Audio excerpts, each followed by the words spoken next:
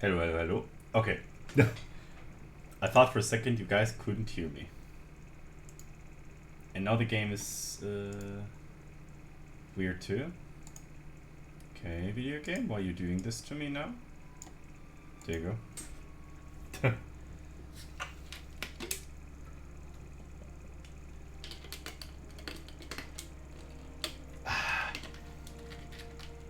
Burp. Alrighty. There you go. Hello everyone, it's me, Baynes again, and I greet you to the first day of the Baynes project that I am coming up with for this week. For the people that might not know what is it all about, it is quite simple, and I thought I would not get it too complicated for those people who wants to attend and investigate it. Ice mod, let's go. Thank you for the sub, Chyzzle. I hope my sub alert will come up in one time, but I see it already. Thank you very much. And speaking of Chyzzle, he is the first guy we doing the date with today. And we are playing Monster Hunter Iceborne, the Ice mod today, with him together. And I prepped for it a little bit.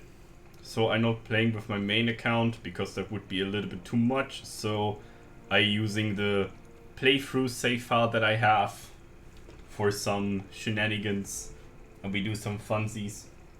Going through the story again and have a good time.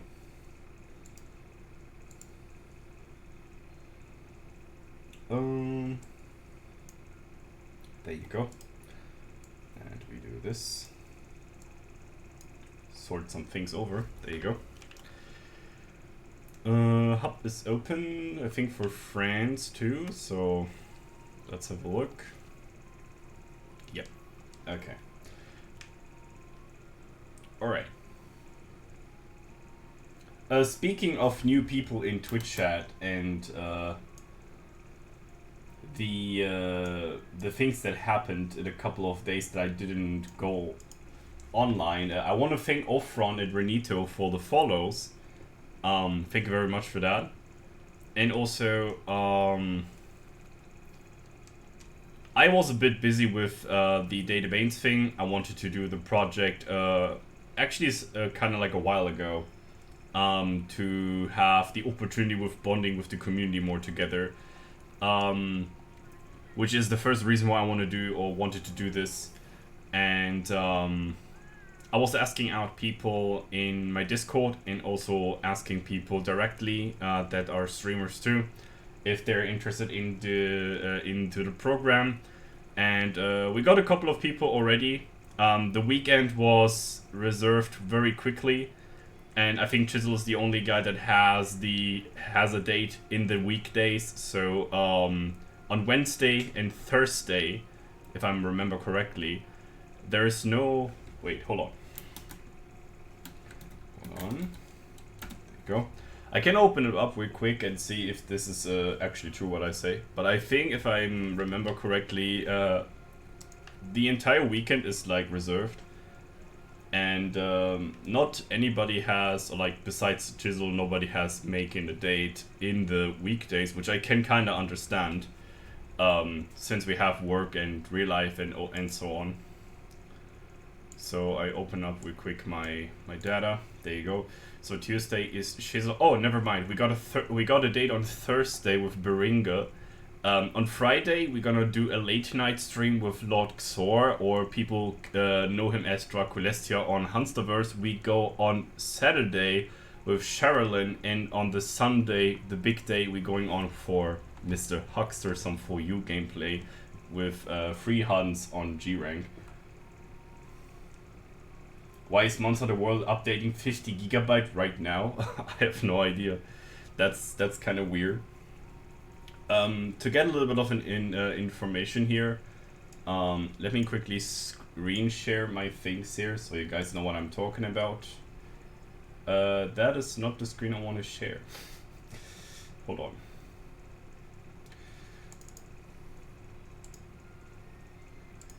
That's the thing. There you go.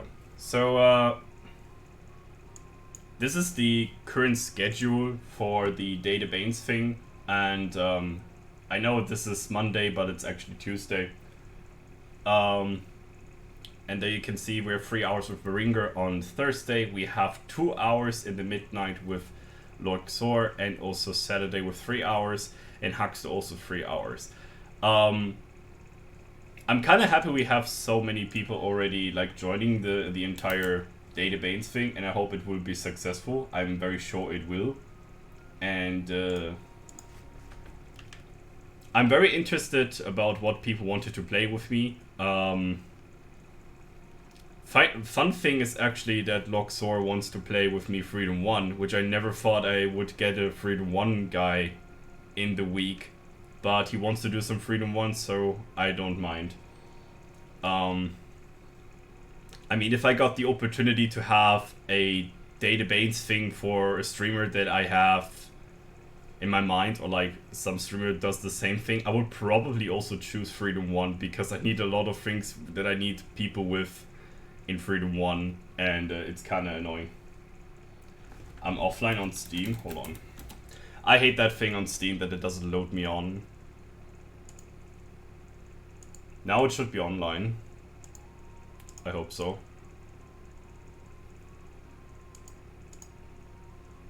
Hold on, I need to reconnect it because Steam is lazy and those kind of things. Okay, now I see you all online on World, so there you go. And we're definitely gonna do a Sunbreak session before we're going with Beringa on Thursday, which means probably tomorrow, because I didn't do the anomaly investigations yet, and I didn't have the time for them so far, so I thought we were gonna do it tomorrow.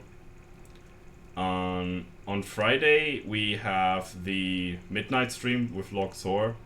This is gonna be interesting. 2 hours of Freedom 1. I'm very surprised, or like very excited what kind of quest he is choosing. It could either be an Azur Laoshan Fatalis stream, or whatever he minds coming up to his eyes, or like his head. I'm kind of interested what people wants to plan with me in those kind of days. Which is the thing I'm very excited of. Like, what are the people's plan that I'm going to face against, and for people that doesn't know how to do, or like what is it all about with the Data Baynes thing, so basically I give people like over like 10 days to give me some sort of information for this week we are currently in, and they can choose a game on their choice. It just has the restriction that it has to be on the PC, and I have to be able to play it too. So if there's somebody there who wants to go for the Xbox version of the video game, I can't really do that because I neither have an Xbox or the game for it. And that would probably not be happening, so like that's not going to be happening. So it has to be on the PC. The second thing is I need to know if people, what kind of category the people are wanting to play. So if they just want to go for free random hunts and they're okay when I use my main account, then that's okay. If they want to do a full new playthrough, which could also be a thing that people might be interested into, I'm up for that also. And I also give the people the opportunity to choose the category what they want to do. So if they want to do speedrunning, or they just do regular hunts together with me, or whatever they came up with, I'm free for everything. So in that moderation, I don't really bother anything. The last thing is like the date, like which day you want to play, because I have to do reservations, as you could see earlier, which I did. And also, it seems like I need to get to the hub later on, but I can do that after the quest. I'm a little bit excusing the thing that I'm being a bit rusty in Monster Hunter World. I got some off-stream practice yesterday to get back into the game, and also did the same thing on Tri Ultimate. I think on Freedom 1 I don't need any training, because Freedom 1 is probably one of the easier like games in terms of gameplay. Since it's old gen and I'm very used to play old gen anyway, so I don't really need time to progress or train in that kind of category. I think I need the most practice in Sunbreak because the upcoming things on Sunbreak might be really hard. I have heard from people that they do like anomaly investigations with level 60 and plus monsters, and they hit really hard and also are stupendously tanky.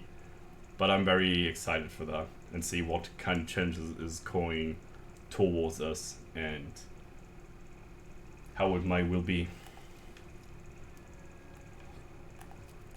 Yeah, for people that might remember this save file from the Ice mod playthrough that I did, yeah, that's the exact same file. I didn't really do a new file or anything in that. I also asked Chyzzle about if I should downgrade a little bit. He just said, don't be too crazy with this. And I think we got good with it. I think I need Crystal Burst and not the Rut. I think it's over there, right?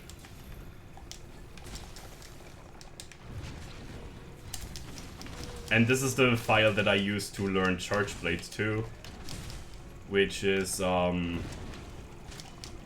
first thing that I planned with this save file back in the day.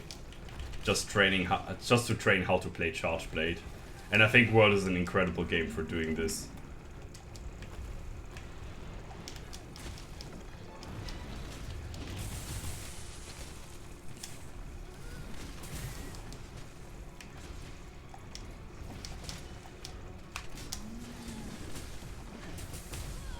Okay, I thought he would turn a little bit more than that.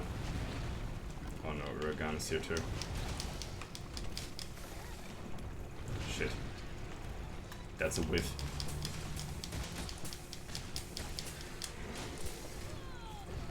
Oh jeez.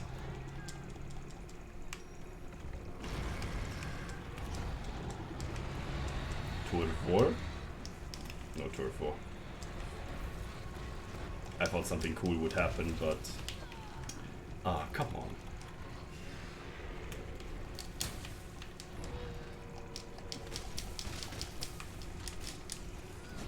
Wow. Are they both now gonna still be here the entire time?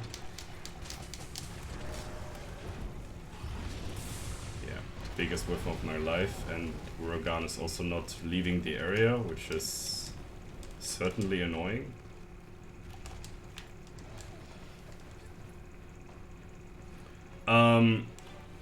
I planned when the Data Baynes thing is gonna be very successful, I probably want to do it like more often, even in the mid of the week. Because oftenly when I have work days, I don't want to stream really like for my own, and I feel kind of bored to do stuff solo, if I be honest, unless I try to learn or practice a run, which is a current thing I'm also working on. I'm interested in learning how to speedrun Monster Hunter 4 Ultimate, and also being interested into not your granny percentage category to see if I can probably improve into my record. I know the current world record is very contested right now on not your granny percentage for Freedom Unite, which the two contestants are Udon, which is a pretty known runner of the Monster Hunter OG categories, which is the world record holder of Monster Hunter Freedom Unite, and also Baguette Man, which is personally my more favorable speedrunner of both of them, because I know him a little bit more personally, and also I think Baguette Man has made incredible improvements. Even if Udon kicks him pretty much in the gutter here and there sometimes, but he still comes up and getting the record over and over again, and I feel this really... I felt like this is very incredible. The weapon that I'm gonna play for the 4 Ultimate speedrun is either Charge Blade, because the world record holder also does the same thing, and I just want to improve also with Charge Blade gameplay, so maybe speedrunning might be a good idea to do so. And also, I might maybe change out, because I'm interested into the routing on 4 Ultimate, and 4 Ultimate is one of those games that is not really speedrun, or like wasn't very oftenly appeared in speedrunning, so I thought I would give it a shot and see how it works out for speedrunning overall. It is definitely more appreciable than Monster Hunter 1, I gotta say. So that might be definitely a serious fact about it.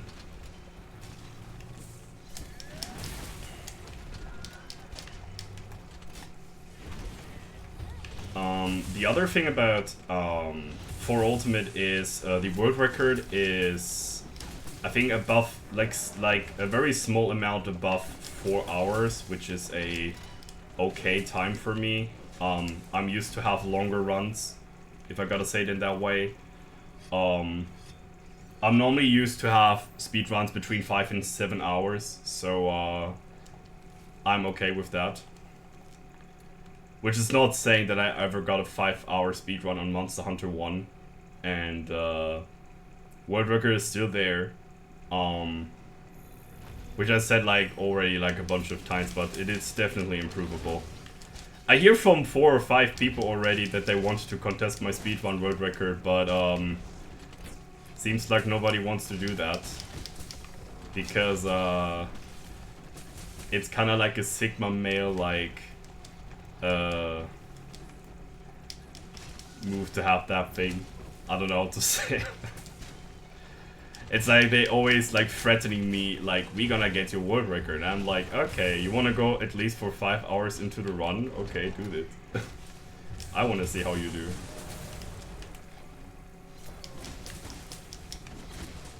Yes, very clean. That was nice. I wanna get to the Gathering Hub. It's anyways like a cool, like a more cool location to get into. I actually like the Gathering Hub on Celiana a lot.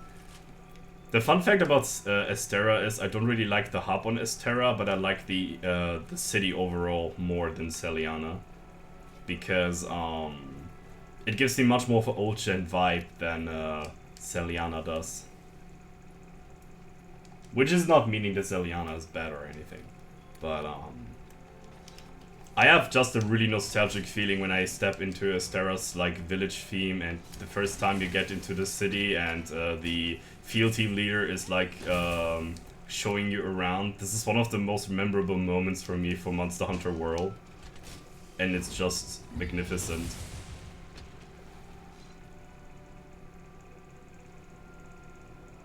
The amount of time waste if run goes wrong is insane. Yeah, that's true. I mean, the amount of practice for a speedrun is probably ever higher than the amount of playtime you might gonna get in that way. I mean, if that makes sense to say it in this way. So you're definitely gonna practice more than you're actually playing the game, which is a thing that speedrunners are used to. Neither if you're doing segmented runs or any percent category runs. I'm not really much of a segmented runner. I think I'm not very much the best peaked skilled player ever, but I think this is the wrong way to see it overall. It's more about like self-establishment and see how you can grow up on the game and grow with a fight you really enjoy, instead of like comparing with other people, which was the false thing that people think about when they hear about speedrunning for the first time. It's like, isn't this like a huge penis size comparison overall? And it's not the way you should take it. For sure. To be honest, Chyzzle, if you just miss the world record for in half a minute, and I mean, it's really depending like how you get the close by world record. I mean, the first time that I got my Monster Hunter 1 record, it got beaten up by Alex, and I wanted to contest him again and wanted to get a good run. And I remember back then when I did the stream for the Monster Hunter 1 world record that people said, I think it was on the sushi fish quest, somebody in chat told me like, do you want to reset because I didn't get the first bait sushi fish? And I'm like, there are way more time losses than getting not the first try sushi fish bait. And the second throw I got was an instant bait on the sushi fish, and I got sushi fish quest done in sub 4 minutes, which is incredibly fast if you compare with other times. I mean, I got sushi fish quest that took over 10 minutes, and this is, I think for the skill level that I be in Monster Hunter 1, it's definitely a reset reason. But for 4 minutes or sub 4 minutes is incredibly fast for this quest, because I know how often I stuck on sushi fish quests. It's not even fun. It's not fun at all, and sushi fish is so... It is so frustrating to lose your mood and patience on this quest, because these little fishies gonna take your patience every time you're trying to run it. And the thing about 4 Ultimate is, the good thing is it doesn't have a quest like that, but I have to see the run. I think the world record holder of that is Moss, which is a Japanese runner, which got a world record for either sub 4 hours, or he has the 4 hour 2 minute. I'm not sure if the 4 hour 2 minute was Shepard or another runner. But my estimated time would be like between 4 and 6 hours for sure. I probably attempting to the 6 hour mark and see how fast I can go. And the end of the game is when you beat Shagaru, which is kind of scary to make sure to fight Shagaru with a very low HP or low defense set. Even if the matchup with Charge Blade is really good for Shagaru, but Shagaru is a very annoying enemy. I mean, if you're missing a world record by a half a minute or something, and you can get like similar times like consecutively, like let me say you get one run on a week that is good like that, and it's like already like said that you have consistency in your runs. The only thing that is mattering is RNG. And in one time you get really good RNG, and this is where you make your pace in the game. This is exactly what happened in my world record run. My first 2 like rank levels were incredible. My Liver of Legend quest was absurdly good. I think I got 1 wrong carve, and the other 3 carves was all the Piscine livers, which is amazing. And everything else was going as planned nearly. I mean, of course there were things that I could go faster, and I don't got to the risky strats. I think I remember once that I said in the run that I don't want to go for the risky route because it would cause me to lose the run, because on how good the pace was at the beginning. It was like plus 20 minutes, something like that, or plus 10 minutes for the first 2 sections in the game. And I was like, I don't want to lose that because I do a risky strat, even if it would gain me another 5 minutes, but I rather take up the workout safely at home and not gonna risk for a super duper like sub 5 hour run, which is not gonna be the day, especially after 19 hours of streaming. And I thought, okay, before I go forward and do some more shit, I just go and take the baby card very safely in home, and I got workout in that. At that time, I think it was after the first Katku kill. I think I said something in the stream like, now we got Katku done, so now the first hard path of the hard part of the game or of the run is over. Because it's the RNG heavy amounts of run, or like the RNG heavy part of the run is over. So now it's all about consistency, like consistently playing the fights through. And I already know that Gypsaros is gonna be a mess, and the second Rathalos, or like the Rathalos capture, gonna be a mess. But speaking overall, I think we did a really fairly good job. And I think I would never do the world record on that day if I didn't have a very active chat at that time that keeps me concentrated, commentated, and like commenting the run. And I could actually focus on the game that people wake me up. So it's not a win for me, it's probably a win for the community. And that's what the world record stands for. The great community that I have with. So even after 19 hours of cork and ball torture, we got the good thing. I mean, it wasn't cork and ball torture. I don't remember what I played on that day, actually. I think I played some For You. I think I played some Try Ultimate, Freedom at Night.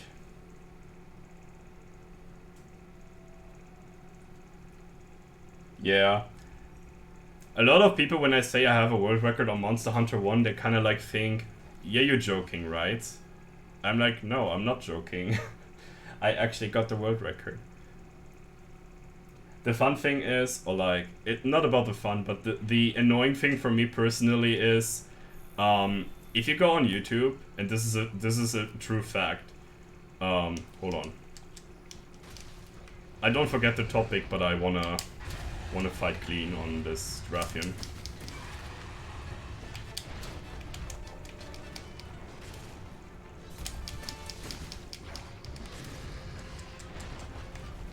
Oh, come on. Oh, really good, cat.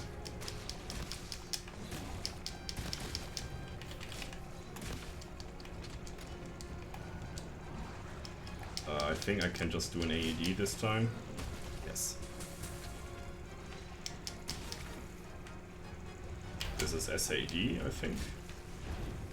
Oh shit.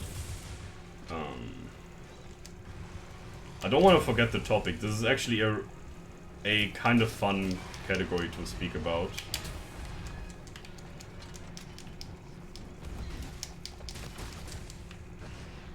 Hold on. Give me fireball. Yes.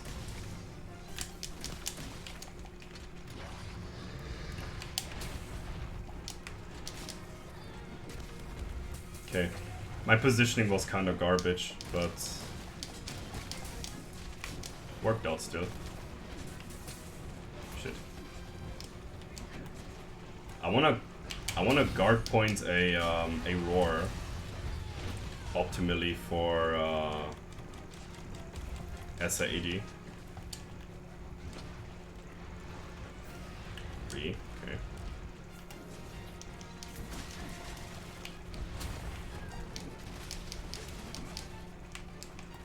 Come on.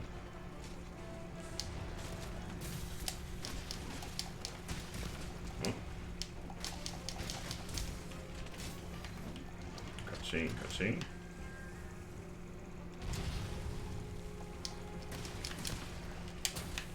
Okay. Snap. I'm kinda sure she would flinch on that.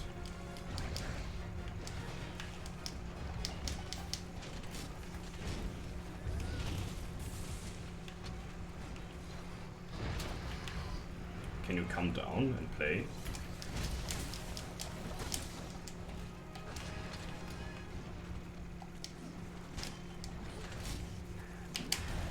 Oh no. I should have a flinch-free decoration already, I think, and I should definitely invest it in my armor set. I get flinched so often on a good move, but it's not because I get hit by friends, like, intentionally. It's about my positioning is super garbage in Monster Hunter. One thing I can say is, which is definitely bad on my side, is my positioning in hunts. I am not really consistent in positioning, and Charge Blade is a weapon that teaches you how to position correctly, because it gives you a lot of like reward if you do correctly. There are weapons that also need good positioning, but also weapons that doesn't care about positioning, because they're so good at shifting into the fight in the fight to go for a good position. Okay.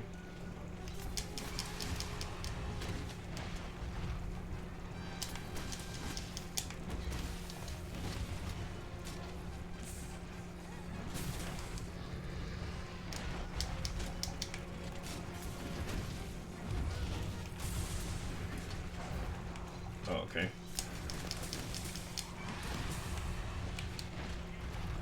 Okay.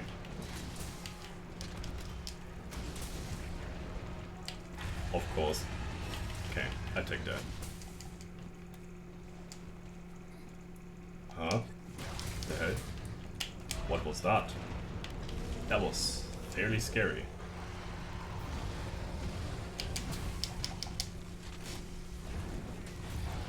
Oh shit. Your move was definitely 20 times better than mine.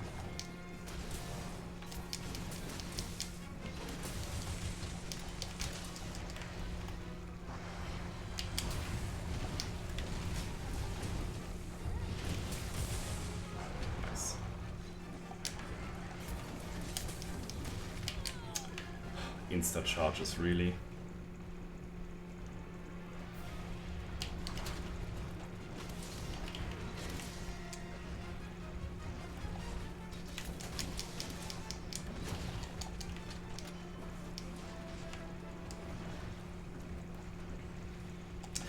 Dude, this corner.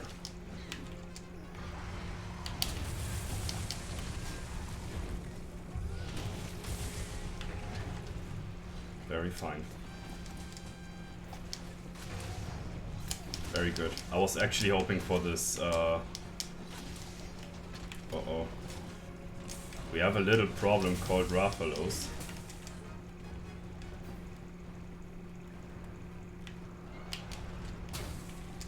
Okay.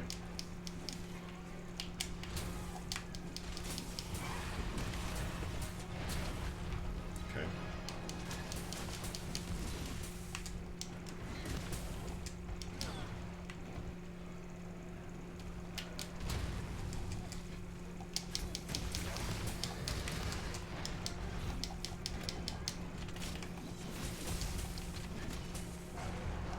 Nice. Nope, nope, nope. Not with me.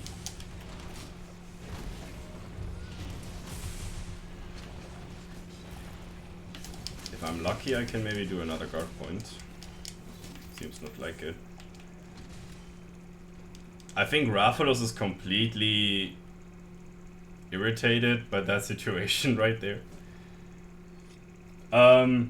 So I think my world record views on YouTube is between 100 and 200 views, and the previous world record, which was from Alex, got 65,000 views. And I don't know why this is so absurdly different to mine. I got literally a very similar title, and it gives me the thinking that I might have tagged, like, I might have get my video with wrong tags. And another thing to say is I have no idea how to tag my videos on YouTube. I feel like people never find my videos. I could probably get a tag from, like, just tag my videos with TikTok and get, like, you know, but this is not what it's all about with those videos, right? So I don't tag them in that kind of way. That would be kind of absurd.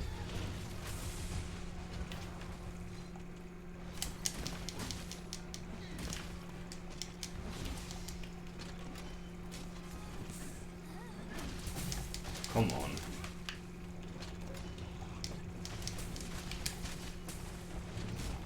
Ah, come on. Yeah, I let her sleep. Whatever.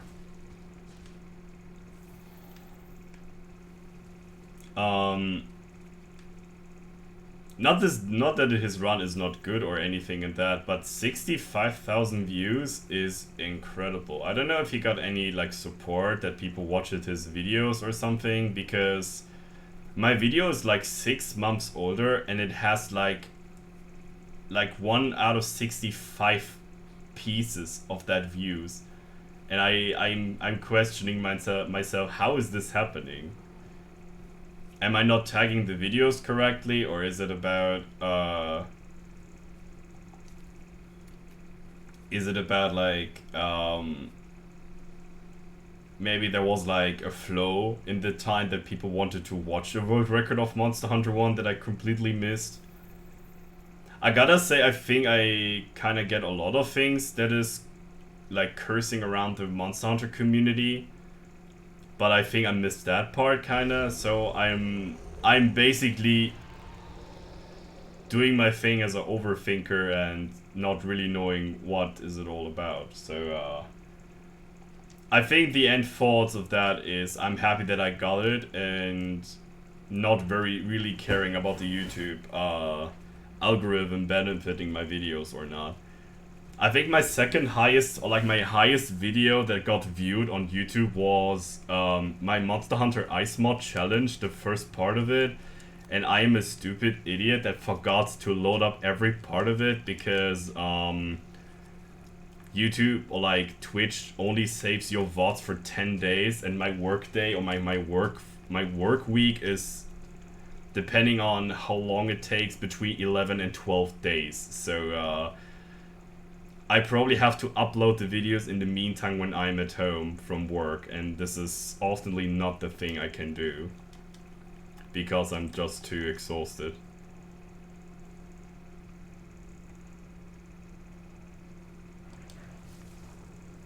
Yeah, I guess so.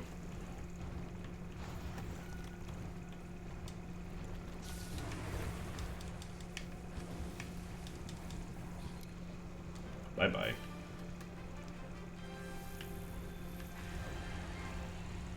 You can do whatever you want, but I captured your bitch. It's mine now.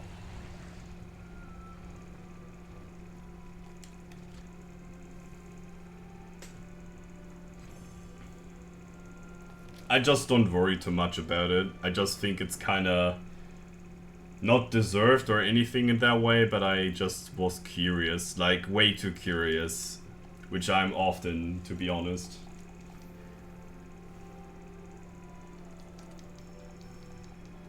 Way too curious with things like that.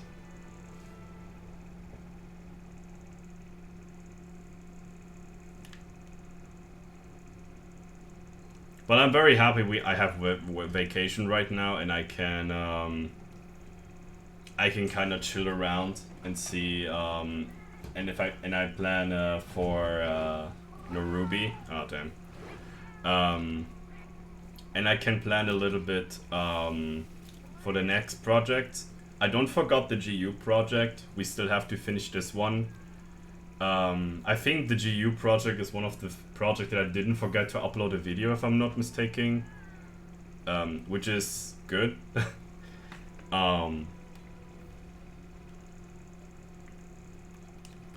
And I'm thinking about making new projects in Monster Hunter. There's only one game or two that I have to do playthroughs with, and then officially my first time Screamer goal is done, which is I'm playing every Monster Hunter video game or every generation, and it's like diverse DLCs in on stream. And if that is happening, we're gonna go to the spicy part of Monster Hunter, because I want to do some playthrough challenge runs. One of the runs I'm getting interested into is in Monster Hunter 4 Ultimate, the Relic Only challenge that Felix is currently doing. And the thing about the Relic challenge is, which I'm a little bit despite of doing it, it's way too heavy to grind. So I came up with the idea, maybe if there's a thing where people want to do mods or anything like that, I would love to do, or like have to get a for you mod playthrough for Relic Only hunts. Maybe a little bit to describe how is this run working. So since you can start right away with the relics, you're allowed to use your basic iron weapons, but you're not allowed to upgrade it, and the only weapons you can equip besides that is relic weapons, or are relic weapons, and also relic equipment, so you also don't have to wear any armor. One thing I'm a little bit like thinking about how this relic playthrough is going on, I think I missed the first parts of Felix, how he streamed it.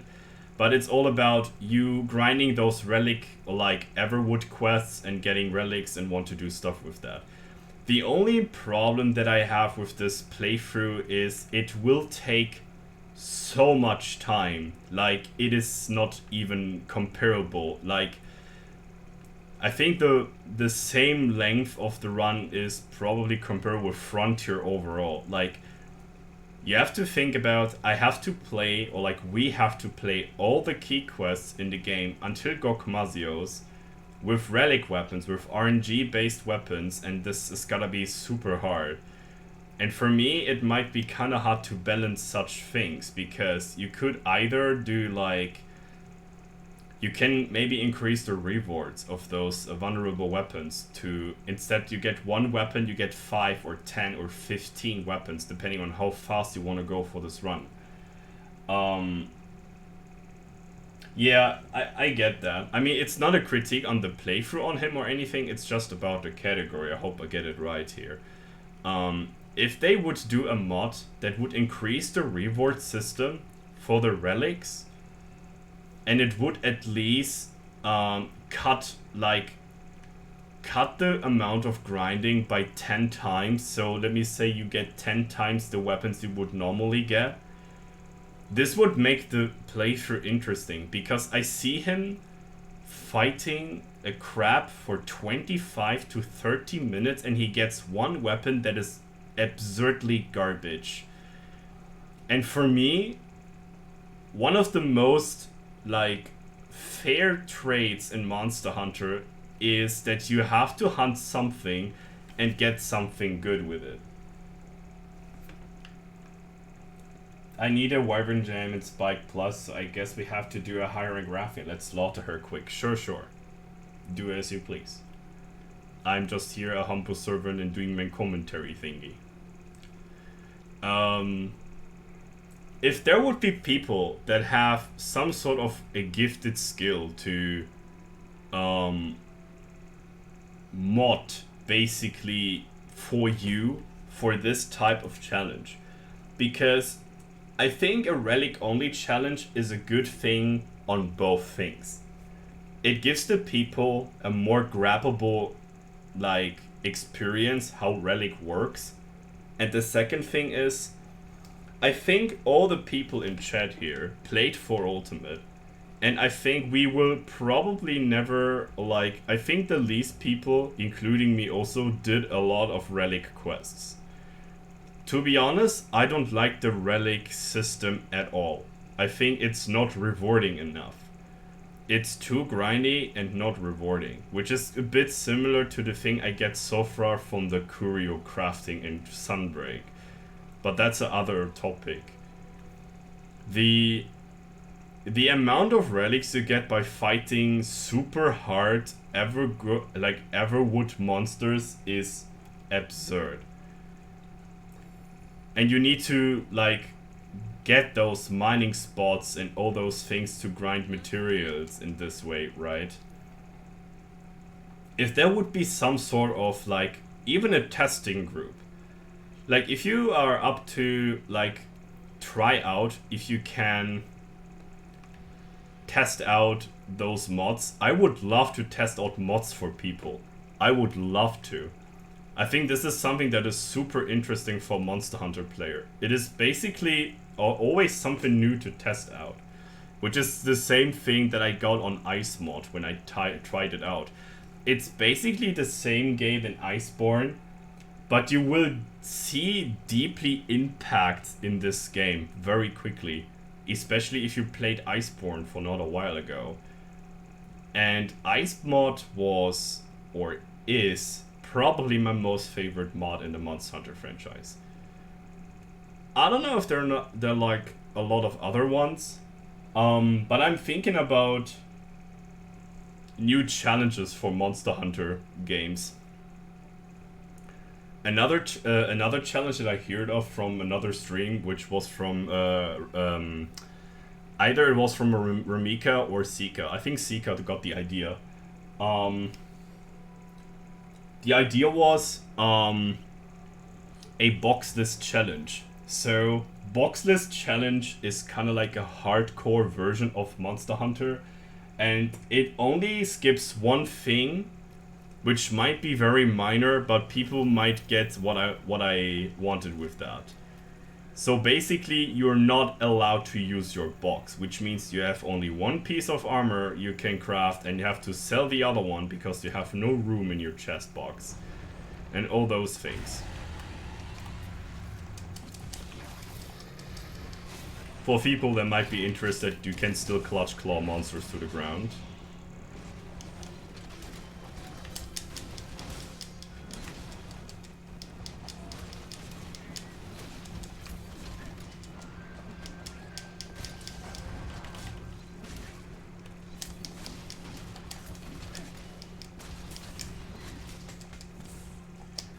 he's not flinching. Ah, there you go. That's what I wanted to do. I think a boxless challenge might be fairly interesting for old-gen games like Monster Hunter 1 and Monster Hunter Freedom Unite. And I think people would probably do it with Freedom Unite, for sure. Just by the pure thing the game is more suitable for the most. Which is a thing I can't really... Oh. Gajalaka carry. Gajalaka's asshole.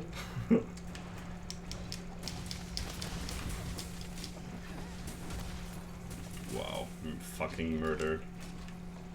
Modding for you could be so cool. Again, I guess no one would invest his resource into when it's much easier when a bigger audience with newer titles. Yeah. I mean, I don't know what kind of challenge you can do on Monster Hunter World. I mean, I know somebody did a... I think it was Peppo. He did a run without using a weapon and only used the clutch claw and the slinger shot mechanics in World, and he beat it actually Shara Ishvalda. But this is a source of challenge that is not too interesting for me, because one thing I like about the, if I would compare it to the Relic challenge, is the thing about the Relic challenge is it is basically an all-weapon playthrough challenge. And of course it's RNG related a little bit, but I think you can test out a lot of weapons in the course of the way. So let's say you're normally a Charge Blade Insect Glaive guy and you really are good with those weapons. And on the Relic run, you just don't get those good weapons anymore, and you get a Relic, or like you get a specific quest for lances and stuff, and you're testing it out, and hooray, you got like lance or gun lines in your inventory, and now you're learning with this weapon, and that's gotta be kind of interesting, I think. Yo, playhead, welcome. Hope you're doing good, man. You sexy boy. Bonk.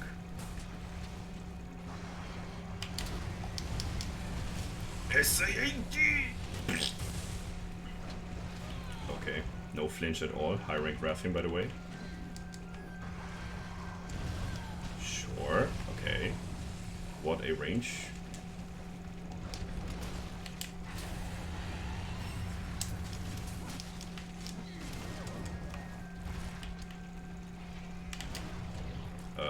Okay. I get fucking bullied by Rathian. That's not cool. Jesus.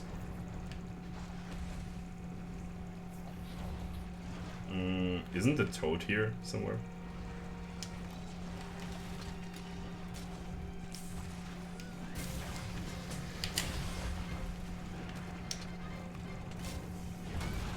Yikes.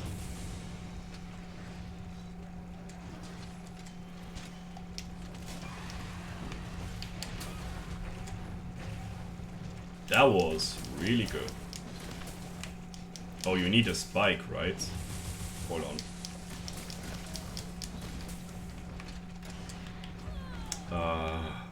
Why are you such a annoying monster sometimes? Dude!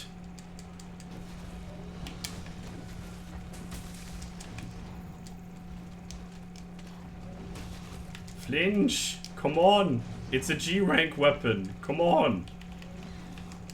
Raid incoming soon? What the hell?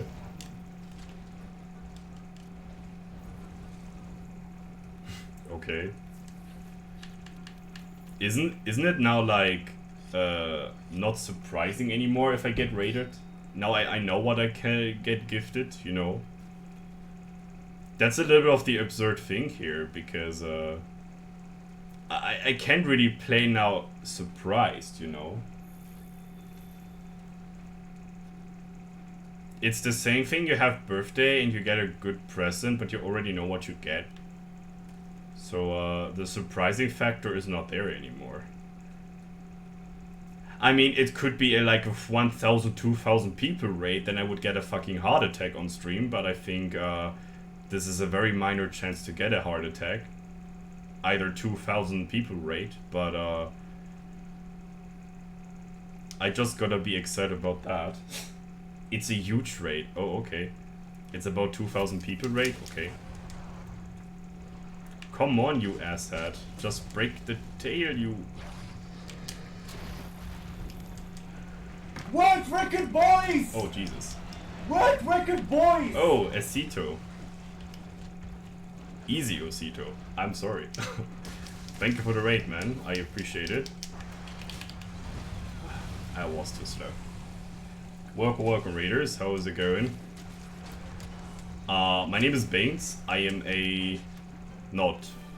I'm the Monster Hunter Boomer. And you will see a lot of funny shenanigans in the world today. We have currently a project running up, which is Date a Baynes. It's that name. And, oh, he's a German. Oh, okay. That's cool. I try not to speak as much German as I could be on stream. But feel greeted, sir. And also, it's about connecting with my really Twitch stream a little bit more, and they can invite me into their favorite games. And today we are going with Chyzzle together and playing some Ice mod. Yeah, I'm German. Yeah, that's true. Yeah, I'm enjoying Monster Hunter always. Greatest franchise ever. Can't do wrong with it. And we are currently running this project for this week and see how it goes, and if it's highly successful for me on the fun level, and also successful for the people, so they get satisfied with me playing a little bit. We will do this like more often, which might be a category I want to do like maybe once a week, which might be a cool thing to start off with some community events. 12:53 a.m. for me. A.m. Oh, so it's lunchtime nearly, right? Or is it like going into the midnight? We are currently having nearly 5 p.m. here in Germany, so it's kind of bright and hot outside. We have 29.6 degrees Celsius in my room, and I'm literally melting. I feel like wet like a mizu coming out of the water. I also have one of my favorite t-shirts on, which is a Monster Hunter t-shirt. This is my most favorite Monster Hunter t-shirt ever, because it has all the weapon types on it. Can I lift it up even more? Oh.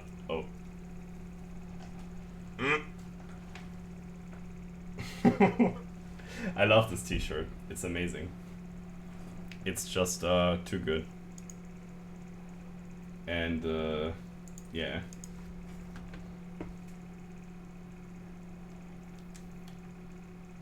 Austria has good weather. That's good to hear. I'm jealous.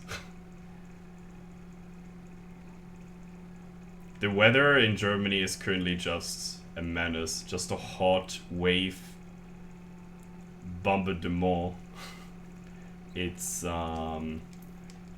I hope there will be weather coming up in Germany soon that is way more pleasuring.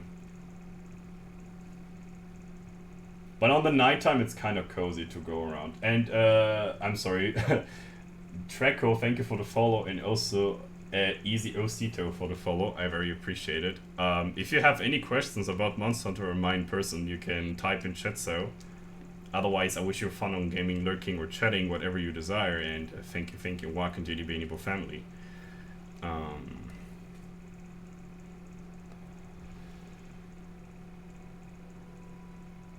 Yeah, it would be better if you would be speaking English so everybody can join in the conversations. Which is not any critique or anything, but it would be just fair to people so they can respond to that. And it's not a topic that is like against people, but I got sometimes the problem that people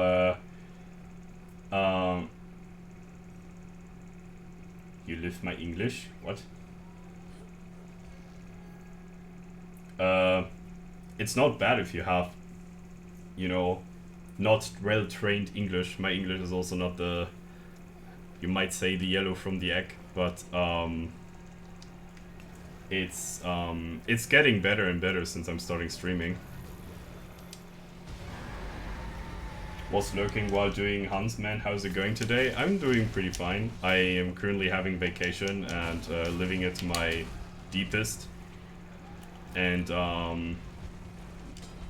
gonna have some fun times on my vacation. This week we are concentrating on the Baynes project, and on the second weekday we are on the second week we are going to do I'm going to do some, you know, chill time and doing a sauna week with my girlfriend, and also enjoying life and regaining some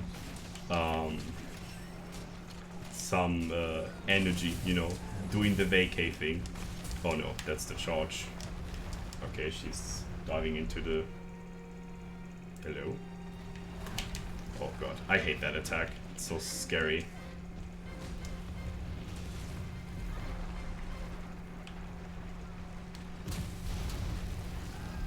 I don't know if guard pointing that is actually a thing you should do or not. Basil is here? Why can Basil spawn here? Oh my goodness. Tail cut please on Diablos? Sure. If I get an opening I would love to do it. But Basil is currently a little bit annoying.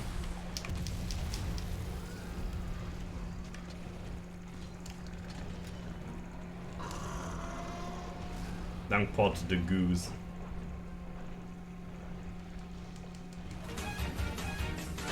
You look really sharp.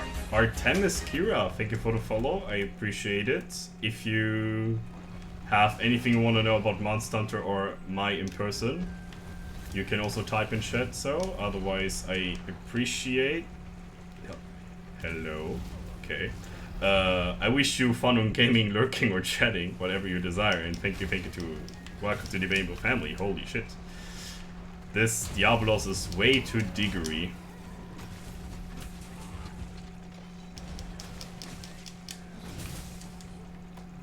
What are you doing? I can see stuff.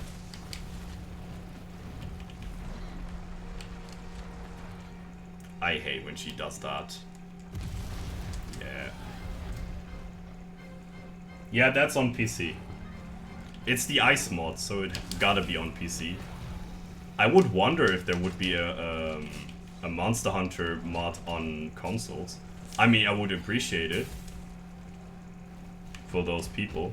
But I'm more known as a PC gamer overall. I can't really attack her because she's moving the entire time. It's a stupid high rank Diablos that is kicking my ass.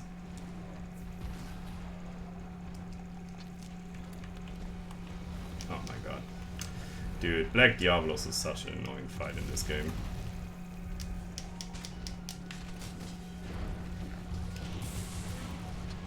Yeah, that's what I wanted to see.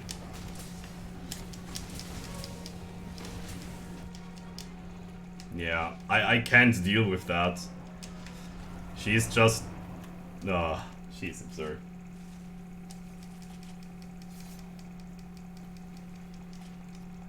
We are currently playing the Ice mod, so it's not the regular Monster Hunter Iceborne you might see here.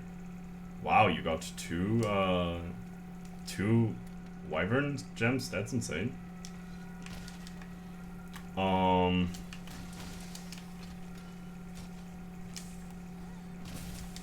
Hell yeah. Let's go. Oh no, Basil is getting us an invitation here, but we're just gonna sneaking. Oh no. Not again. Okay. Maybe Diablos is stupid.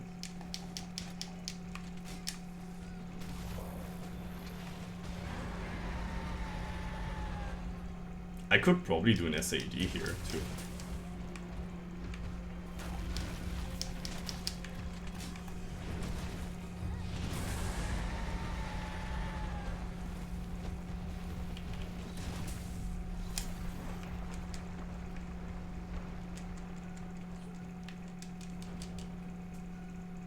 Bye bye, Goose.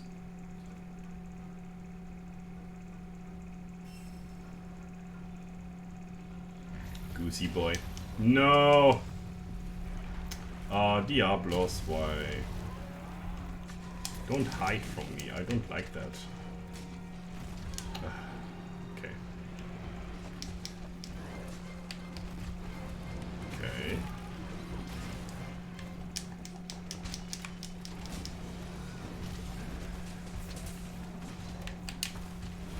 Excuse me.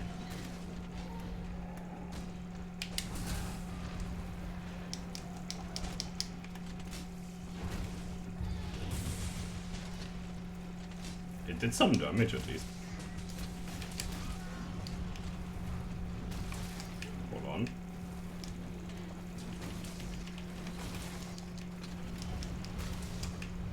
Ay ay ay.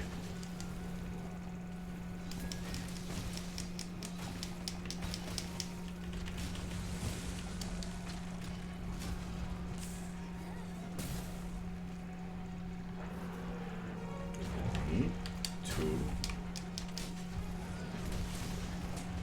I just wanna got a topple, but I actually hit at the abdomen again. Shit. They're too weak. They're a bit too weak.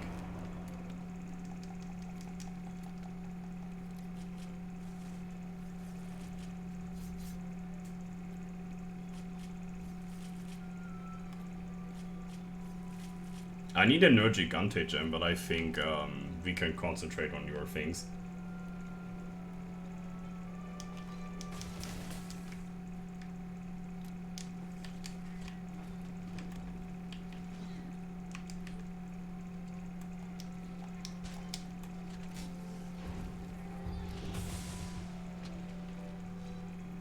Maybe for the people that doesn't know about the ice mod in particular, it is basically a mod that is coming up from a data miner, I think, or a programmer that is called, I think his name is Asterix.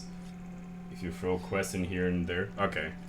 And he did a mod that basically polishes up Monster Hunter Iceborne a little bit and makes it more feel like you're playing World, since the clutch claw mechanic isn't that much repetitive anymore and you don't get a clogger anymore in this game, which means you have way more flinches in the hunt without using the clutch claw on its own, and you don't need to tenderize that more often in the game that you have done before in the basic Iceborne version of the game.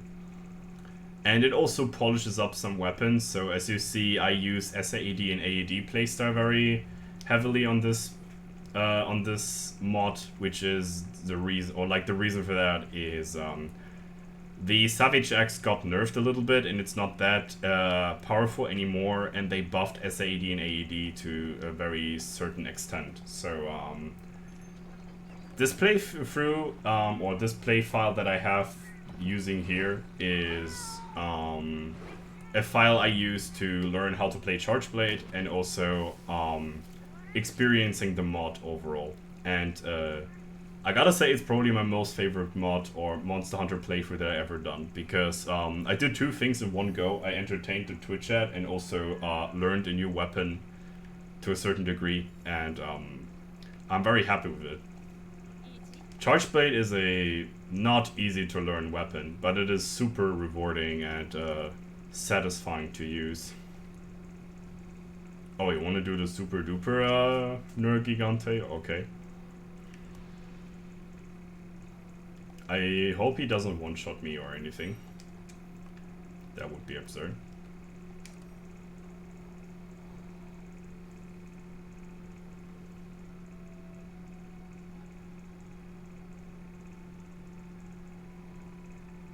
And I think that's all about the mod, basically. It enhances elemental capabilities for some weapons that didn't use it before. I think Hunting Horn is also very elemental-like in this game. I think the sword dances on Sword and Shield got better. On Switch Axe, the axe mode attacks got better. ZSD is still good, but your basic attacks just do more damage, and it feels more like worldish. So a lot of motion values and attack power stats are from World, and they added the features on that game also in it.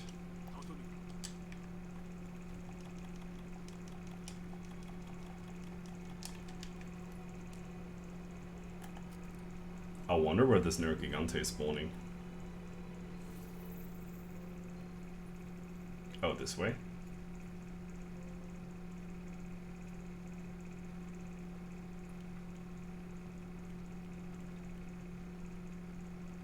I wouldn't say I'm certainly good with charge bay or anything, but I'm definitely now able to use this weapon, which is the goal that was for me in the playthrough. Where was that thing again? There. Okay. 2 idiots, 1 thought. I guess.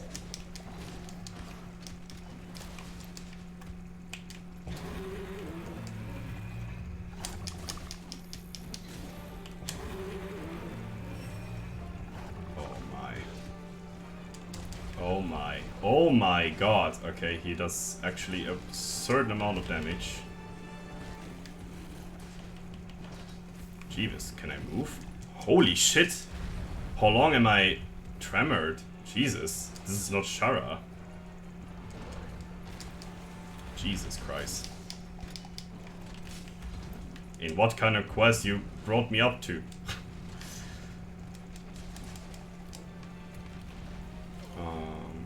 We should be patient with that.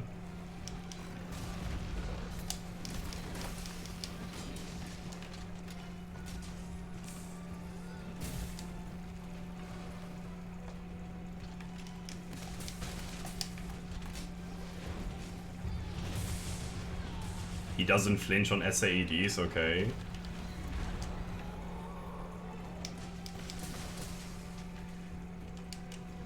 Okay, that Nergigante is certainly scary.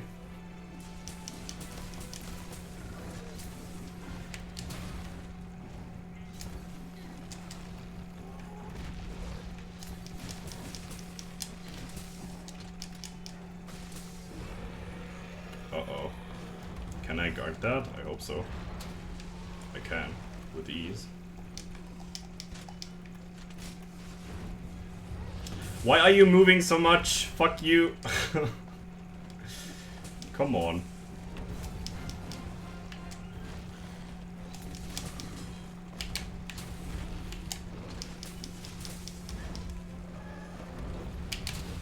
Jesus Christ. He moves completely different to the normal Nergigante.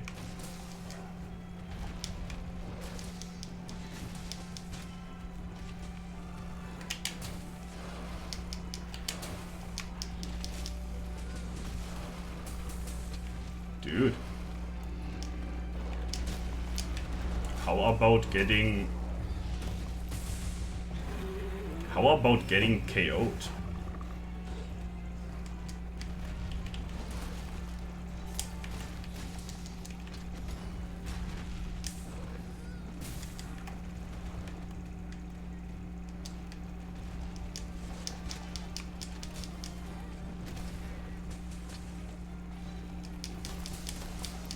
It seems like he doesn't really like to get KO'd. No.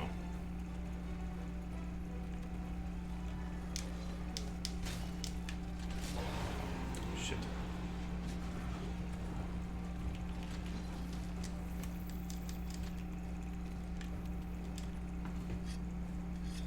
Oi, oi, oi.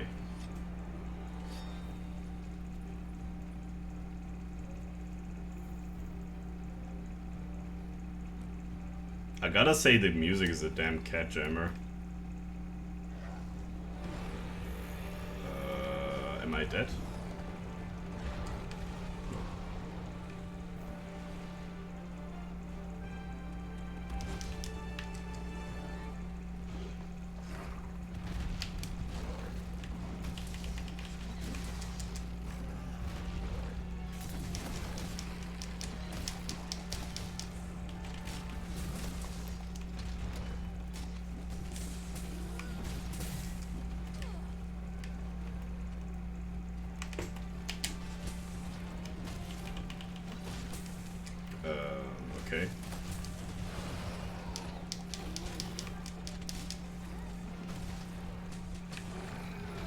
Finally, I get a KO.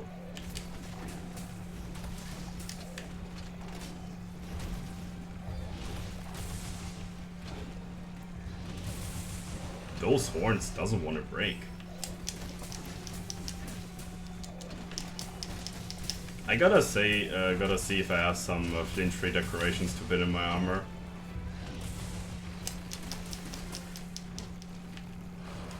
Okay.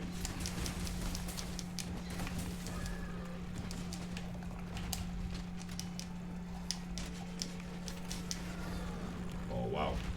Okay, that was a counter.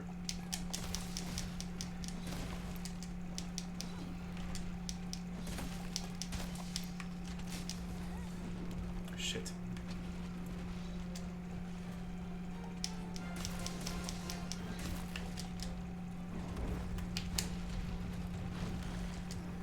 Okay, however he got that turn off. Wow. He turns 180 and gives you a fucking fist bomb. What? The fuck? How did that hit me? Isn't this a normal double trigger or is it triggering you 3 times? Holy crap.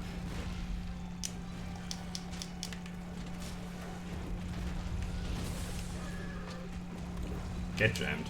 Oh. Uh-oh. Why is there Teostra? Oh god. Arch-tempered Nergigante is a fucking ass fight. Why he's not like the old one? That was way more appreciable.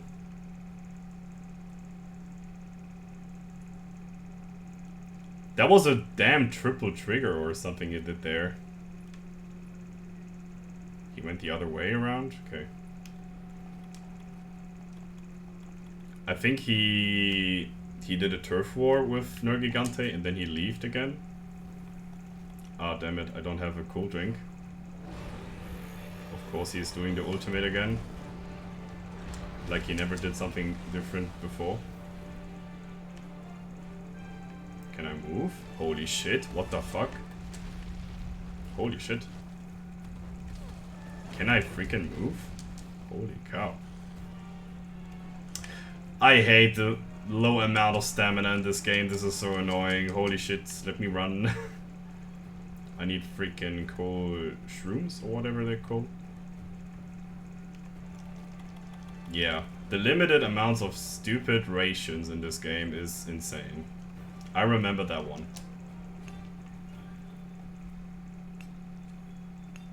Yup.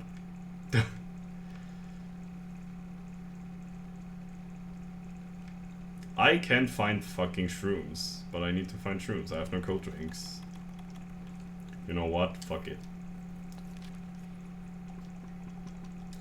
In which kind of way I'm in combat? No,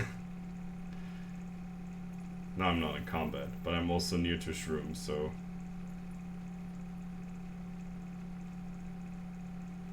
Oh my god. This... The stamina in this game is so low.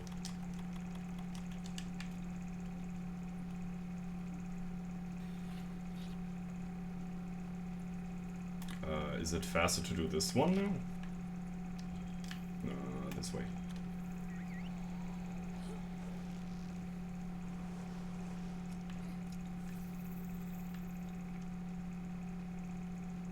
I hope he's got a close by, and we can defeat him.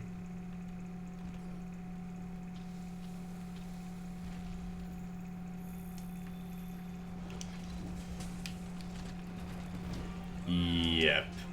Balanced. I'm fucking dead.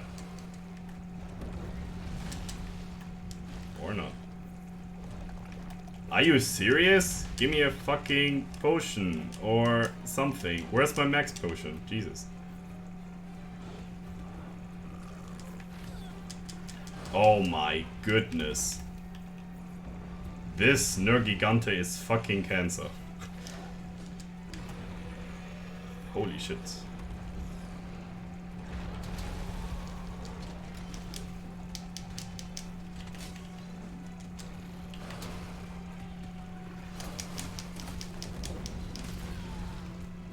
it should be a guard point, but it doesn't want to be a guard point.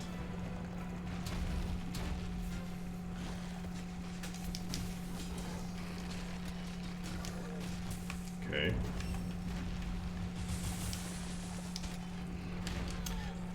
Dude, I hate Arch-Tempered Navigante. Jesus Christ.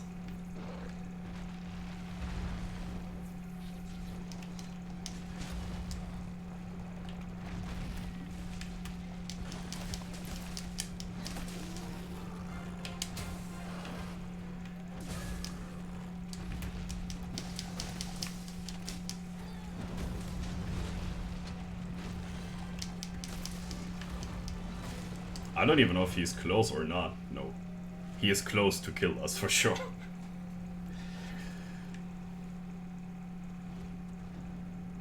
Yeah, that was definitely not the thing I needed. What the hell? How much could he tank even with G-rank weapons? How are people used to use that fight with high rank equipment? I am very happy I never got through the base version of Monster Hunter World. Base World was so weird.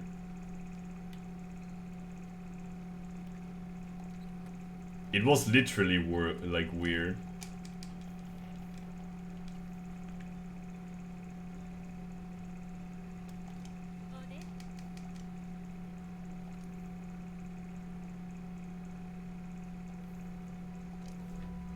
How can you ever defeat this guy with high rank equipment if you're not playing like stupendously broken sets in this game?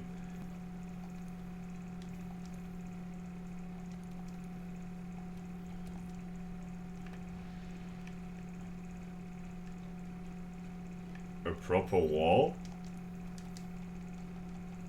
I think it was just forcefully making hard monsters for very minor equipment changes and getting, you know, I mean, I get the idea you want to have the people work for that, but also making it appreciable, but this was far away from being appreciable. He never had an opening for SAED or anything, and he flinched like twice or 3 times during the entire hunt, which is not a thing that gives me a living or like a feeling for a aesthetical hunt, I would say. It is also need to be having a balance system in Monster Hunter, how monsters are in the fight. Pause the quest again? Okay, hold on.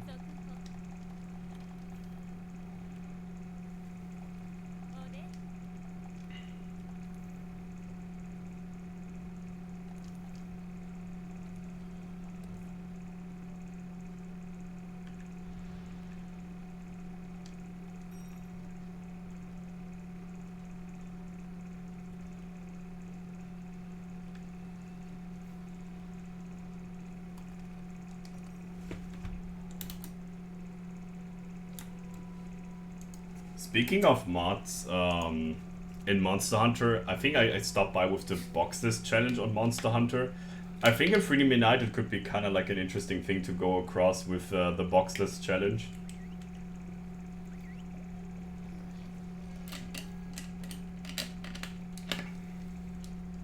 What's the ice mod? It is basically a mod that enhances or changes a lot of things in Iceborne. One of them is very grabbable and very easy to see when you're playing the game a little bit, because you will never see cloggers anymore. The monsters will drop slinger ammo way more frequently. Your tenderizing or like the clutch claw interactions are not that much needed anymore in this game, which is another good perspective on this game. And monsters, it feels like base world basically on the combat side of it. Okay, that was the weirdest interaction I ever got in Arena.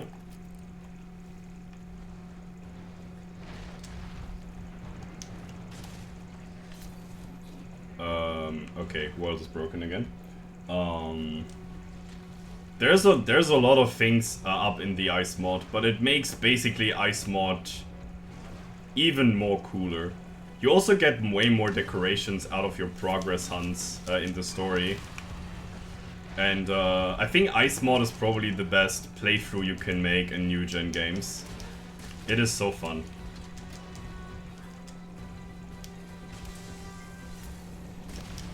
Sure, I would blast my face also when I have like fucking 300 degrees fire in my throat. Drink the potion. Jeebus.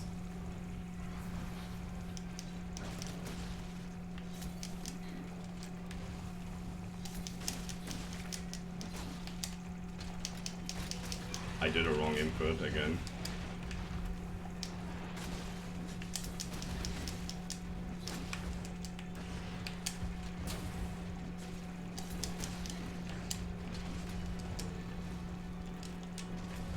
Dude, this poison is ticking like forever. And Walker Walker McCreer also.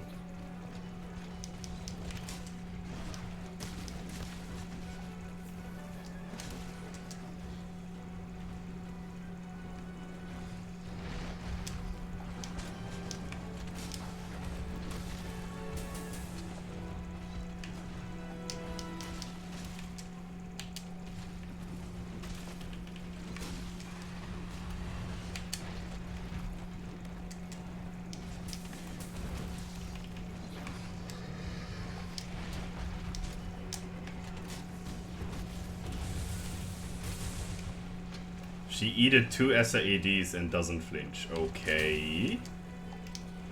Weird, Chen.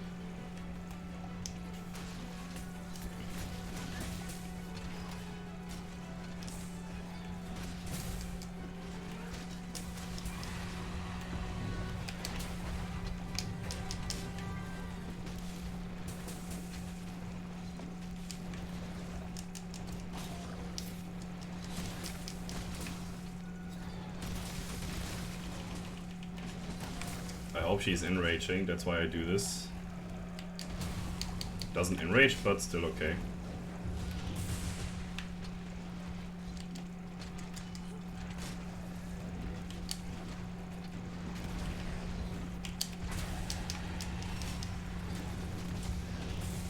Stupid wing.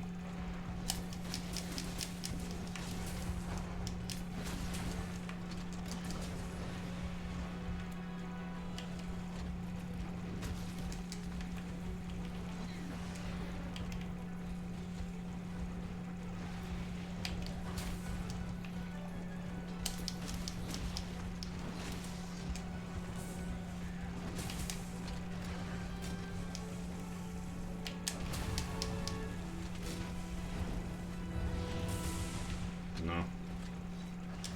Should probably just AED here when I get the counter.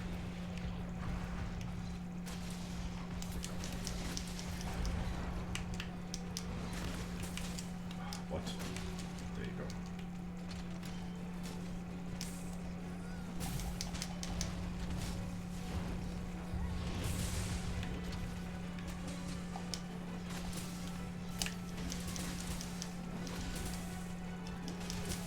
I forgot again to check my flinch-free decoration.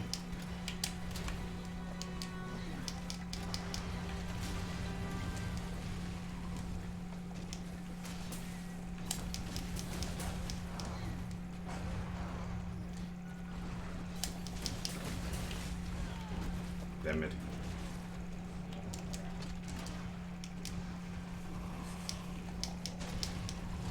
Yeah, just SAD here.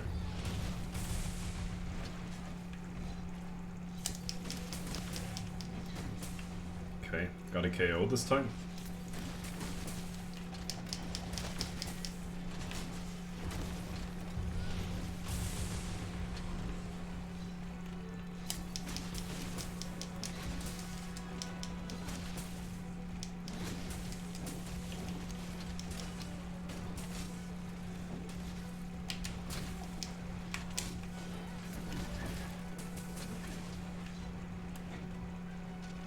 Okay. Oh, okay. Oh my goodness.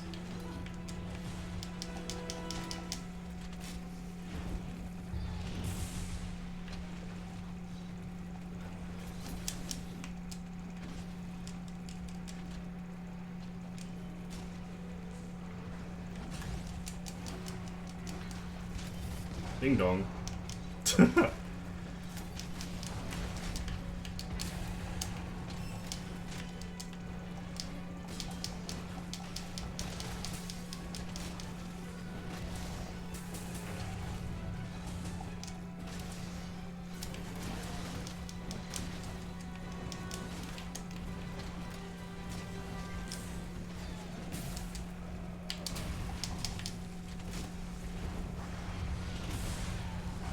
Worth it.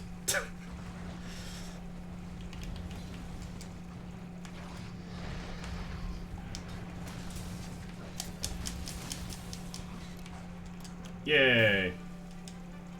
You had to have like complete maxed out gear to take him down. Watching Aki's 18 Nergi speedrun is really something. Oh, okay. Pray for gem. We could capture it probably. I got a rare. Oh, I got a ruby actually. That is cool.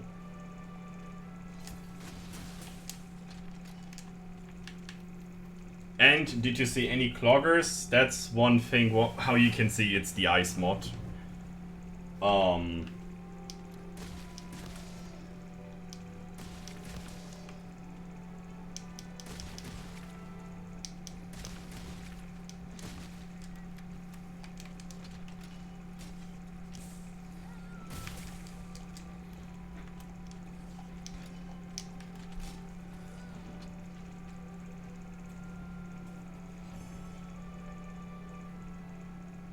My prayer was heard.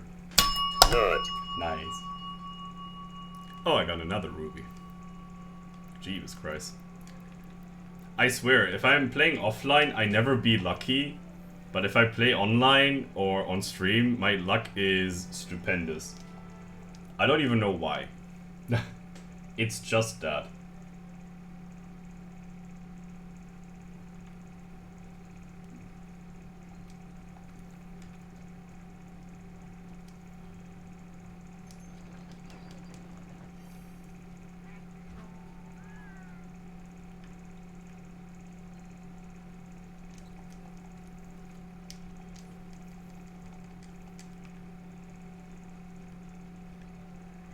Aki overall is a really incredible player, overall. I think he is one of the Chargeblade people that are speedrunning that I watch the most. And his videos really teach me how to learn how to play Chargeblade and learn it more effectively.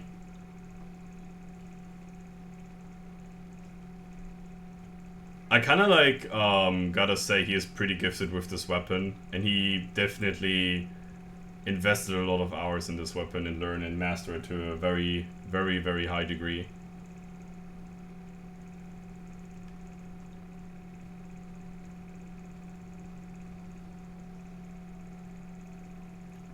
I wonder what kind of mastering I am currently on this file. Oh, here. 39. Need to grind so much for this master rank. I don't know what kind of master rank I need to fight Golden Raffian and Silver Raphalos. I want to have a Golden Raffian Chargeblade. That thing is cool. Oh no. Head away with Behemoth. I don't like the DLC fights in Base World. They're horrendous. Extreme Behemoth is just absurdly powerful.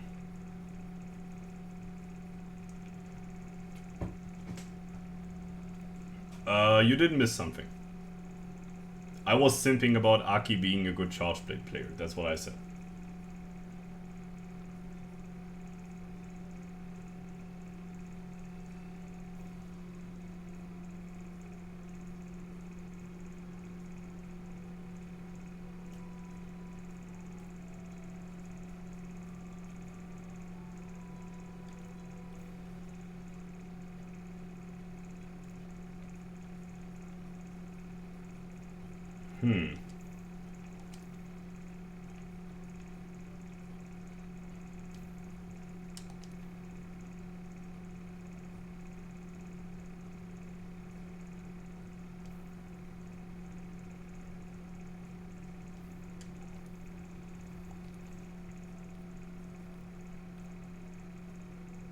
Oh, you need to get Master Rank 70 for those quests?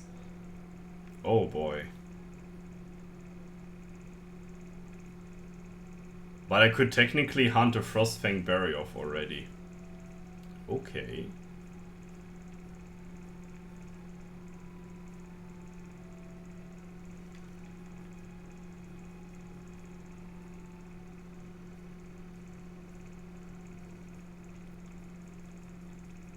There were some like multiple monster quests, right? That you increase your master rank very fast.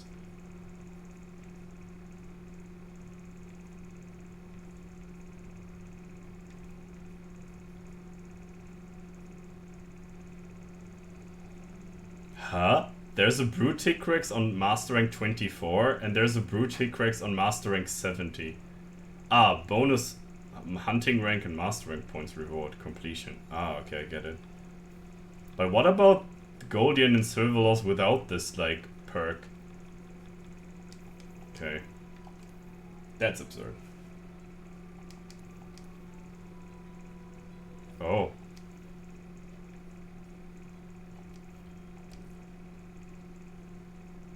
Is there something you particularly need from Rathian?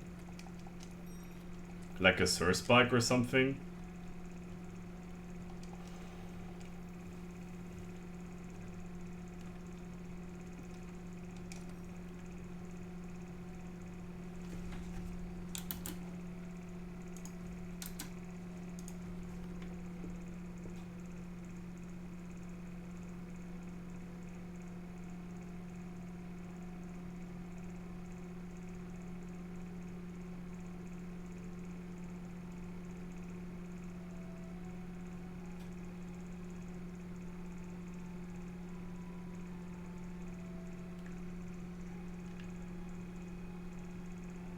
I think Golden Source had a high master rank level to unlock.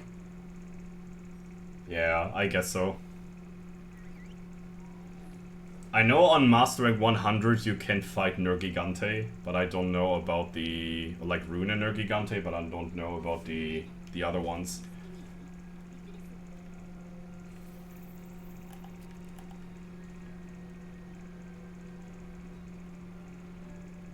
I don't know if this is a G rank Rathian or a high rank Rathian, but I'm probably gonna... Unique Spike Plus, oh, okay. I know there's a quest where you have to hunt Rathian and Pink Rathian, and I drop a lot of Spike Pluses from those quests. Like 5 or 6 per quest. Maybe I was also like incredibly lucky, but this was one thing I did. Yesterday actually. For this weapon I have.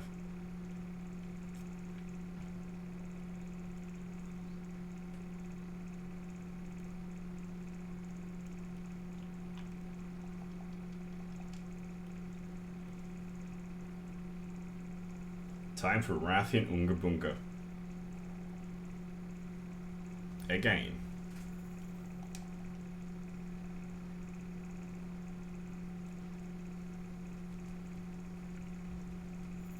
Turn around, you sexy lady. Now she's very green. I like that a lot.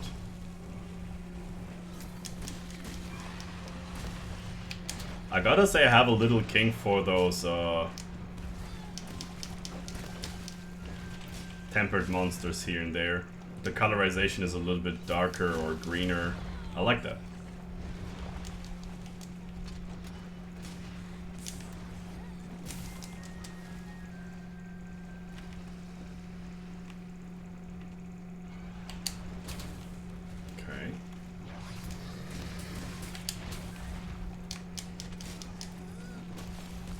Dang it.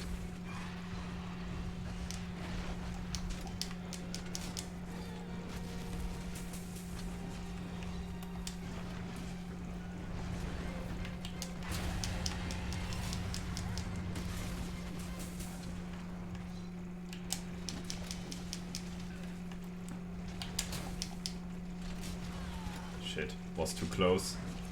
You can SAED punish, but you need to position correctly for this. That is a little bit brave to do. And it was also not good. Oh, what?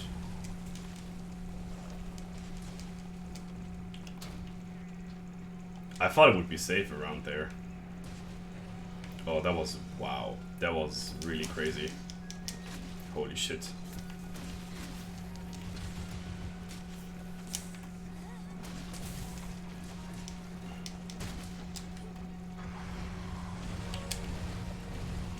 Are you kidding me? Why no guard point do?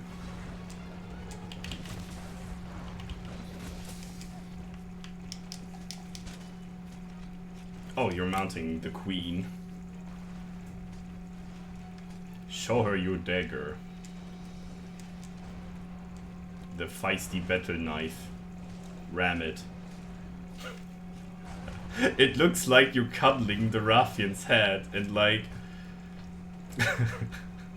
It looks so cute actually.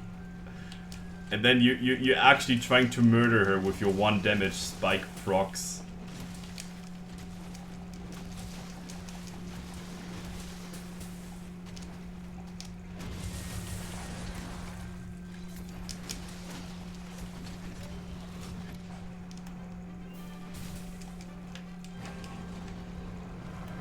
I wanted to cut the tail, and you need... I probably think you need also to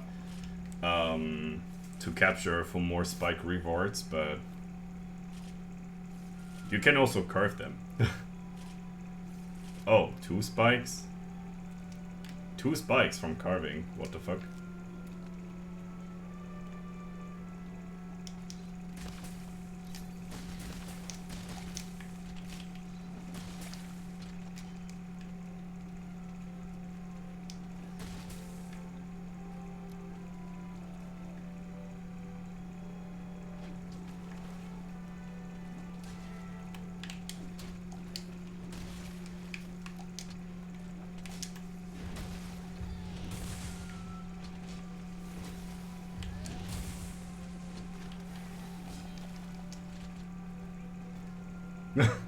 The synchro.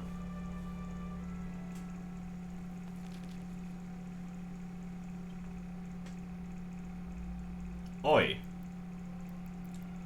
Stream stone shard. I don't remember at all what those things were again, to be fair.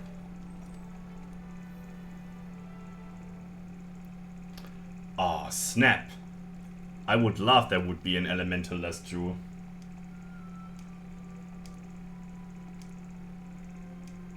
Don't forget flinch free. Yeah, I try to find the flinch free deco. I think I have one.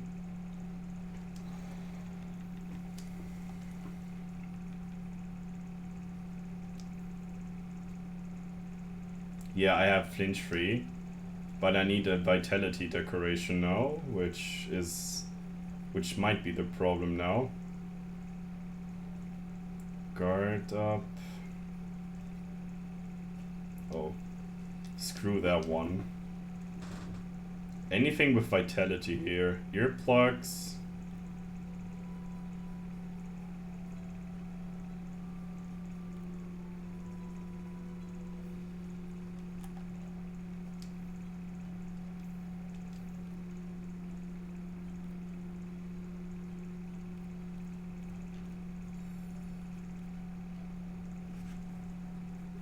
I think this is the only vitality deco I have.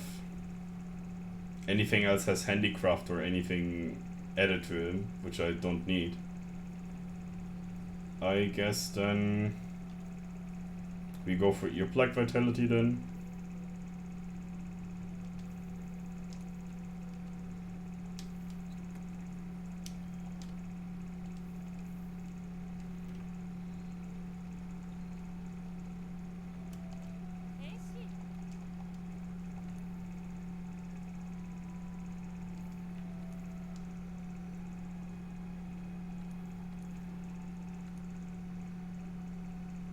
Ah yeah, that was the quest I did, I think.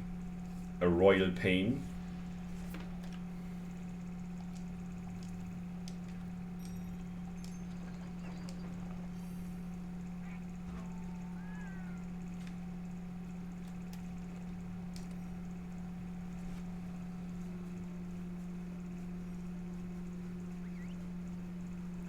Yeehaw!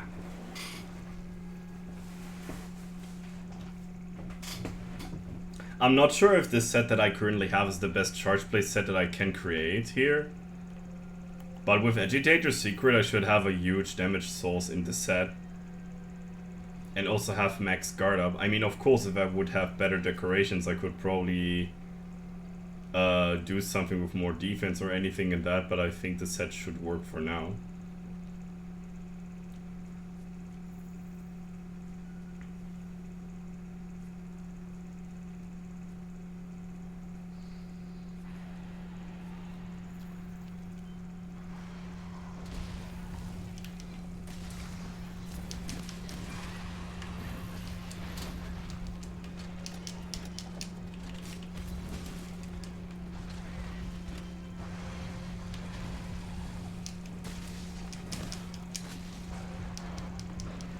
We can maybe go to the tail now. And see, maybe I can cut it.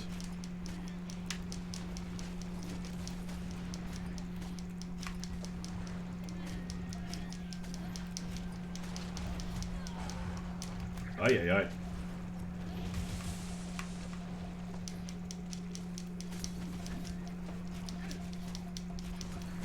I would love to have, instead of the stabbing sound, a squeaky, like a squeaky gummy duck sound. I think that would be way more cooler.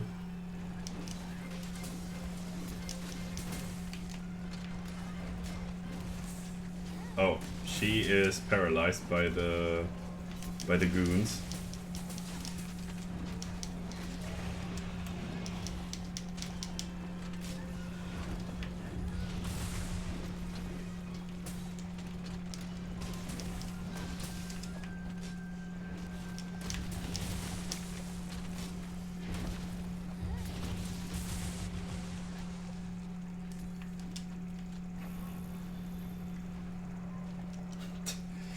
Fucking destroyed.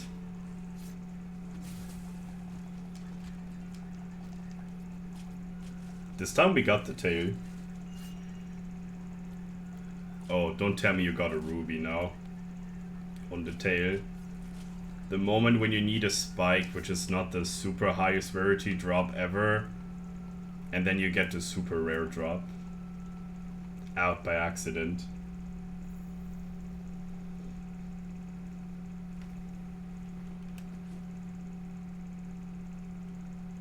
I don't know why, but I'm hungry. I'm hungry. I could eat all day recently. It's about I'm seeking for something. 2 out of 3 body cards are spikes. Noise. Good.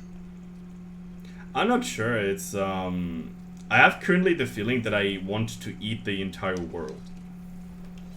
I'm basically Lao Shan itself.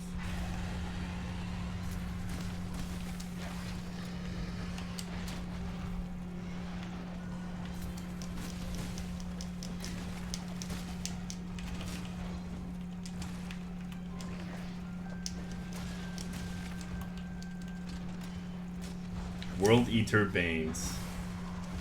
Oh, I don't know if the people know about the World Eater quest in Monster Hunter Tri.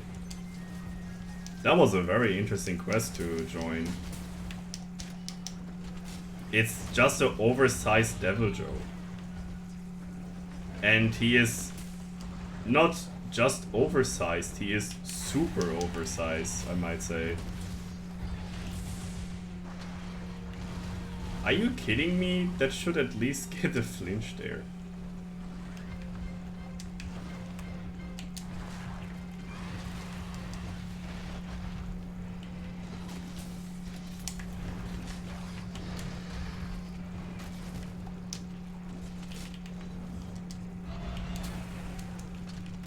Get fucked.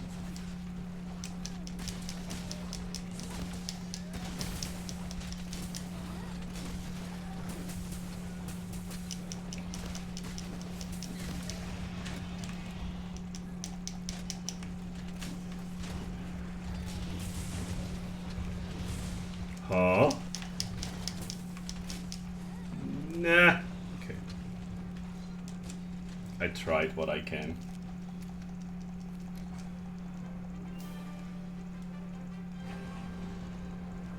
The World Eater Devil Joe quest was one of the most funniest quests I ever got into.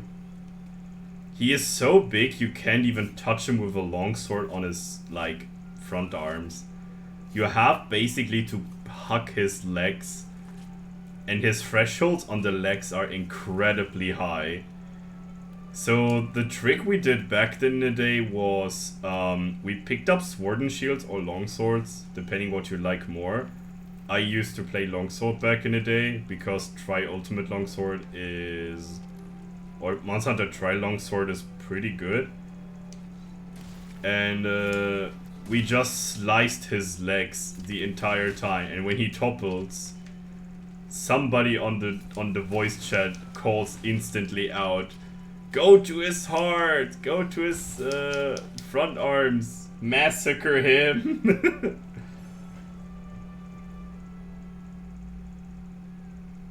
Never seeing a ghost eating a sausage. In Monster Hunter World, you have this goal.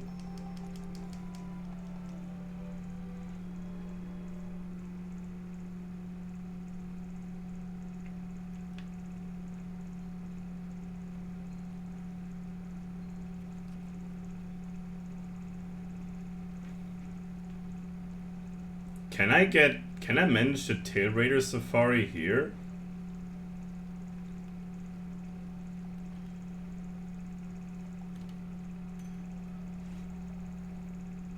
I think I gotta get I gotta get something to eat later on.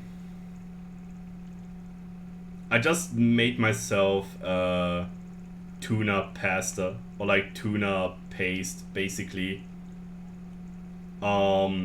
It's basically just tuna with some spices and sriracha sauce and onions and mayonnaise. A ton of mayonnaise, and it's stupendously delicious. Oh. Silver Knight armor. Sure.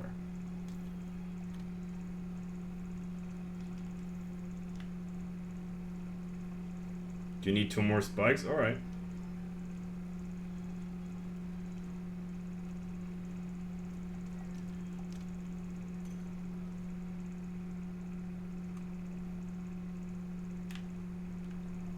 Tuna paste. Probably my best self-made dish I ever did.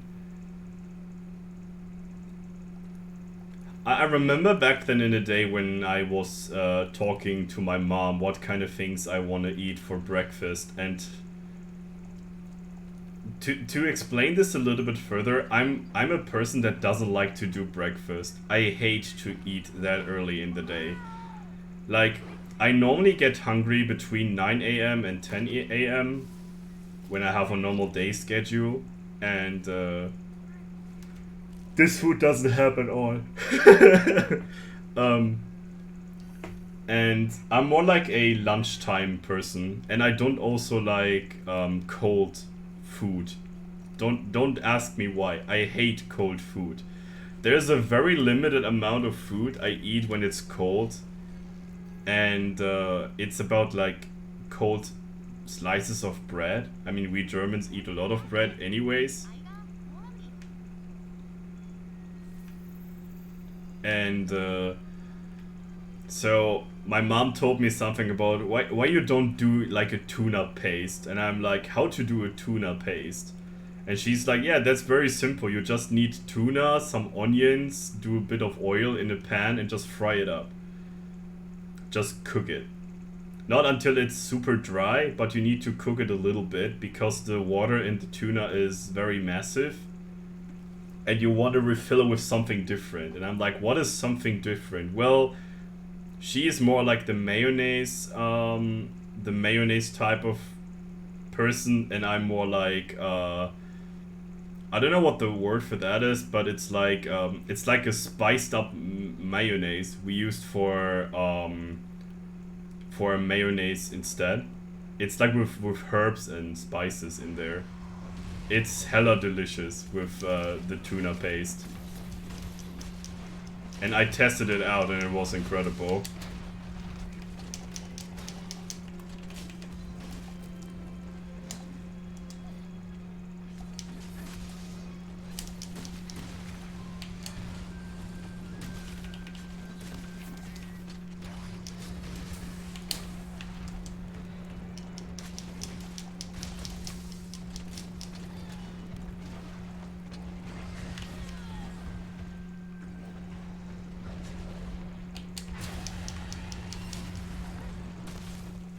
Shite.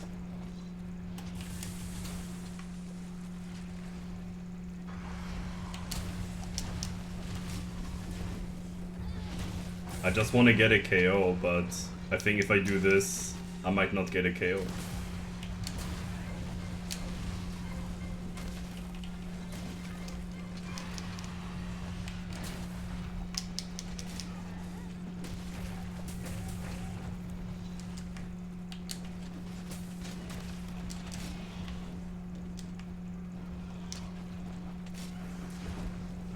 No! Yes.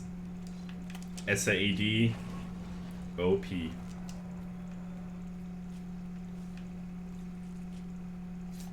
How to make a charge blade player coom. SAED kills. I wouldn't consider myself being a charge blade player, which might not have been the look of now, but I think that is an incredible quest to get Raffian spikes, holy shit. I didn't even thought about it. The quest says something get rare materials more likely, and that's why I used it. Or like used to do the quest here.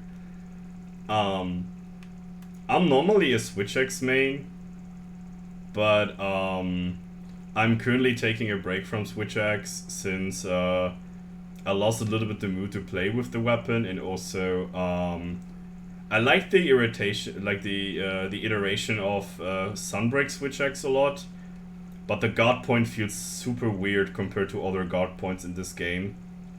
I mean, it's some sort of giving a character like a characteristic, like something special for those weapon types, but I hate the thing about the Switch X guard point that it has an idle animation before you do the guard point or the counter attack. I like when attacks are like counter attacks are instant input readings, like in Charge Blade.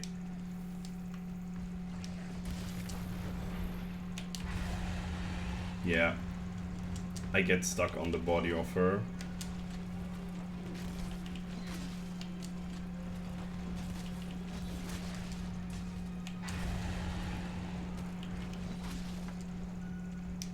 That was the most awkward scenario that I have on that quest yet.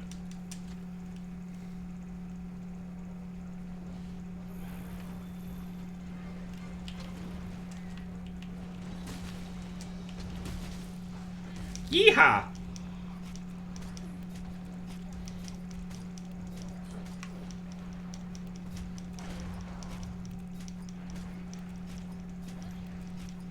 I'm also liking Greatsword a lot, I gotta say. I'm kinda like a mixture of a boomer hunter and somebody that really likes to do Switch X. You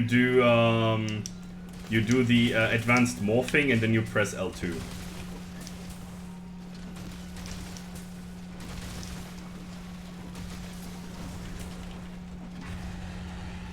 I was not sure if I should use Savage Axe even if it's not that great in Ice Mod. That's why I don't use it yet.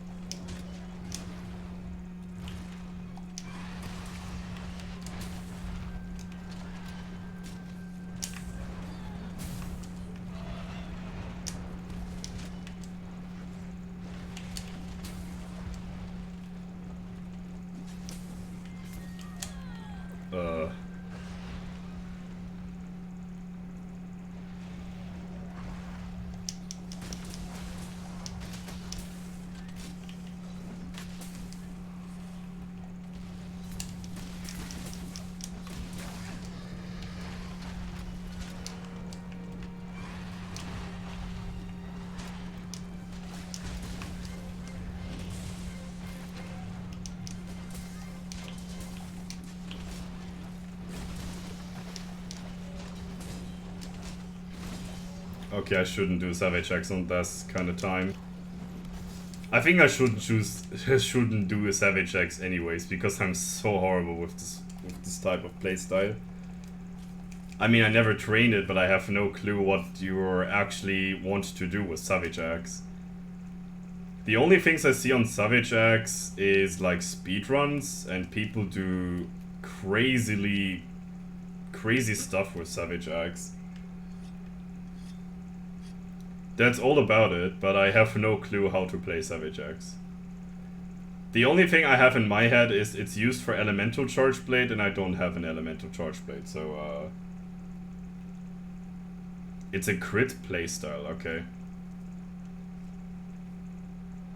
I mean, I could need some Teostra gear later on and maybe do a Master Touch set and testing out Savage Axe on that. But I gotta say, I just love SAD AED, it's so satisfying.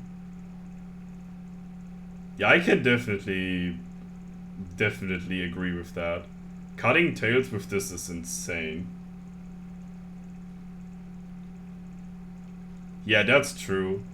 I think this is one of the things that is super strong about it. That you can actually make crit elemental sets with Charge Blade, with Savage Axe. But I actually appreciate more the style of Sunbreak, where you can just SAD AED with elemental files and it goes poof poof, and it's fun. Night night, girl.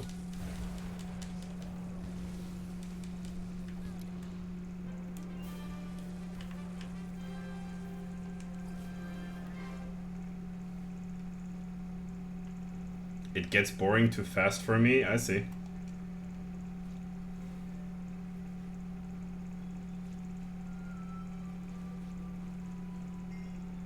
I think I can test it out really quickly, I think. I think you need a very exact set for this. I get no spike on the reward, but a lot of... Not much overall.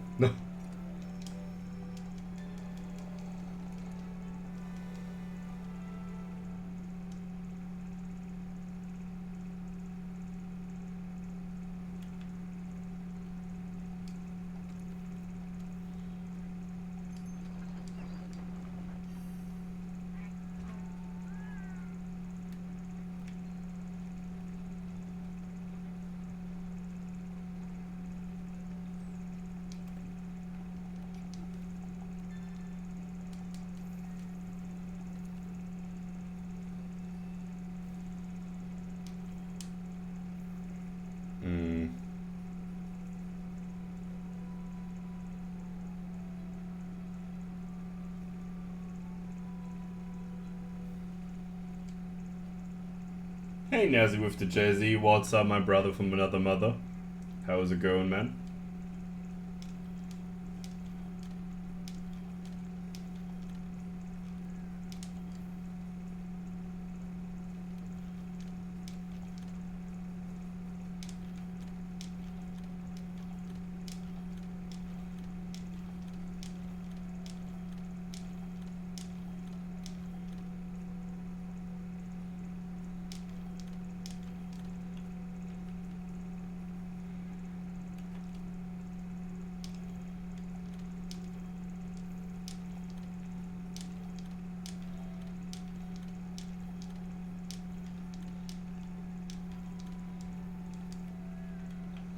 I'm doing fine, man. Having a little bit of a date with Chyzzle today, and relaxing in the ice malt a bit.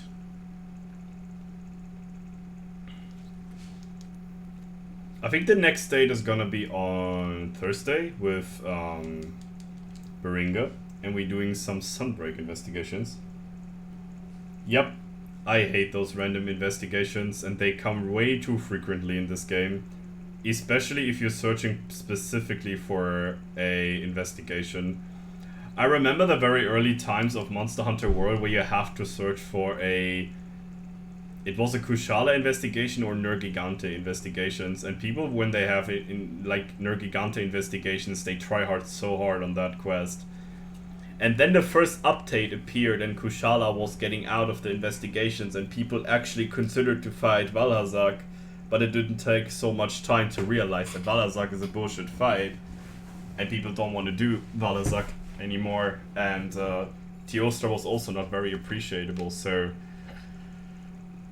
people got sick about this investigation kind of thing in base world, and me did also.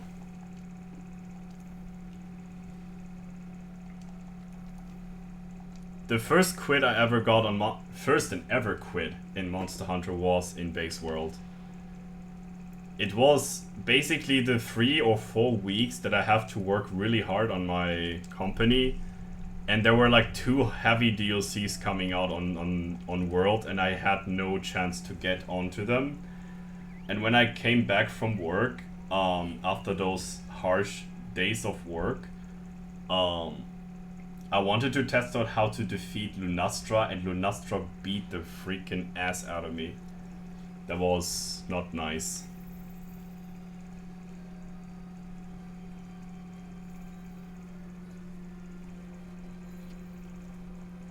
Yeah. Monster Hunter the Ice mod is basically Monster Hunter base world with a little bit of additions to them. That's about it.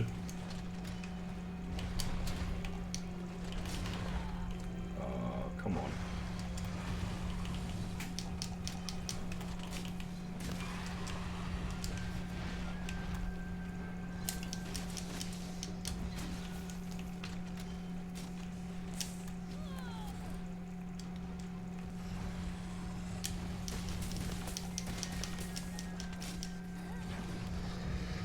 Fuck. If that AED would hit her, I would have a KO.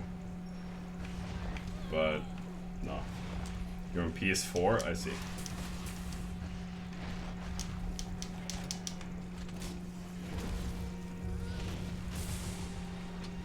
Excuse me, you're not flinching on those?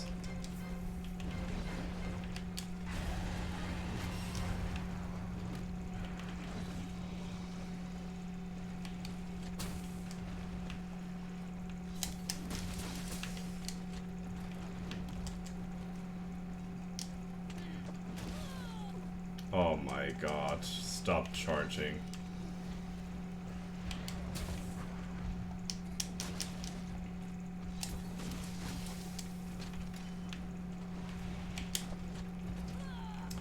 Why am I getting bullied?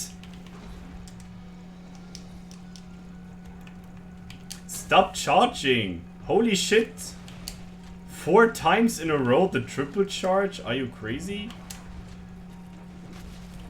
God, Jesus. Again! Nobody can tell me this is actual AI. What the fuck? That was so random. The hell? I try to be brave and do at least one thing in this hunt when she doesn't give me any opening to do something. She does it again. Can somebody clip that? What the frick is this ruffian doing? She likes this road a lot.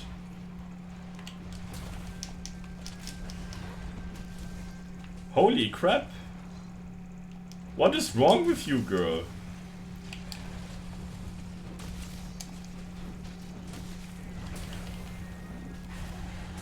There was no guard point? Okay.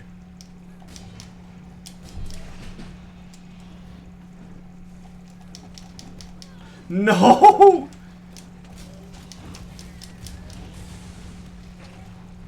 Lol. Lol. Okay, that was the weirdest Rathian hunt I ever got in my life. Holy, what the crap? She goes back and forth the entire time. Then we got a freaking amazing topple in the airborne. That was something special. Monster Hunter World is just a very special game in this kind of sense. It does a lot of very crazy, sometimes very random, but mostly very incredible stuff. You carved a spike, noise. Very good.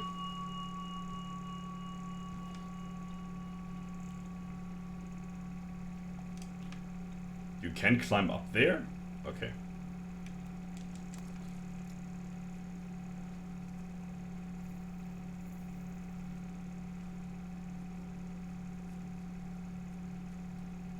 Oh, seems like Pink Raffin is coming up to this location. I give her something to chew on.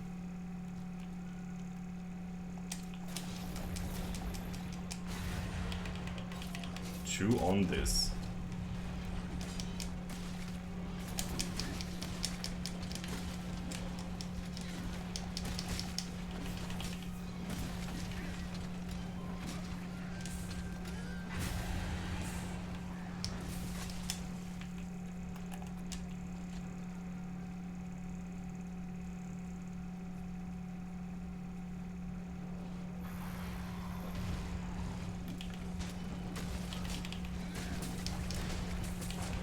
Ah, shitty frickety fuck. Ah! Let's go, baby! Sorry, that was too good. Kubi! Oh, yeah. I got a fucking coup.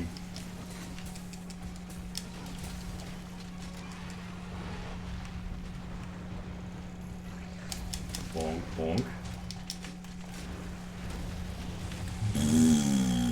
Yeah.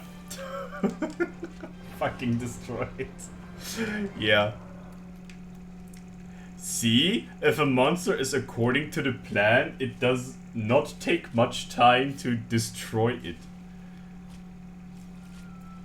But if it does horrendous stuff like her, like the previous Rathian, it can go really weird.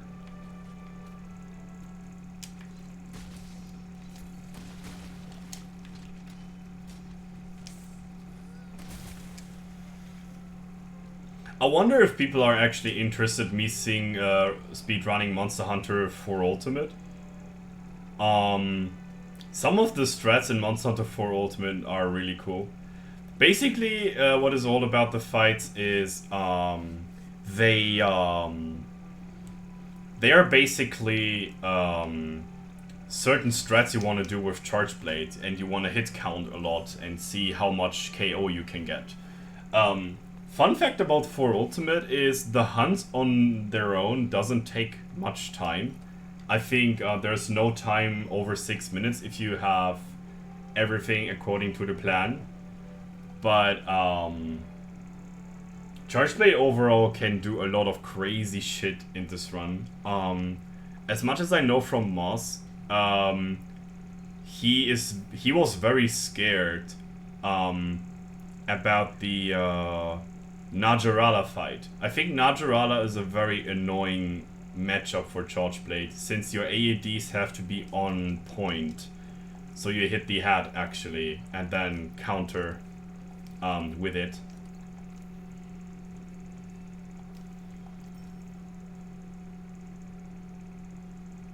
Okay, very nice.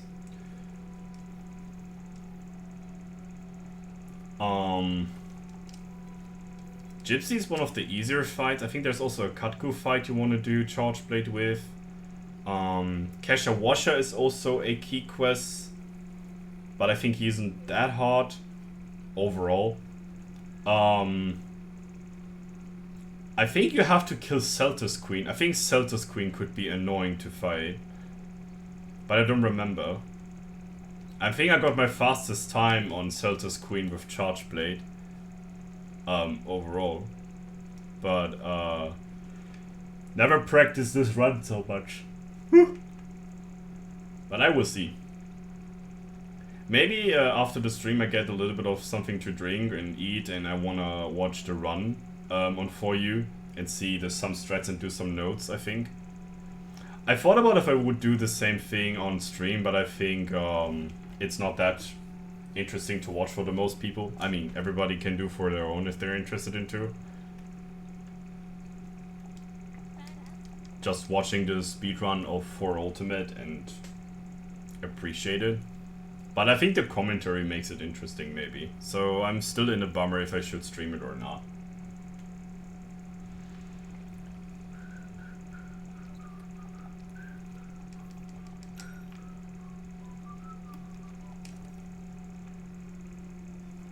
This Raffian doesn't want to give you your materials. Oh, is this the normal Raffian? We can do an investigation of me if you want to. I think I have a pink Raffian investigation and a normal Raffian investigation. Collected in the previous quests.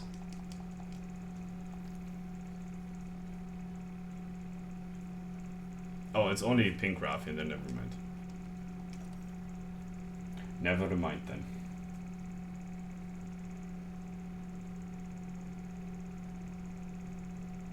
It's Master Rank Raffian for Charge Blade upgrade. Okay, okay.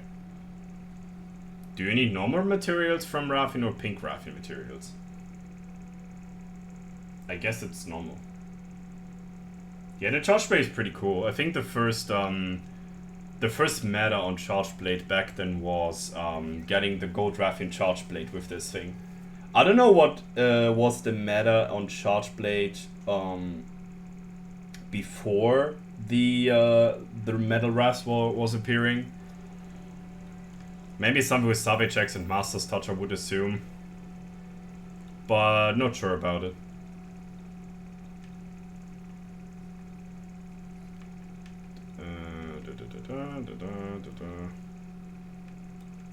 I can't move?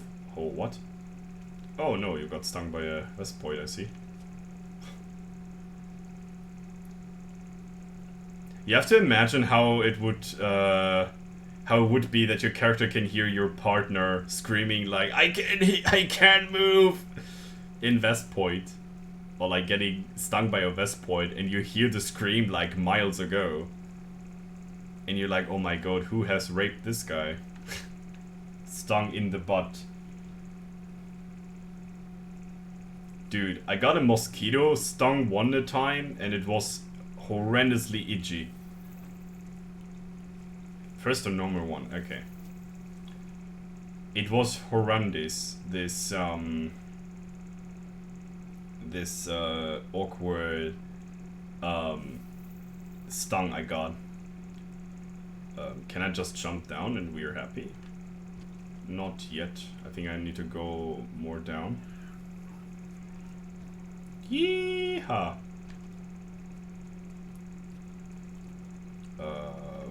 Where to follow? I hate the Agent Forest. It's the most atrocious map in the world. I can't maneuver in this map. It's so... Yeah, do I have to go down or upward or downward? I like the thing that Agent Forest is actually a huge forest, but it's so hard to maneuver through this map. Even with my like nearly 1000 hours of World, I have no idea where to go on this map. I think my most favorite map on World might be the Coral Highlands or the Wildspire Waste. Elder Recess is okay, but I kind of miss the part where you can like use your slingshots to move faster through the map. Coral Highlands has a lot of those opportunities. This is something I really like.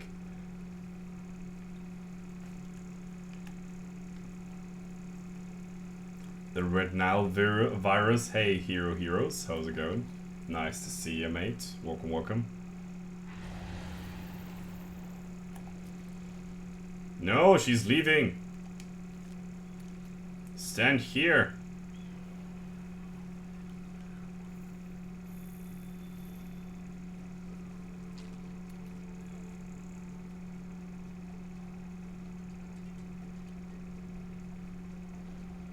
Don't scream at me, please.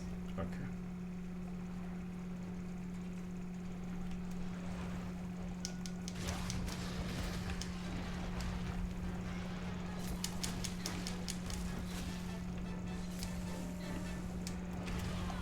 Oh, what?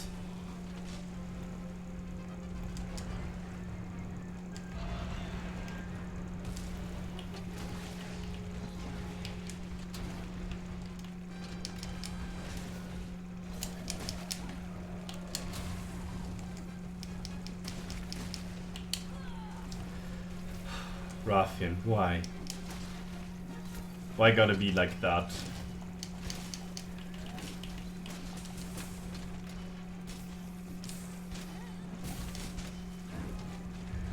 I wasn't sure if I could do an SAD here or not.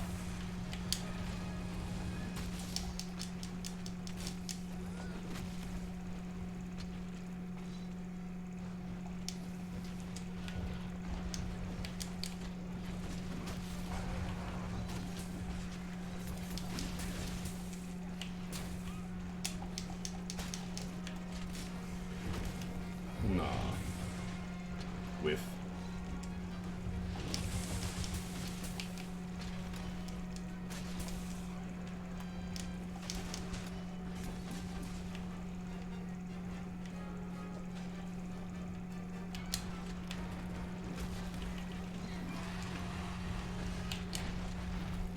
Wow.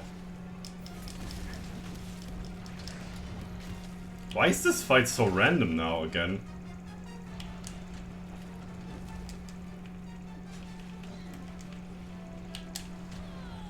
That was a guard point, excuse me.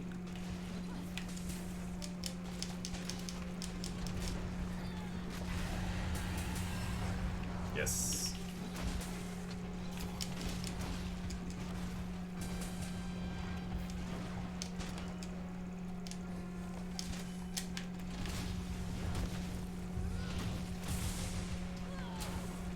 Ouchies. Okay. I gotta say I don't like this place to fight.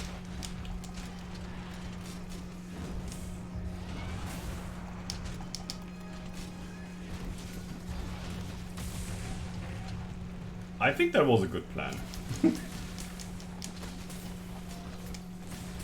It's all about when you team up with a Charge Blade player and you play Charge Blade for yourself, you just have to share the same brain cell and then you perform incredibly. It sounds very like an insult and stuff, but like trust me, it's working. Just do the same thing like than the other. And you go Unga Bunga. This weapon is all about Unga Bunga. Oh, what?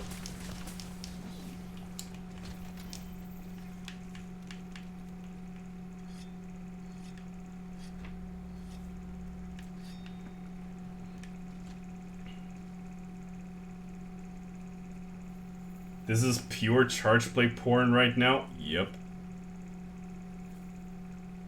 The Ice Mod version of Charge Blade is basically Charge Blade main porn. SAAD AED is just too satisfying, and it's actually not too clunky compared to 4U. 4U Charge Blade is relatively clunky, I gotta say, but it's very cool to play. I mean, your AEDs might be more powerful than in this version, but it still performs not bad. That was a super lucky SAD here.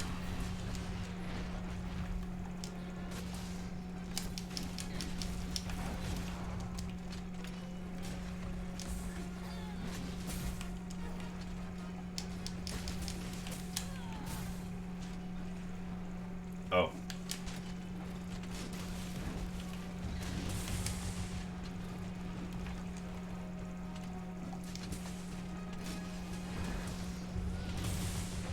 Nice. Oh, yes.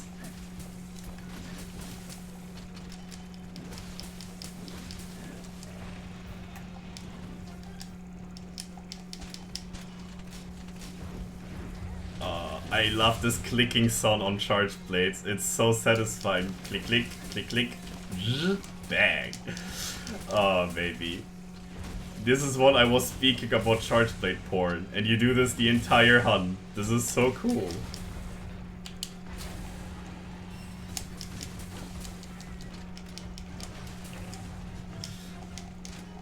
Okay. Give me that KO.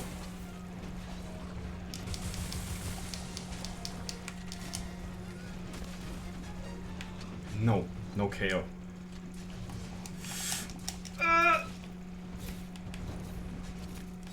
No. Okay.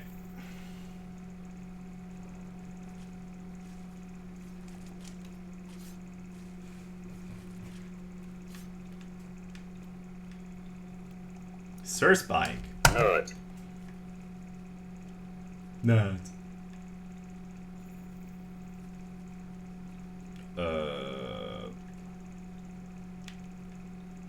Where to go? This way.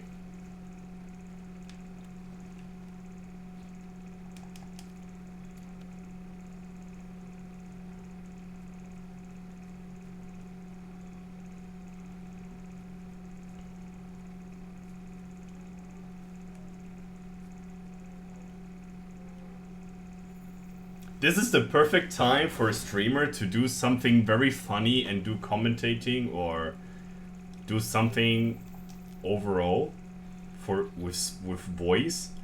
But you know what? I just appreciate the damn like area. Even in how much confusing this area is, it's still beautiful. It's how I would ever think about how would be an ancient forest. That's exactly how. This way.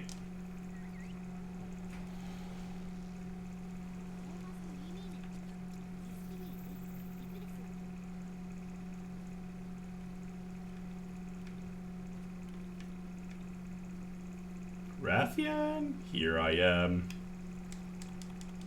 I have a shock trap. We could probably place it and then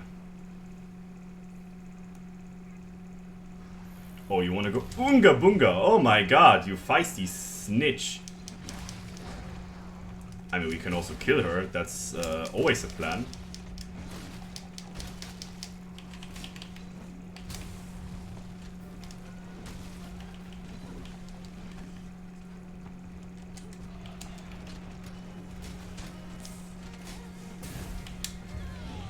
I guard pointed. You can even see that I have my axe drawn out. Coming! Sorry, it's too satisfying to do the sound at the end of it. I wanted to do the waterfall, but I think this would be not very clever.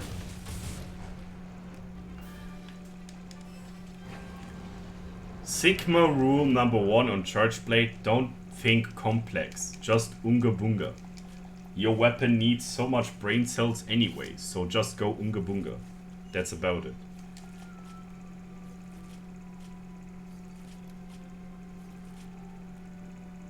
Just go positioning and brrr.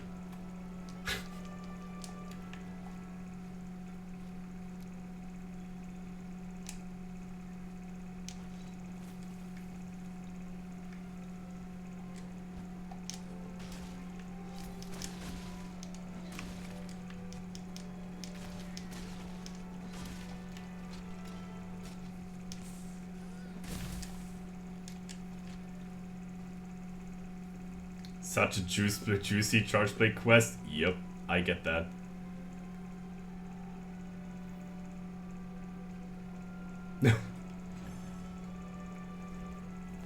Who needs gravity when you have a monster hunter?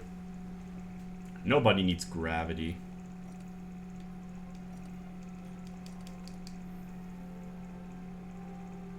Sonora's Jewel. I would love to learn Hunting Horn, but I think I'm gonna do this on another playthrough. And we still have done a solo weapon playthrough on Hunting Horn done anyway, which was Freedom 2. But I think the weapons that I miss right now are the gunner weapons overall, besides bow. I didn't do a sword and shield I did. I think I didn't do a playthrough on Greatsword, which I have to think which weapon I might, which game I might gonna play. I probably think I want to play the Tri version, or like the Wii version of Monster Hunter G. For Greatsword, I hear the Greatsword there is incredibly broken, so I want to test out how broken it really is. And I need to play Longsword on a playthrough. But I have no idea which game I'm gonna choose for this. It might be one of the games that might be a bit shorter. And it has to be a game where Longsword is very special. Maybe I'm gonna do a try playthrough on Longsword, but then the other way is there are medium bow guns, and this sounds super interesting to me. Medium bow guns sound way more interesting than infinite gauge longsword. I mean, it would be definitely heavy porn for those longsword people out in Twitch chat. But I gotta say, I'm not much of a longsword lover overall, so I would also skip that, but my ego says you have to make a playthrough for each weapon on some games, so Longsword has to be added too. Portable Third could be a good Longsword playthrough. I mean, I'm personally not disagreeing with the idea, since P3 is a cool game overall, but the thing about P3 is they didn't add so many different things to Longsword in my idea that it might be worth it for a playthrough.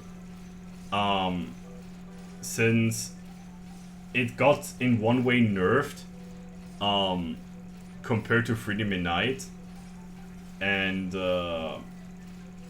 I mean, speaking of like which Longsword versions I like the versions of 2nd gen, which is Freedom Unite and Freedom 2 on Longsword, and I also like 4U version. But I don't know if I want to do a really long playthrough on Longsword in that. To be honest, if there would be a mod for the Relic,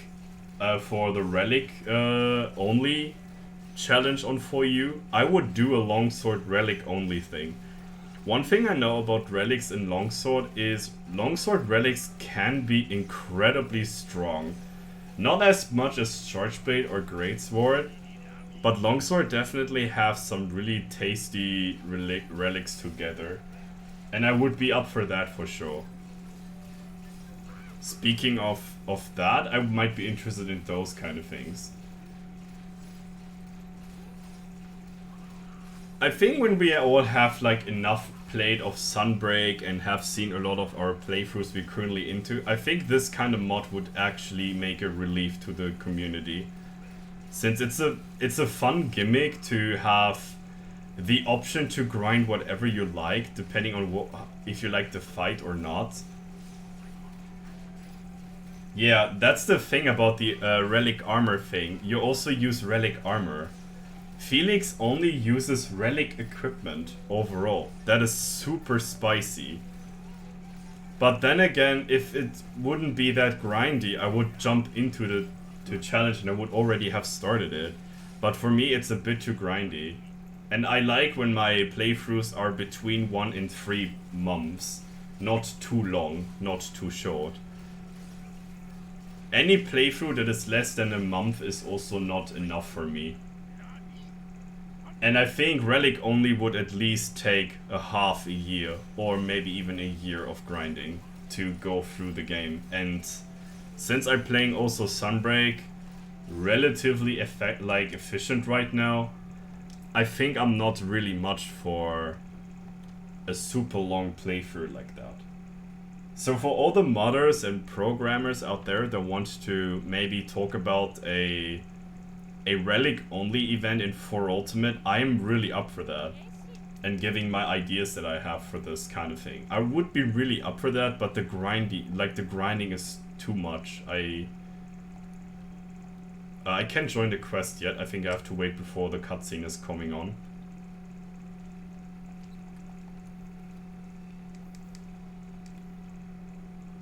Relic armor or like armor only is also sounds very hard. But I think there are a lot of like dual skills that are incredible. Like think about you have a set with, oh, there's also the opportunity you can also equip charms you get from the relic hunts. That's also possible.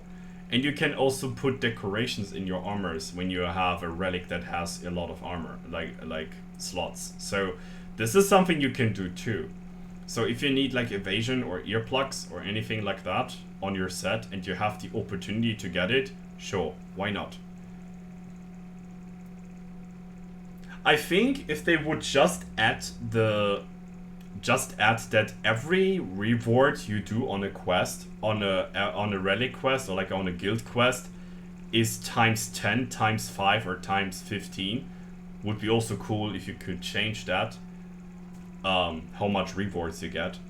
If that is a thing, that would already help a lot. Like, let's say you do a Katku quest and your normal rewards would be a vulnerable weapon, 2 armor pieces on the certain category you're playing, and you get like a bunch of Katku materials. So let's say you can join. Okay. So let's say you can you just increase the rewards times 5 on everything you get on the quest reward. That would at least like accelerate the grinding session a little bit, so it's not too grindy and you still have the opportunity to test out new relics. Because I don't want to fight a Katku for 25 minutes, which is already absurd as fuck. Or the other thing they could do, or you could do if you would program such a mod, is making the Everwood quests easier and make the story quests, the key quests, harder. So if you want to progress to a next rank, it's way harder. Maybe I would just only pull on the village trigger, like making the village quests more difficult. Or you make it like you don't use the village quest at all. You just go for the hub quests then. You see, there's a lot of things you can go in deep thinking about a mod on 4U. Right now I'm kind of realize how much it takes to make a mod when it's not about changing numbers straight up. I'm kind of like getting the idea, or like the essence, how much work they have to put on those mods to make them playable, and a lot of testing and stuff. But I would be up for that for sure. I'm very happy to help people out when they want to get creative with Monster Hunter. It's kind of like a fun paradox that I have. I'm not really a creative person by myself, but I like to help people that want to get creative, if that makes sense. And that kind of like is the thing that I'm really up for. But on my own, I'm not really creative. I mean, my most creative idea that I have right now is the Baynes thing, which is, for my thinking, not too creative.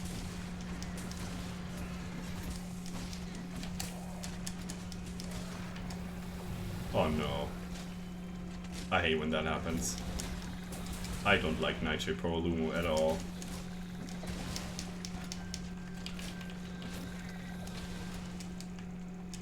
Gotta be honest, might be the first month I might want to do the clutch claw thingy. If he doesn't do scooping.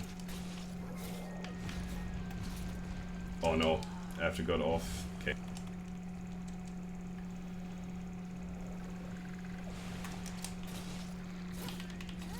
Get down, bitch. This was awesome.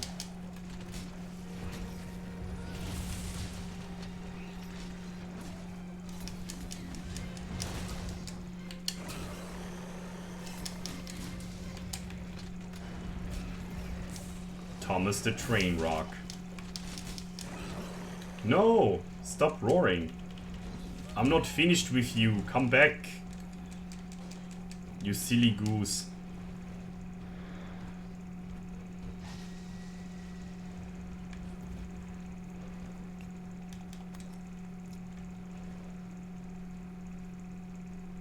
Whereof stay your ground. Oh, do we have the cactus? Not yet. Oh, baby.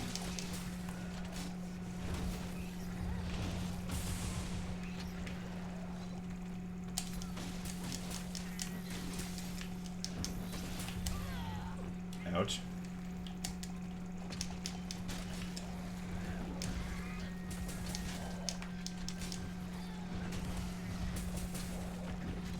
Nice.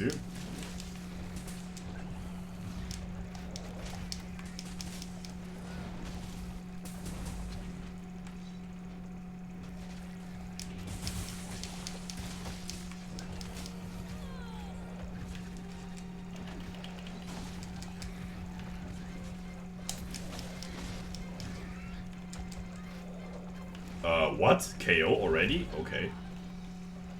Goes fast on this guy.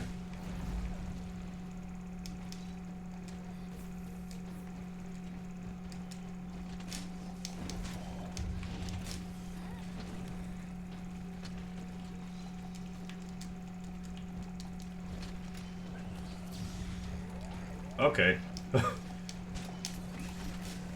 Let's go. Nice. That was a nasty SAD.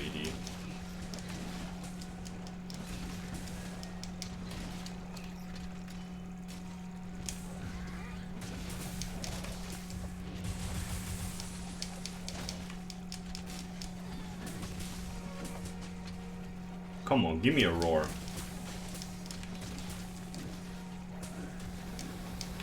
Oh no, that's not a roar. Nice.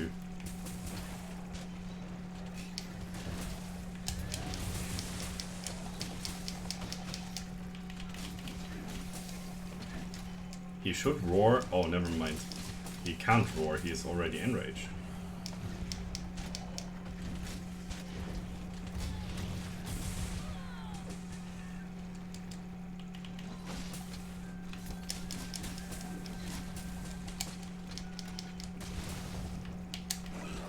Huh? There was a guard point. Oh, come on. This game.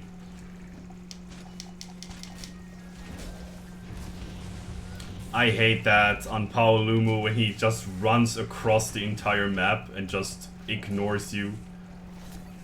He just goes to the cat randomly.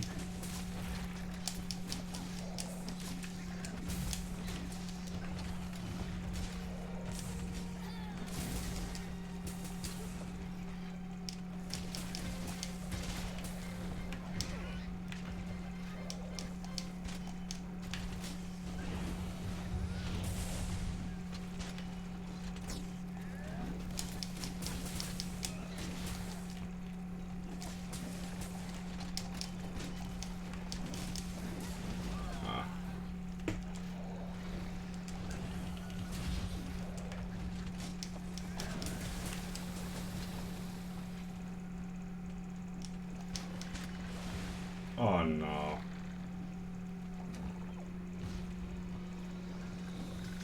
I have flinch free, that's the problem. I have flinch free. No.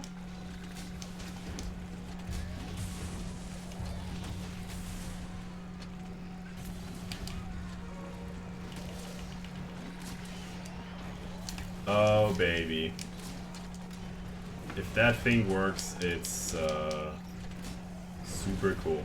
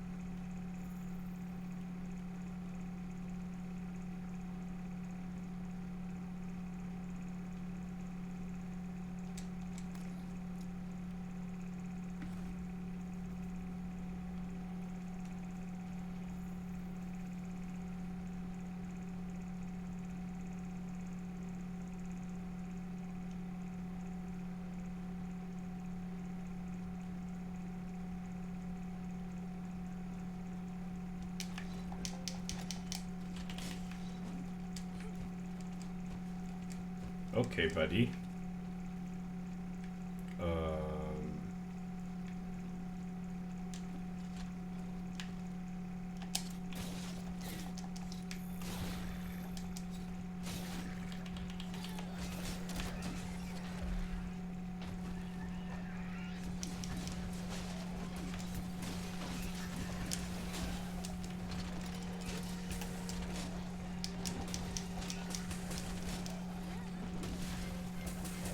Yes, that's what I was aiming for. Now we can do this.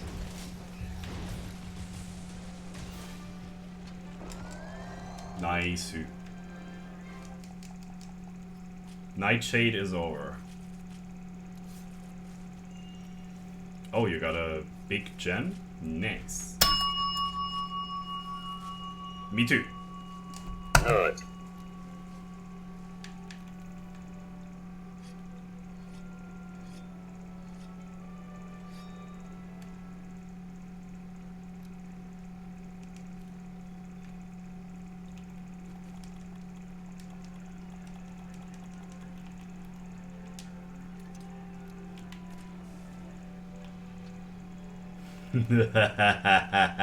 Sleep and poison. I'm evil.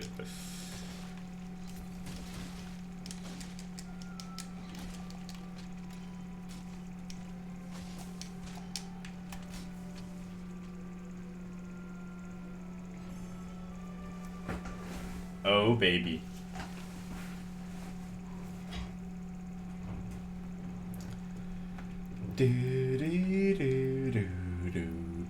So many golden X in this playthrough. I really like it. Flinch free and physique and attack 4! What? Let's go! We got an attack 4, baby! Let's go. That is a fucking rare drop. Let's go. Holy crap. I mean, the hell? Damn lucker. What the frick? It's an attack 4, Joe. What? Why am I here? What does the Admiral want from me? Third Fleet, guys. What is it all about here?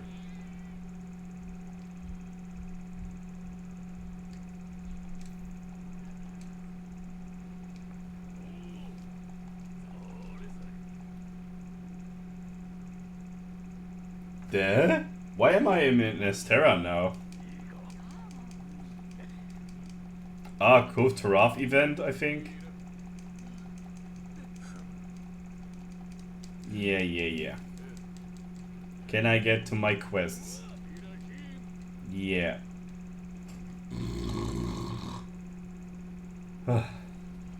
Yeah, I know what the Cove Taraf siege is.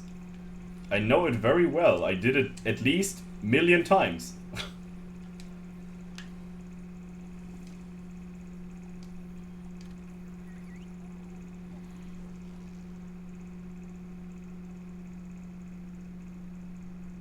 Ah, the quest line you have is in Estera, I see.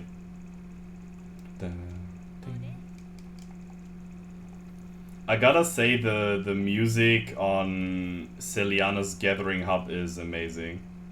Ice Catch? Oh, didn't we do this quest yesterday?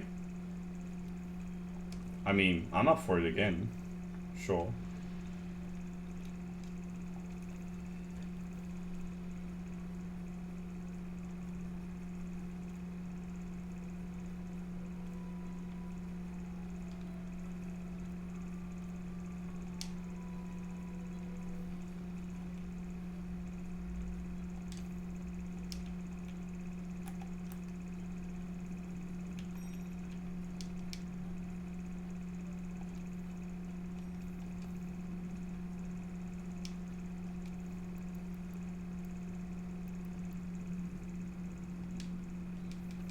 I never understand that food system. Never get maximum skills and all the health you want to. You just have to be lucky you have fresh ingredients. Which is kinda absurd. At least they got a ticket system in Sunbreak, but even that is kinda stupendous if you ask me. I think at least from the stat-wise thing, the best food skill-based thing we have was probably in 4 Ultimate. For Ultimate, you need to do like some quests to gain some additional ingredients that are better, but once you did them, you're fine. And you get every time your skills you want to have on your set or like on your food skills. P3 was also good, but the drinking system with the RNG based skills is a bit weird.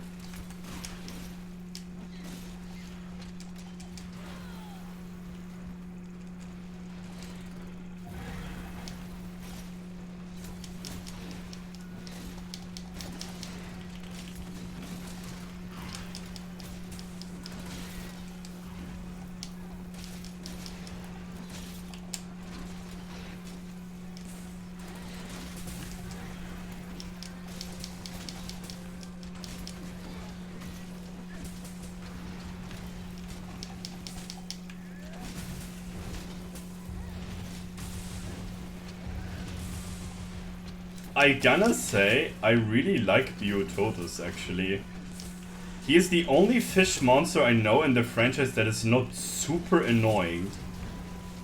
Actually, I rather appreciate fighting Biototus.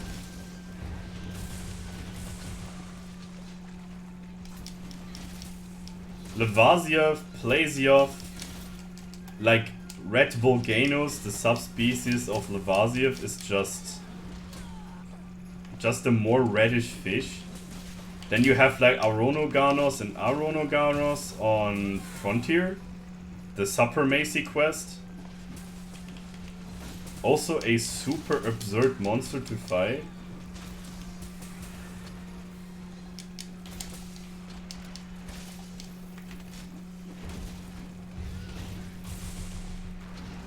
Yes. The solution to fight Biototus is just do damage.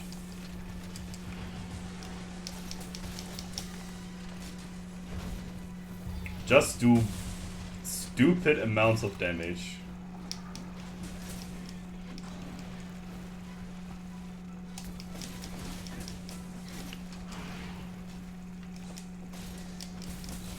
I think the Piscine monsters are probably the most annoying monsters in the series. I think I don't appreciate any Piscine monster besides Biototus. I would actually say that.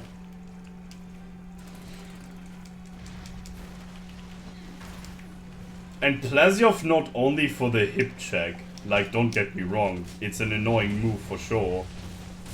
But Plasiov is much more than just the hip check is annoying. Even in Tri-Ultimate, he didn't got like any better. He was just you now have to fight him underwater.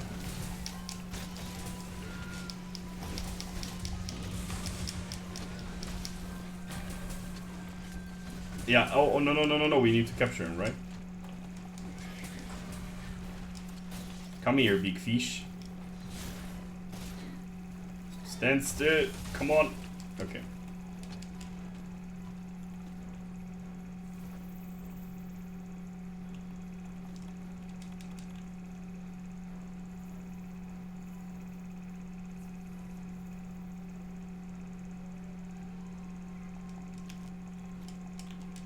A little bit late, but better than never.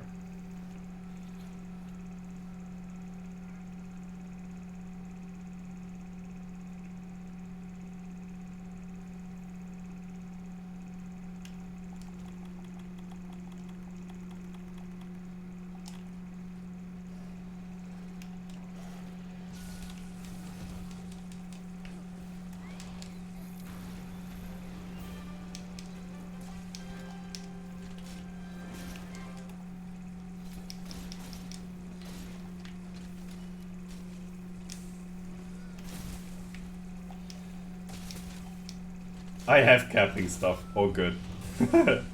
I have always a trap with me. For the occasions we might want to get some rare drops.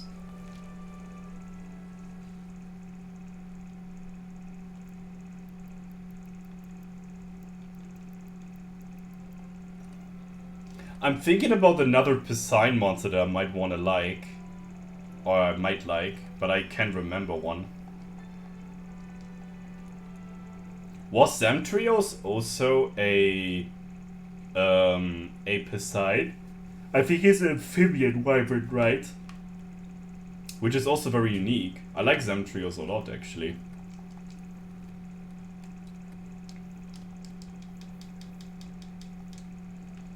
I'm also missing him in Sunbreak. I think he would be a really good addition to this game.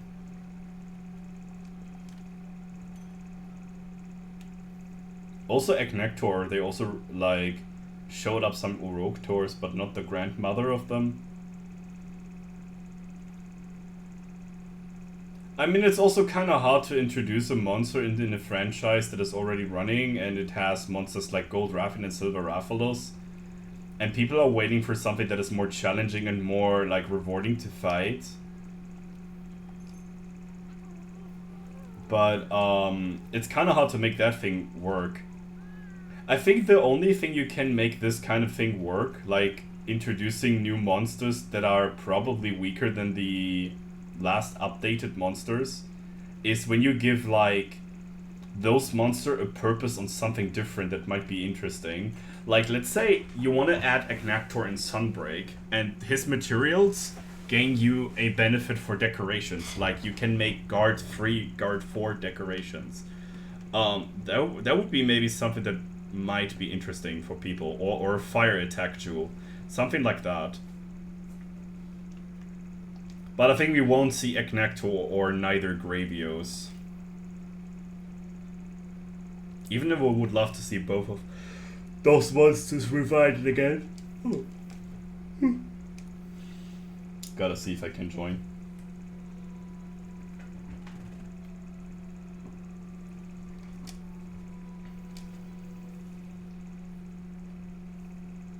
Coral Pookie is also one of the cooler monsters that got shown up in this game. Like him way more than Nightshade Power for sure. Nightshade is just annoying.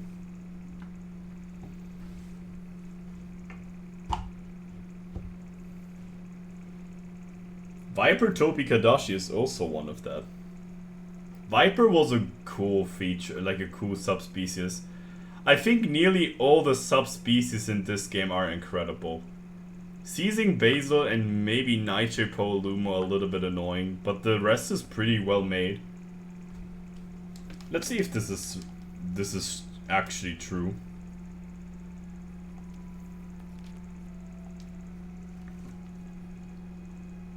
I think Runa Nergigante is way easier than the regular one, to be honest.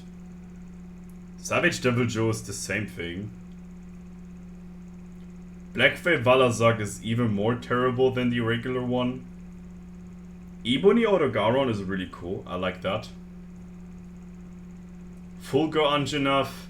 I love Anjanath a lot, and I like the Zebra lookalike on Fulgur Anjanath, but the fight is not that not that much different. Shrieking Legiana.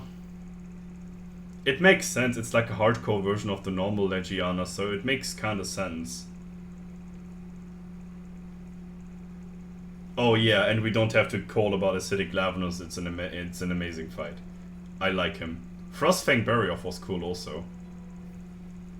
And we don't have any other subspecies. I mean, Azoraphilus flies more than the regular one, and Pink Raffin does more with the tail, so that's kind of like a given fact.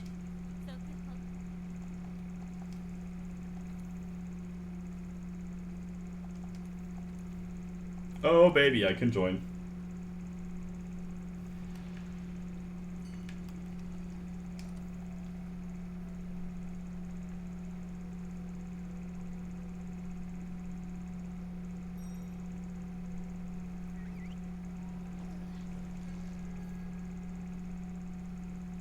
Oh baby.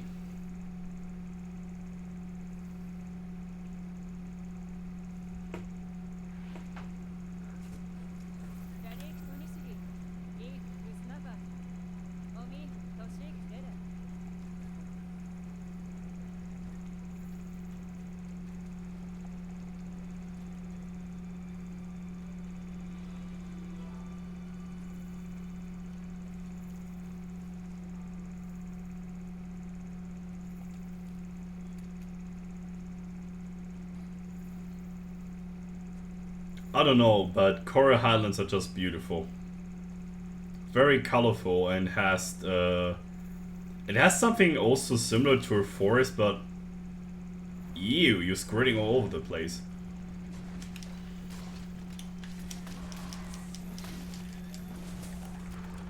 Good thing to say. Why they didn't implement Coral Pookie Pookie in Sunbreak? They had the opportunity to it. I mean, a lot of Pookie Pookie's moves are now also on the regular one. That's what they did.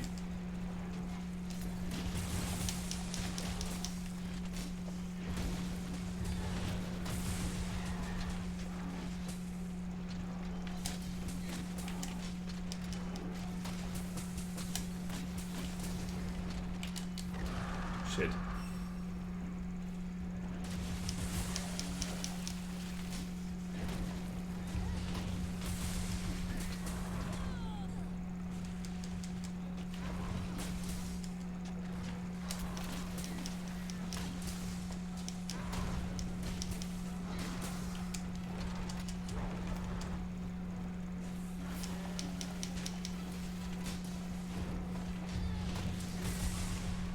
Very good target for SAED for sure.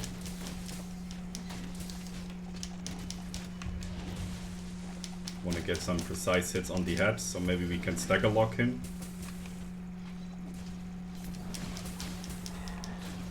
Yeah, that was my plan earlier, but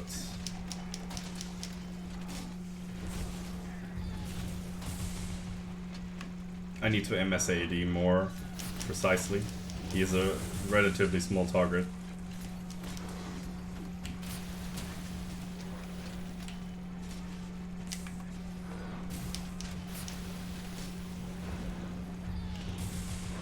Like that.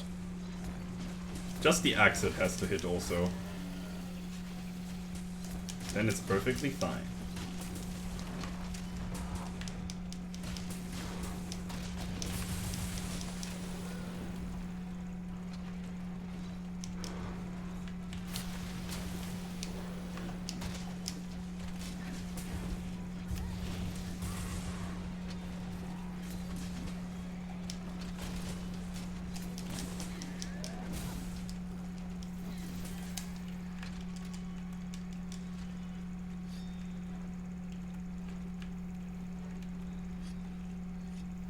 Sharpest is depleting relatively fast, I gotta say.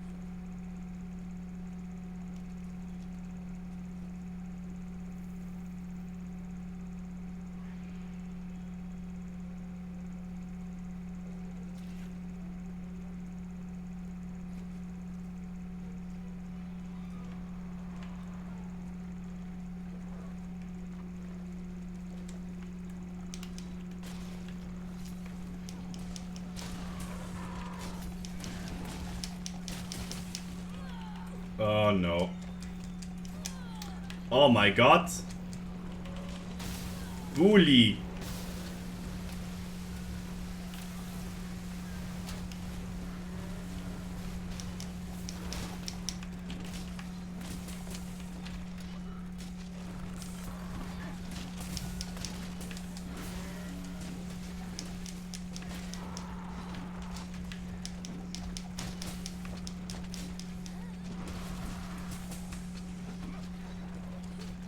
Oh no, not again.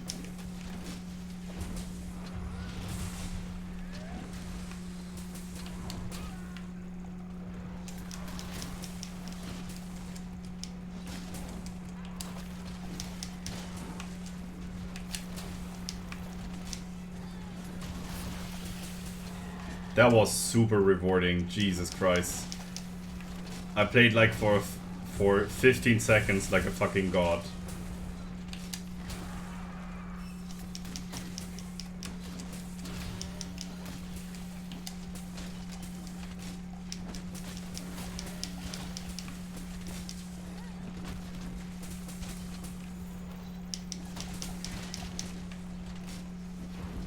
Okay, I thought he would go further.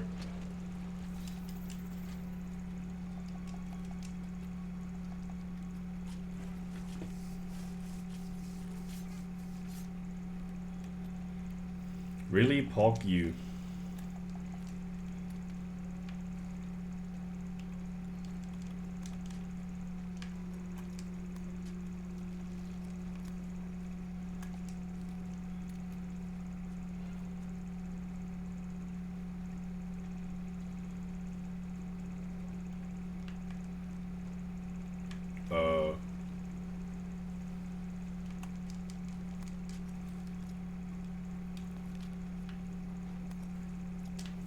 Minus 14? Where the hell did he go?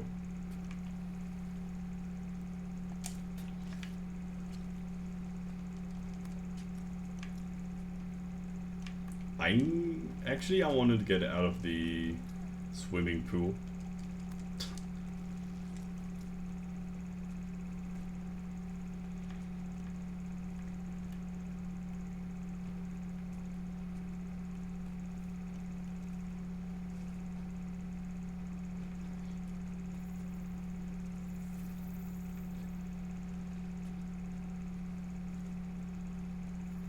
Half booster.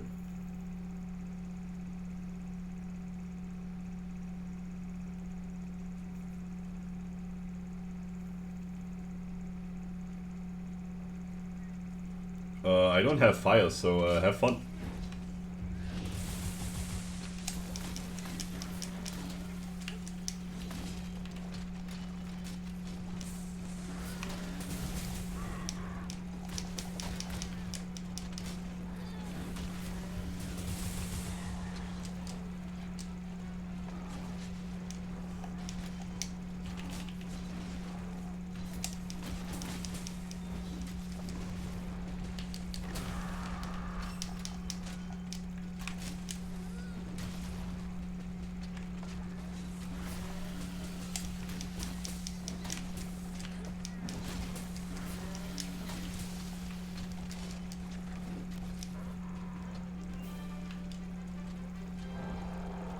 Get fucked.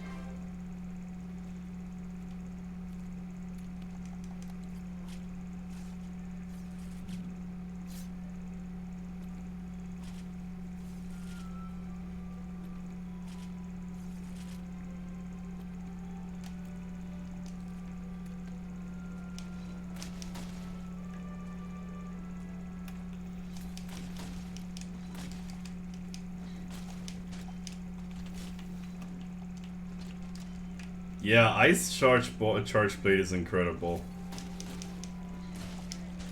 I mean, I remember when I speaked about my next playthrough with Janik, and he said like, you wanna learn Charge Blades and wanna have a really good time. Well, you should definitely take a look on Ice Mod, and I did, and I didn't regret it, and I will never be, because this is really good.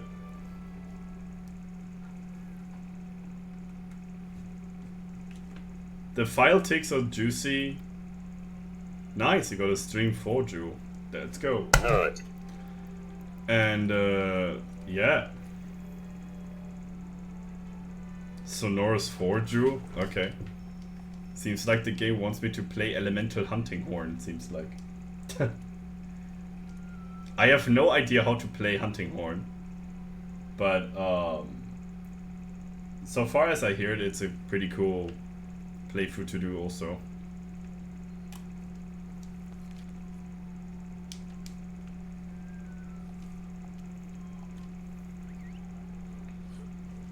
Yep, that's the ice mod. You can also get a lot of like decorations.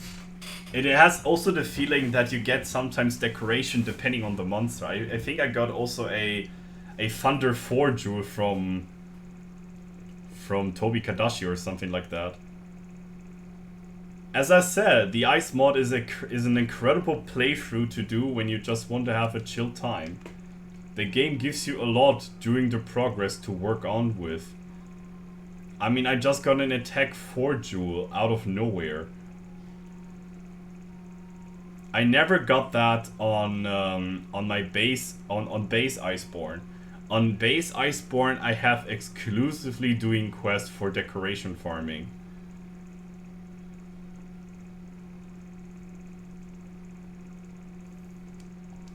Tail cut, please, on the next one. Okay, I want to see which monster it is.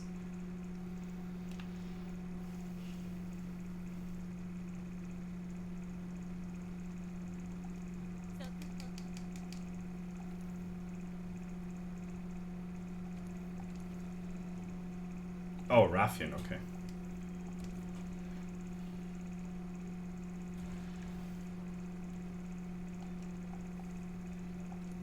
Yeah, it's like you get a god relic on 4U. Yeah, nah, not kinda.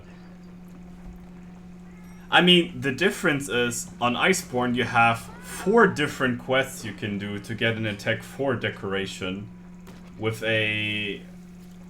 I think it's a 3% chance on one of those of decoration to drop. And in 4U you don't have a specific quest you can do to gain relics very consistent. You can do level 140 monsters, which might help to gain overall like relics, but the drop rates of getting good relics is incredible. It's kind of similar to old gen charm, like charm grinding.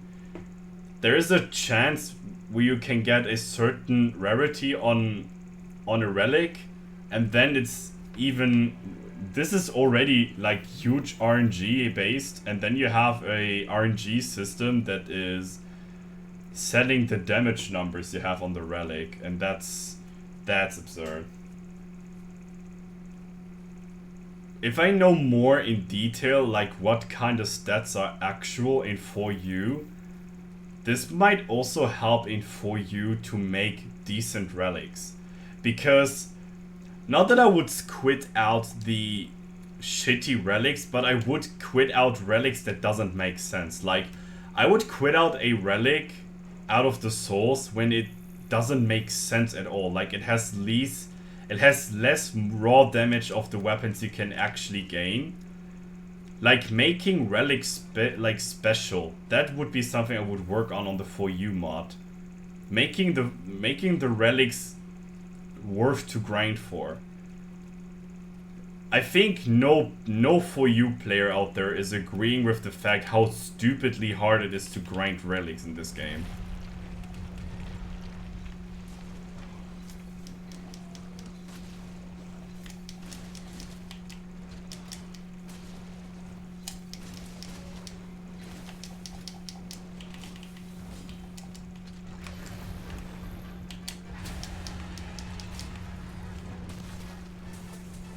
We got a pretty god spawn here, by the way. So I'm using the god spawn for sure.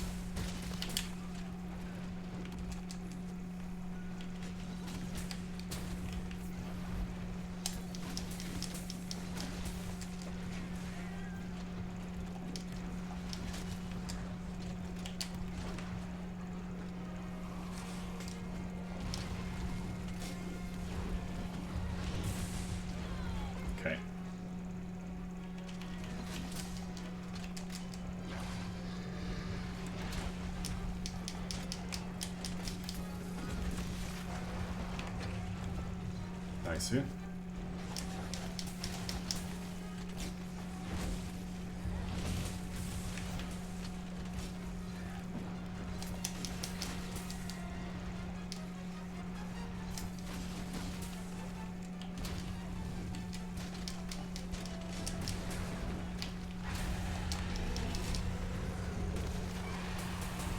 No!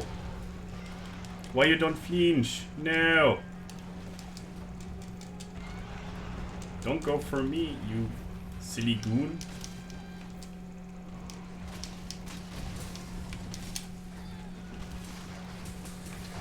Dude, my AED snipes are crazy today.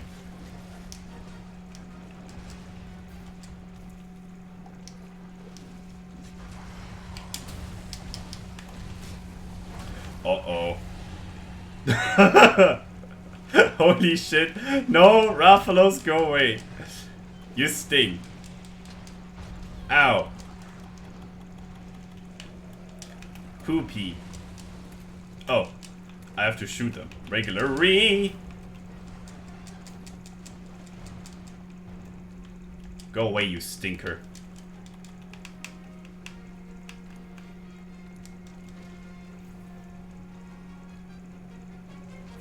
Baynes is joining the party. Da da da da.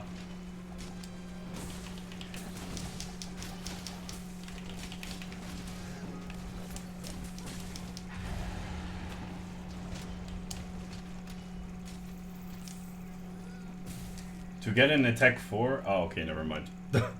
I read the same message twice again. Good stream. Oh wait, Scatternut. Gimme, gimme, gimme. Wasn't it that Scatternuts always flinch the monster when you shoot them, so you can kind of flinch lock monsters with it a bit?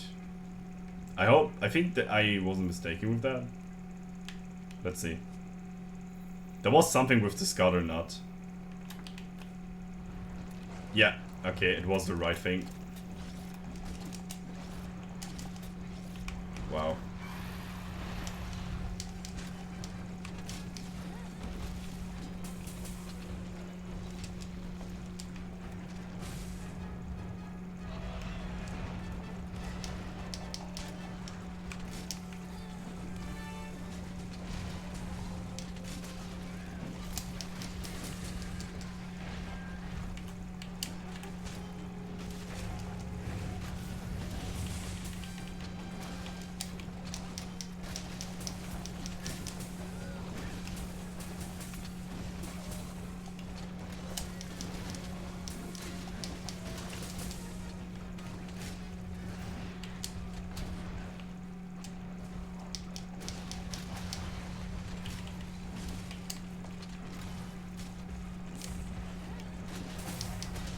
Ah, baby.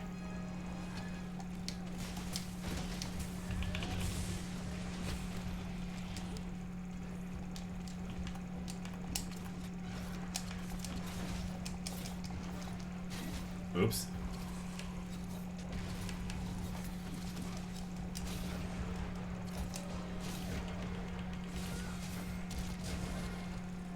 No!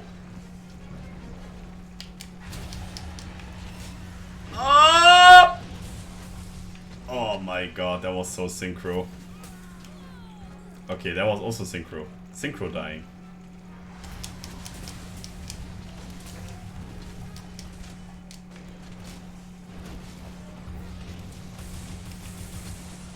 Jesus Christ. Why is Charge Blade so fucking amazing in this mod? It's crazy. I don't know if it's like particularly strong or anything, but it just feels fucking satisfying to use it.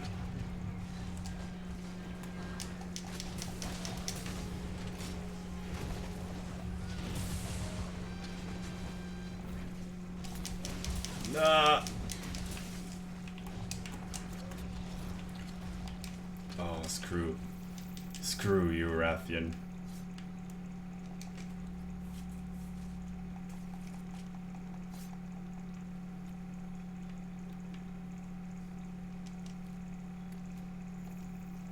I thought about a challenge like a no water challenge on Try Ultimate, like try to beat the game without swimming in the water.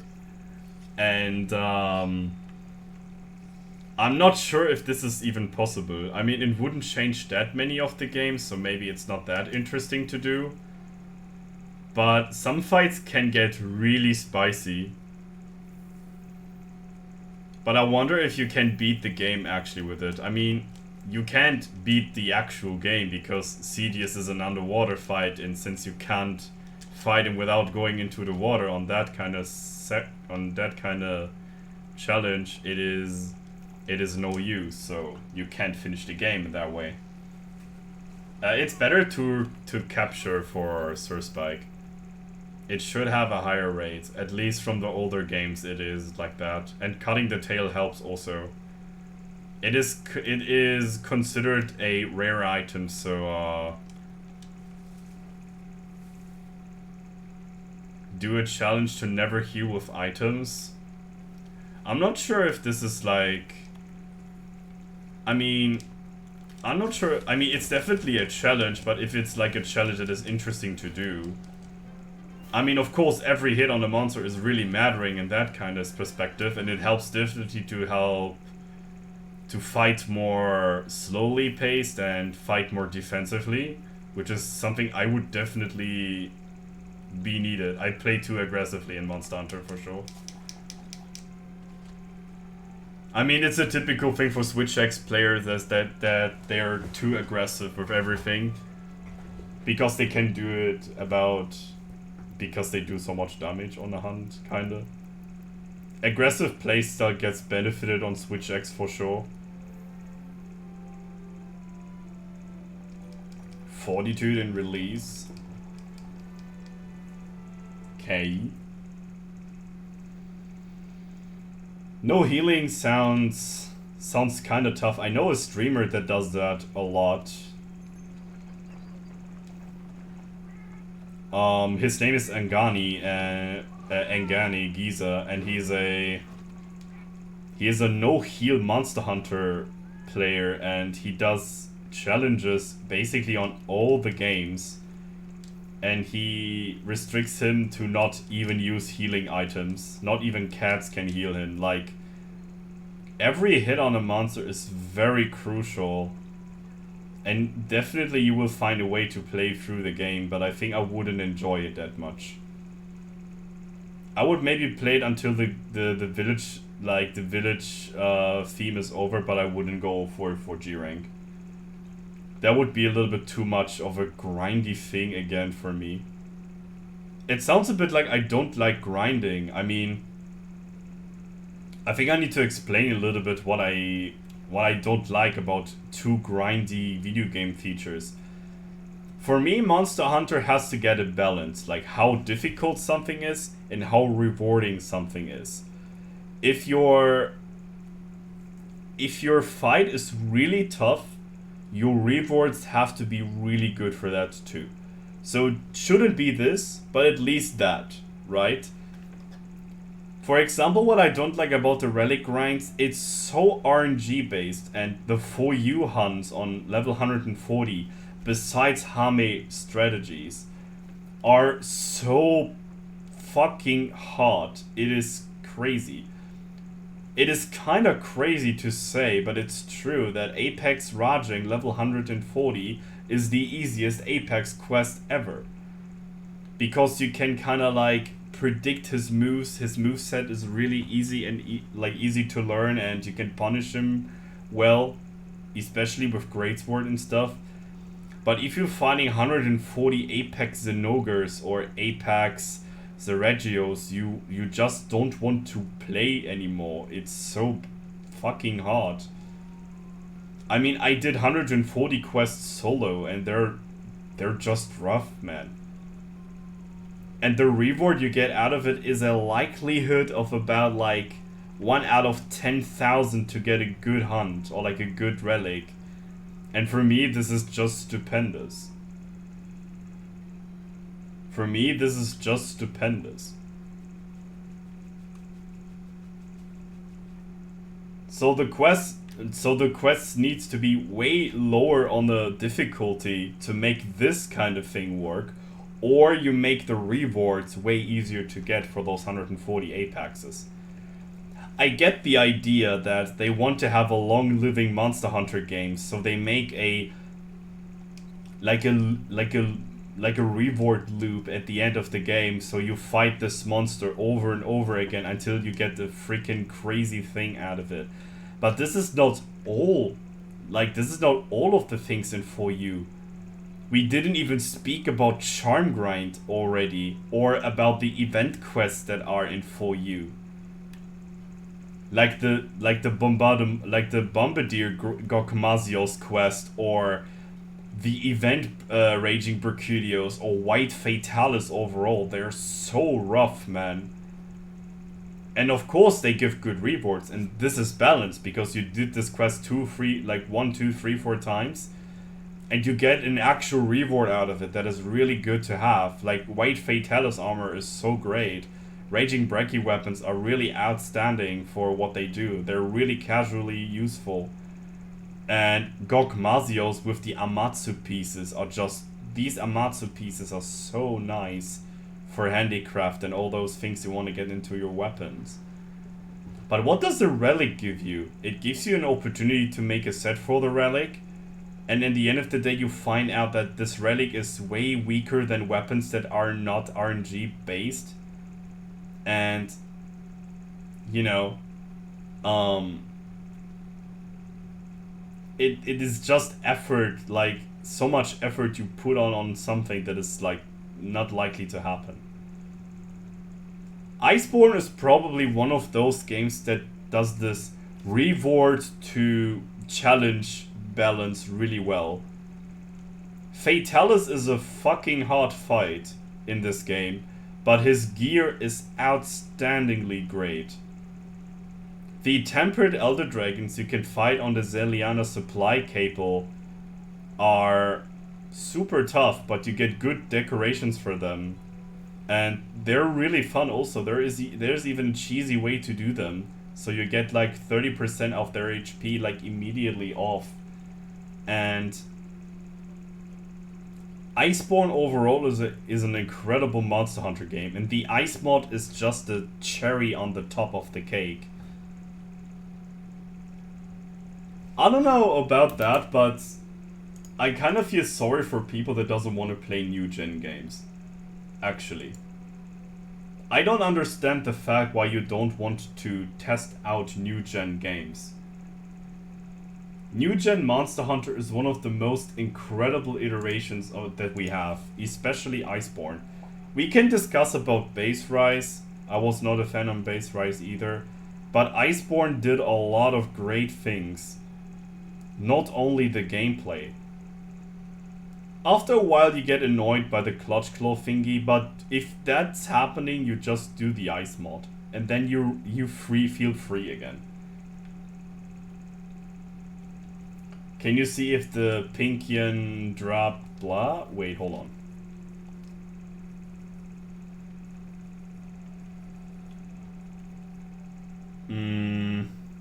I have only high rank rewards, which is kinda bad.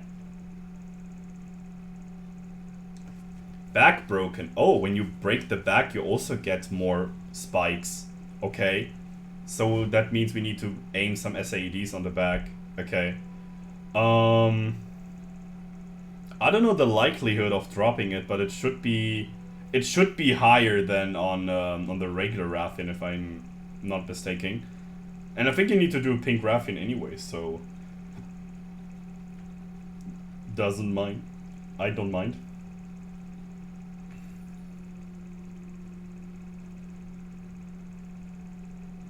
The wirebox system is ruining for you the game, honestly. I mean, I kind of get the thing on wirebox to make the game more interactive, and you can also have really crazy moves, which is kind of similar to GU. But I like the system on GU way more, because Iceborne or like Sunbreak feels more like a cooldown based video game. And I don't see a lot of sets running right now on G-Rank that doesn't have at least a point in Wirebug Whisperer. Because the game is so centered around their like Wirebug moves, it's scary. While in GU, the Hunter odds are there, but you don't need to force yourself to use them. They give you definitely advantages in the fight, but they don't need to be spammed that hard than in Sunbreak for sure. Yeah, I think it's the thing about we can talk about between those new features in Monster Hunter games, while the wire bug mechanic overall is so impactful in this game, which is kind of scary actually, compared to the clutch claw, which is a opportunity you get for like 4 or 5 seconds and then it's done again. Like you get a clogger and you know exactly you want to do either the tenderizing or you want to do the wall bang, depending what the monster is going on right now. If you get the clogger on the rage mode or not. And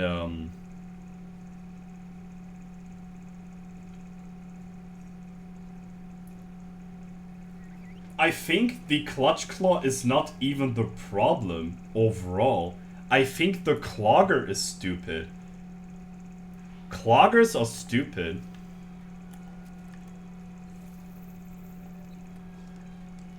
One thing about Monster Hunter I really like is you fight a monster like kinda out of nowhere. Like you just fight a monster like straight ahead, and you don't have like life stamps, I would say, with the cloggers, and it's like you can exactly tell how much HP a monster has left depending on how many cloggers it has and how many materials it have dropped by. This is something I really don't like about the clogger thing. I don't know how Gaijin Hunter described the clutch claw. I don't see him doing a lot of work for World overall. I think he was kind of busy with something else there. I think he got back in Sunbreak a little bit, but I think the most iconic videos of him was in 4U. And even they're good definitely for some basic like gathering of informations, but there might be a little bit like critique on Gaijin Hunter. But for example, he did videos about the top 5 gun lances, and he didn't even play that much gun lance, and he said that in the description. So how much trust for all those informations, how good this gun lance is really. And if every top 5 like video is starting with the Zeragios weapon, or like number 2 is like the Zeragios weapon, I'm kind of feeling like if he really goes for like testing out gun lances overall, because I gotta be honest to you, chat, I think in 4U I would never suggest on each weapon type a Zeragios weapon. On Switch Axe, for sure. Evasion, like the Zeragios Switch Axe is amazing. But on Gunlance or Lance or Charge Blade, I wouldn't recommend this weapon. Because you don't evade that much with those weapons. Which makes sense, right?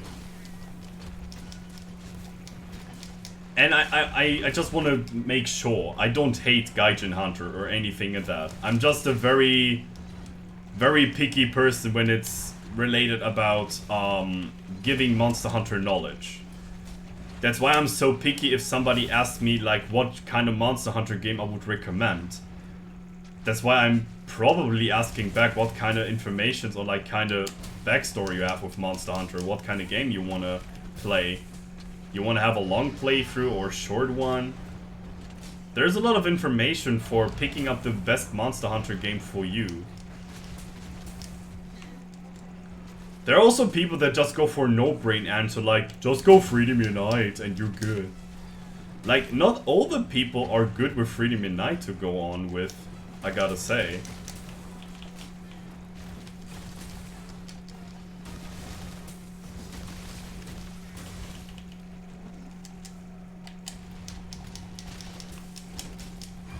It is kinda stupid to just recommend people blindly to play Freedom Unite, especially if they have like experiences from new gen.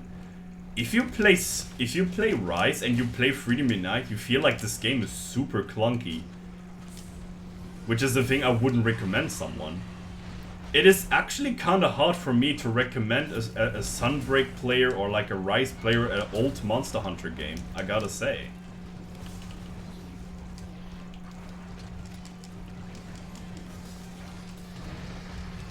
He is kinda used to an MMORPG, I see.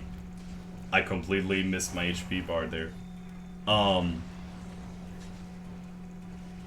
I don't know, like, recommending someone a Monster Hunter game is super tough sometimes, and I can understand that. I mean, I gotta say in that thing, my quote so far on recommending Monster Hunter games for someone is really good. I would say between 85 and 90% of success rate of giving good Monster Hunter recommendations. And yes, I recommend it for some people also Monster Hunter Tri or Monster Hunter Freedom 1.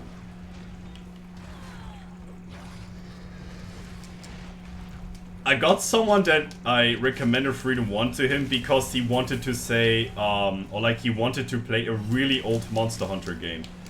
And I'm like, what do you mean with really old? Yeah, I don't care about jankiness, I want to play the very oldest of Monster Hunter. Because I hear the older the Monster Hunter game is, the more challenging it is.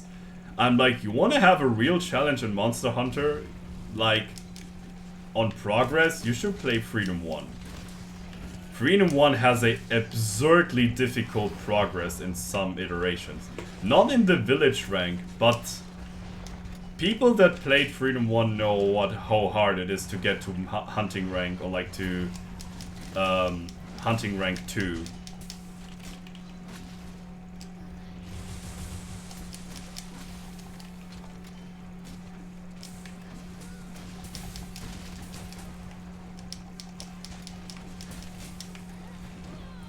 Shit. Why is this not a guard point?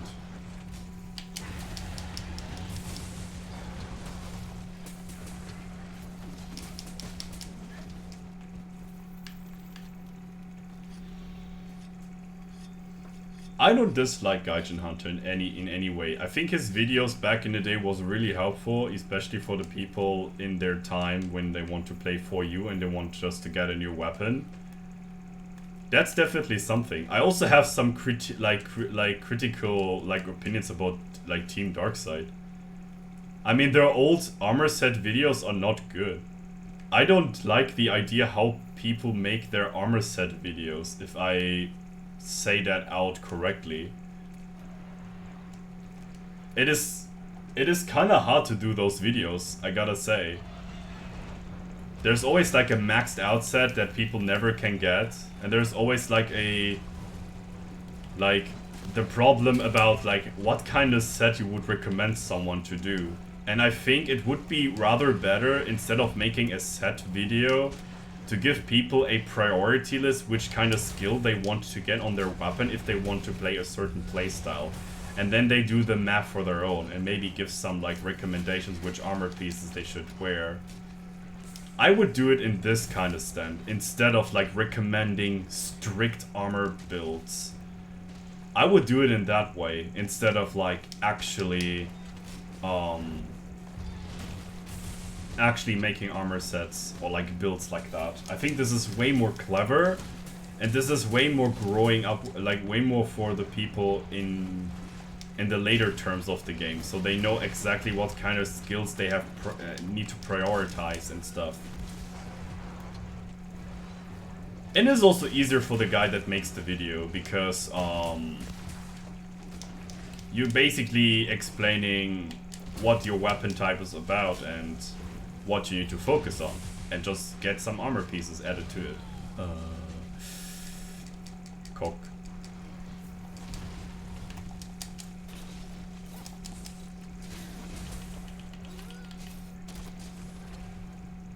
The disrespect fireball, and she gets the disrespect slingshot. I'm kinda sure she's getting close to KO.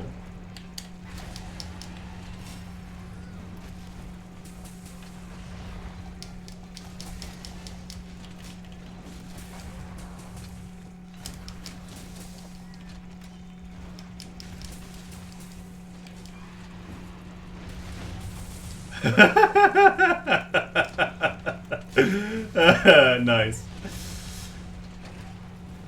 Oh! Oh, what? What? What? What was that? Teilu.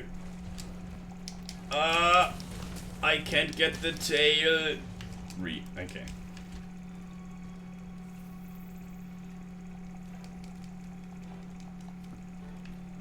I mean, of course, the valid argument here for that thing is why you don't do a video by yourself and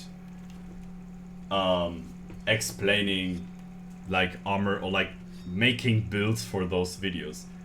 And I gotta be honest, Twitch chat, I would love to do those things. I would love to. I like to talk about competitive Monster Hunter.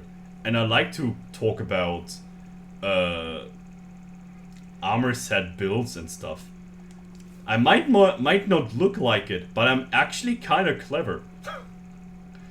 That's the thing. And yeah, says the guy that is running in circles and don't know where to go. Anyway, I would love to do such videos, but I don't have a cutting program. And neither I have an idea how to cut those videos with which program. And I'm still searching.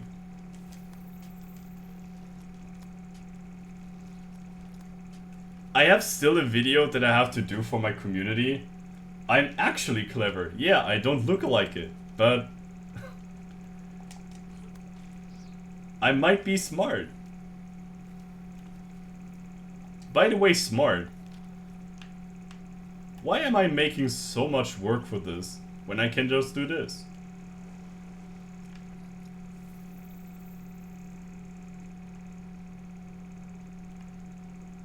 This would be a good out of bounds, like out of context clip. I might not look like it, but I'm actually clever.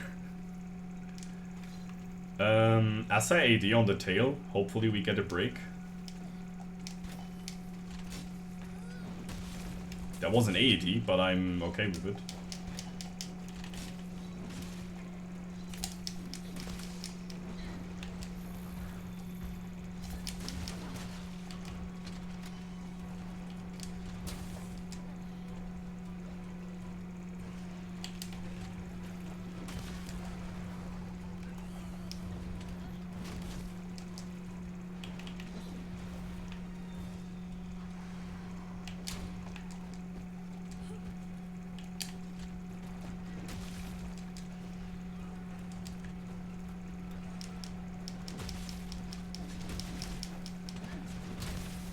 I gotta say, it's freaking hard to cut this tail.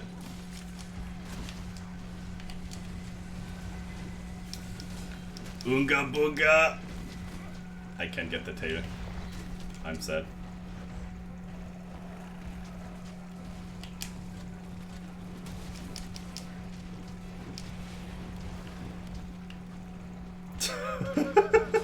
Looks so stupid. We're trying to get the tail as hard as we can.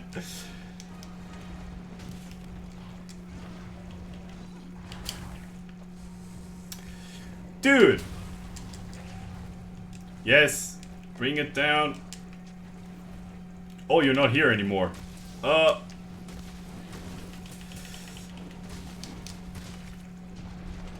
god. Oh my god. Everything is going into shreds. Okay. Yes, Baynes, of course. You're clever. I wanted to make a clip now, but it's buggy. Okay. Whew. And hey, Nuclear, welcome. Good to see ya, man. Nice to see ya. And hope everything is Gucci. Why are these pink fluffy unicorns here? Why am I mounting this guy? Bye bye.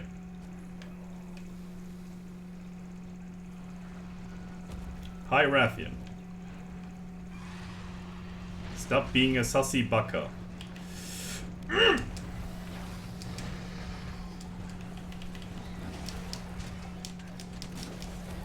Tail Katu! No. Doesn't work. Dude, Paolumu, what is your problem? Yes! Oh, now we need to capture. You need a Surf Spike. Taylor. Gimme. Hello. Paolumu was screaming randomly in the hunt. Oh my god! Can I live in peace in this game? Oh my goodness. Oh my god. That was so buggy now. It was too late, Satch. What a bummer. No out of context clip from Baynes anymore. I mean, I'd rather have an out of context clip where I say something stupid instead of nothing.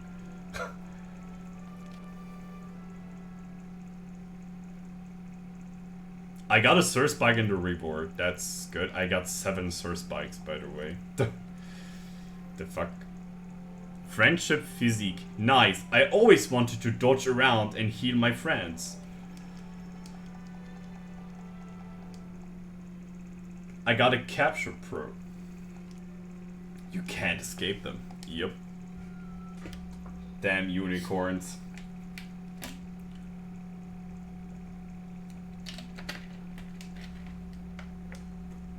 Alright, I have time for one more quest.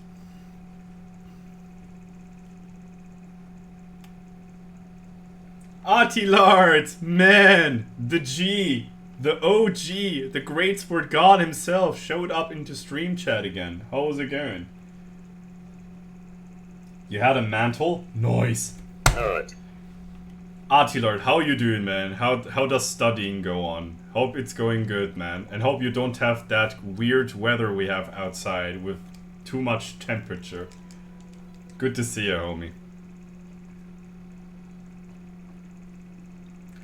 Come on, Twitch chat. Artilard wasn't here for like a month or two. He's the OG mod on this channel. He's the first guy that got the mod that isn't a friend of mine. That doesn't mean that you're not a friend of mine, but you know what I'm talking about. He was the first out of like thing mod ever. Your life got out of rails, man. That's sad to hear, man. I hope you can you can get out of it. Out of context clips will summon Artilard. I don't forget that. Next time I want to shout him out, I just say out of context clips.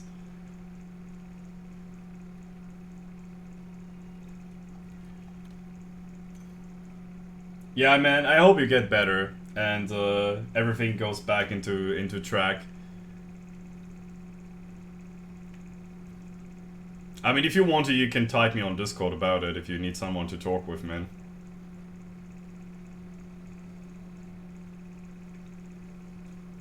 I hope nothing with family is or something. I think something with family is always something that I can definitely vibe with.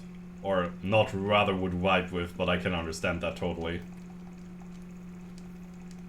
There's a lot of things that can happen in my real life, but if something happens with my family or with my friends, I'm very hurt of that.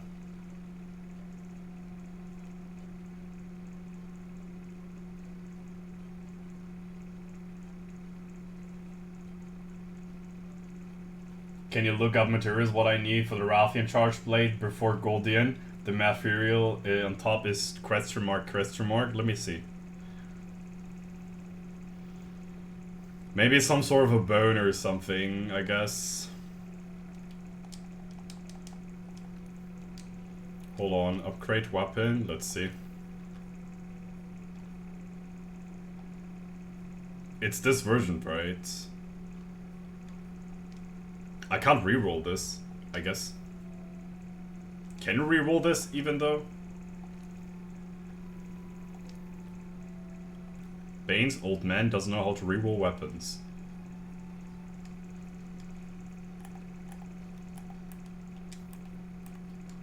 Shite.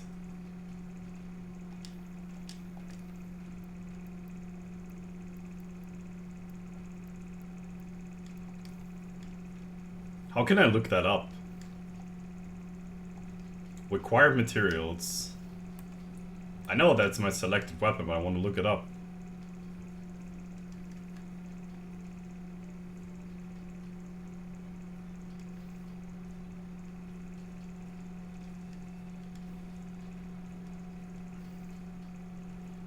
Hold on. Maybe I can find a wiki for this.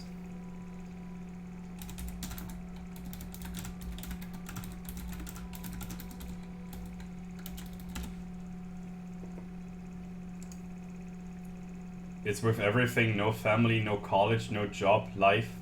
No job, life. No job, life just sucks sometimes.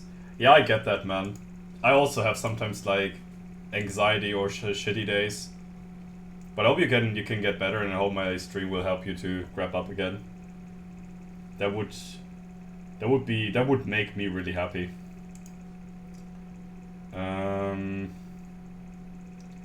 I have the weapon here on the Wikia, but I don't see what you... Oh, you need 5 monster solid bones, 4 shards, 3 cortex, and a mantle. I think you need the solid bones now, but I don't know where to get that from, but I can look it up.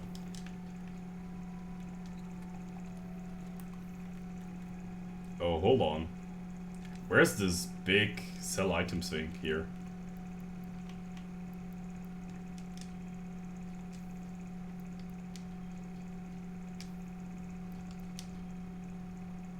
Holy crap.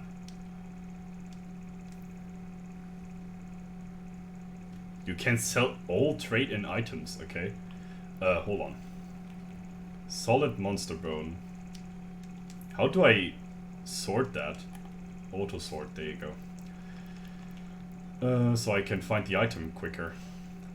Soft bone, solid bone. I think it's tough bone. I think you need monster tough bone.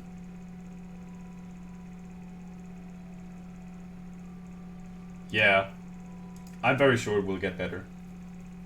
But I don't want to get too much into it if you don't feel like comfortable to talk with it. Where's the breeding season sound reward? That's actually a good thing. Damn, I didn't thought about that. Yeah, we can do that. You need monster solid bone for the upgrade, which is that one. Bone obtained from large monster mastering, sturdy enough to withstand even the most ferocious of impacts. So it's probably a relatively strong monster you need to defeat. Maybe something like a Diablos or something.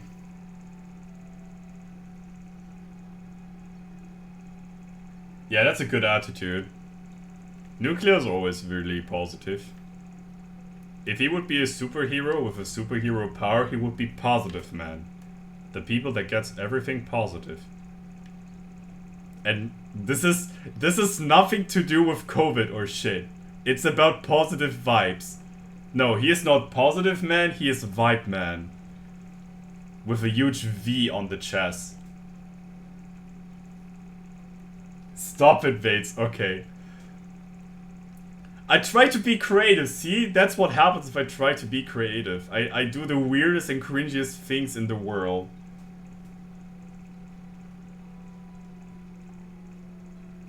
If you like to, you can do that.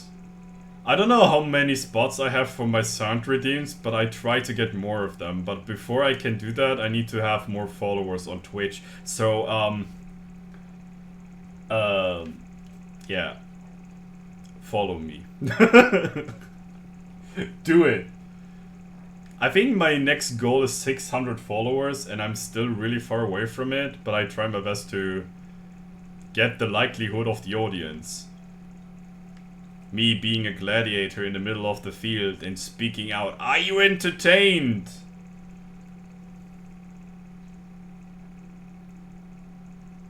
There's also a clip of you screaming for your life during a Gypsaros run.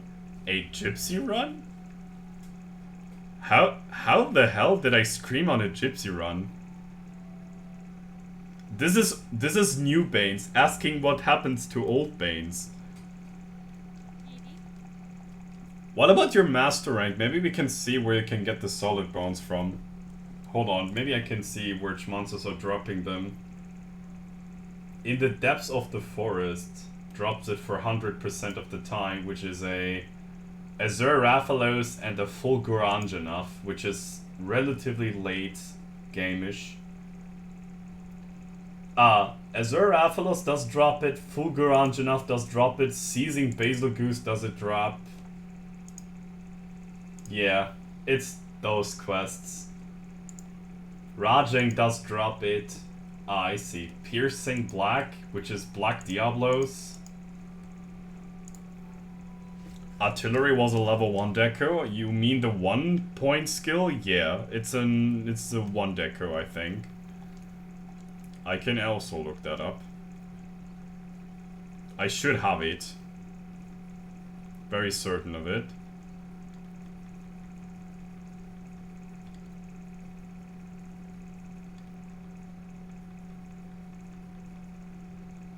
Ah, yeah, it's a level 1 decoration.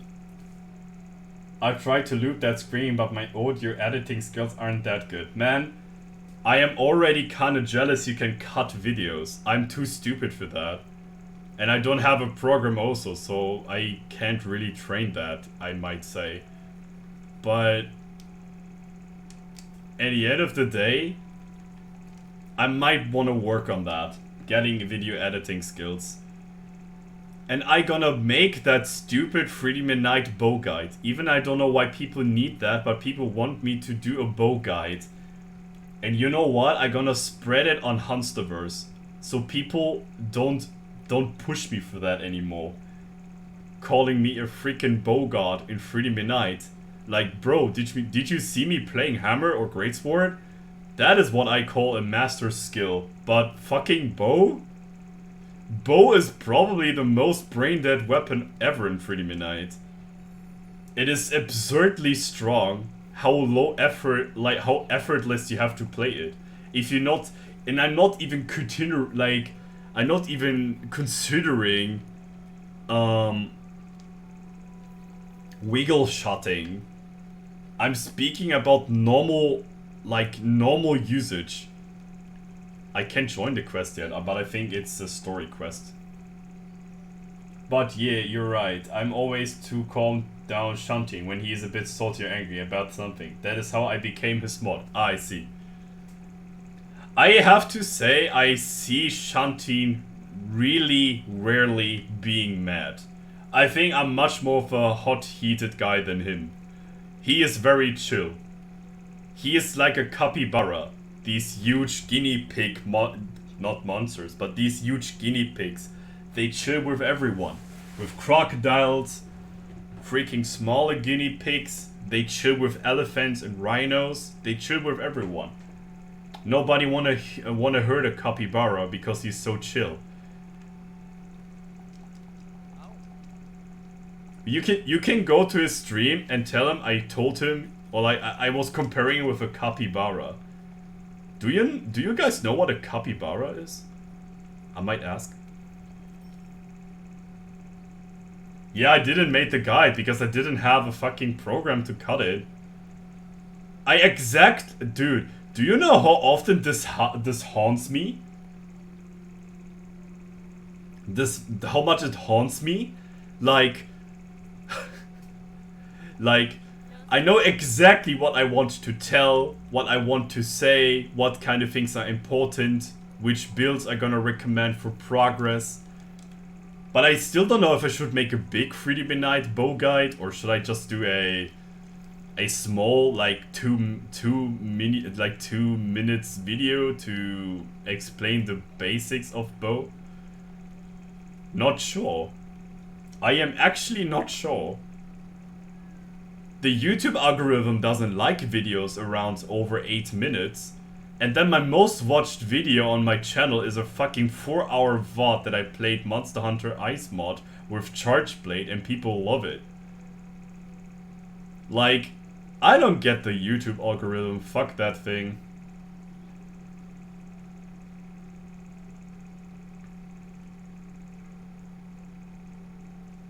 I mean, out of hand. 3 bows for low rank, 3 bows for high rank, and 3 bows for early G rank and full build to go through the game. For low rank, you go for the iron bow, the normal rapid bow, and from there on you can go on very separatively. You can go for the Rathian bow, the Katku bow for the first Blangonga fight. You can go for the Tigrax bow if you're up for the low rank later on. And the 4th bow might be Cyanotor bow for Pierce, and then you're good to go. You should definitely do the training school quest for the capacity, like the barrage piercing. So you can definitely use Elemental Ball later on because they're much more valuable later on in the game. Considering late high rank and G rank through. And yes, I said that Elemental Bow is probably stronger than Raw Bow in Freedom Unite. Like, it's always stronger. Pure Raw Bow is really, really efficient. It is very matchup depending if Raw Bows are better.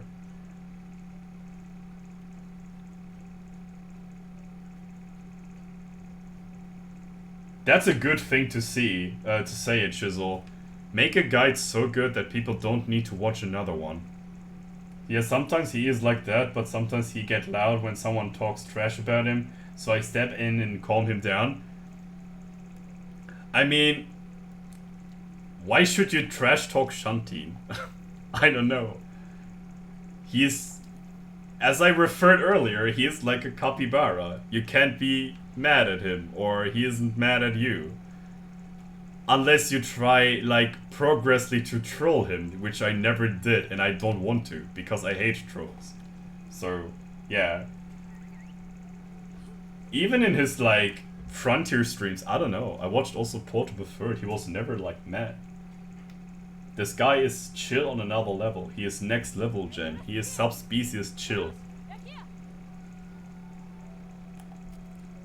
What can I tell?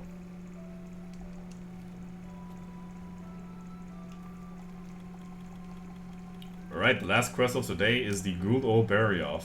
One of my most favorite iterations in this game.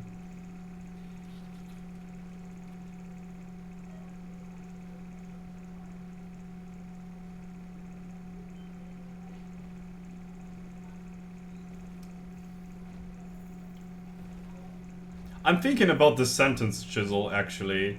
Making the guide so good that people don't have to watch another one.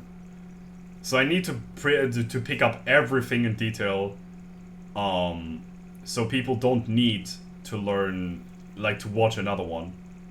Maybe it pops off, I don't know. Maybe it pops off on YouTube, I don't know. I don't do it for the sake of views, I do it for the sake of people in my chat wants to have a bow guide on Freedom Unite. I mean, I'm actually doing it for myself because I said something like, dude, if I get the... I think it was about Ukanlos. I think if I beat him the first time, I said like, hey, when I beat Ukanlos first try with bow, I gonna make a YouTube guide on how to play Freedom Unite bow, and I'm dumb. I could just do the streamer thing and accidentally lose the fight, but I'm just too ego. I just won the fight.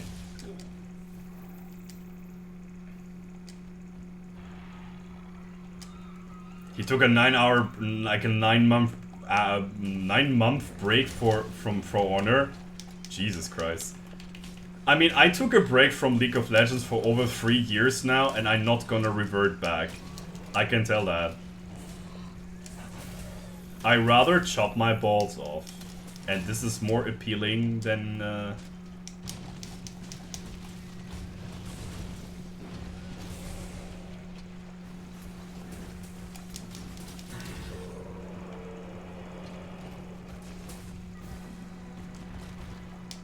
Oh, we need to break one of those claws for sure.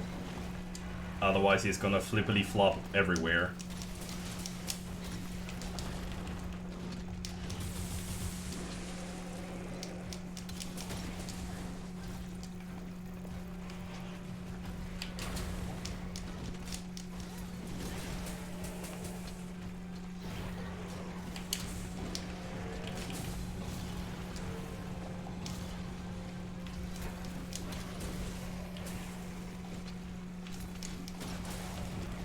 Nice. Really great. Boa Boa carry.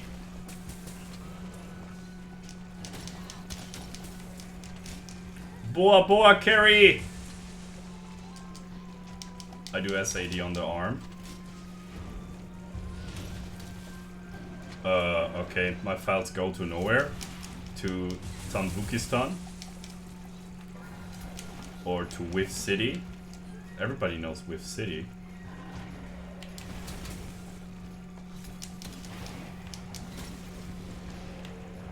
Oh, come on.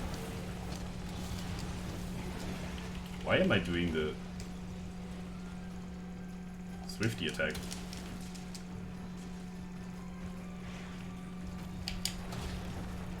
Okay, just SAD. Nice.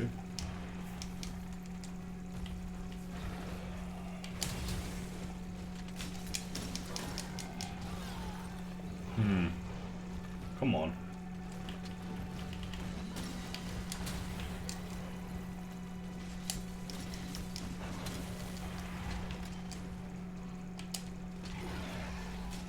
Oh, okay, it's for me.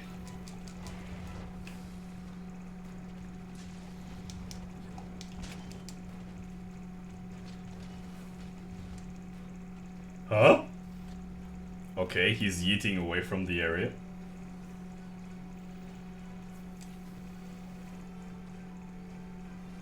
I have a very personal, like, relationship with League of Legends. To say it in short. For people who might be a little bit curious about my League of Legends thing. Ah, no, we got the arm break in the middle of a flinch. Shit, what? It didn't connect it to him? Oh, come on.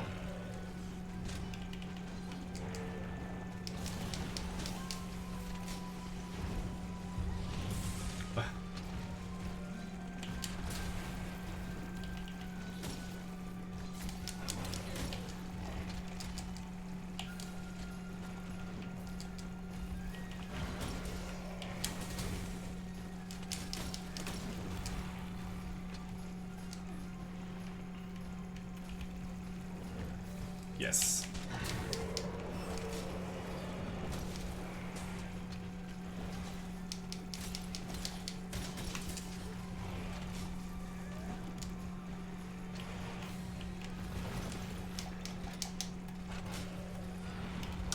My shield is running off in the very last second. Is this serious, man?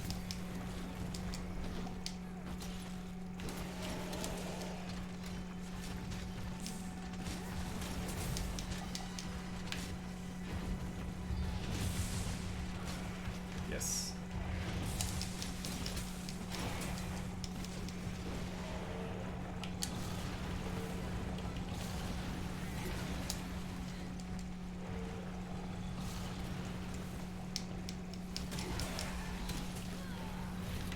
That's not guard pointing? Okay.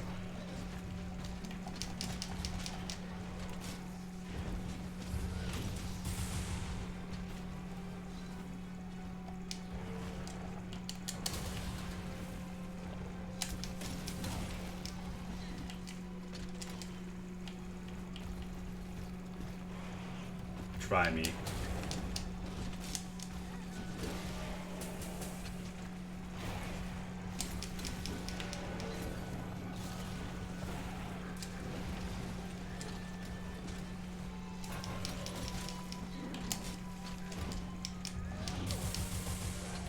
Oh, really well made. Oh, that's actually KO. I thought it would be a normal topo. But I take what I can get.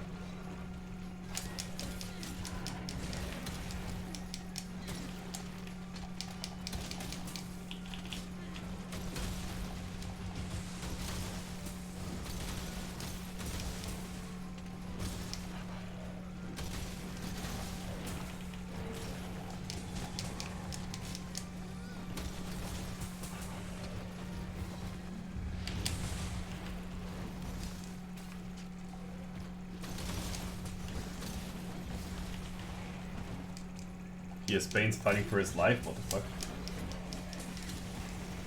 Huh? Oh, I'm missing a lot of messages since my stream chat is somehow lagging as fuck.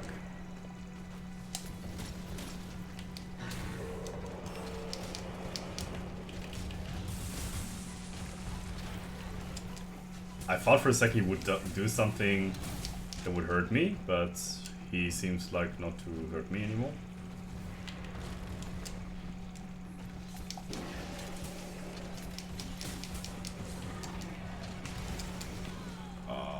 Don't.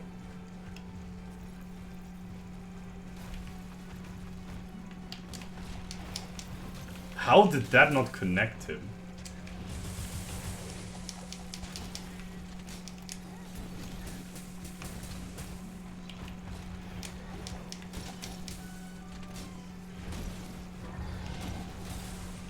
shit.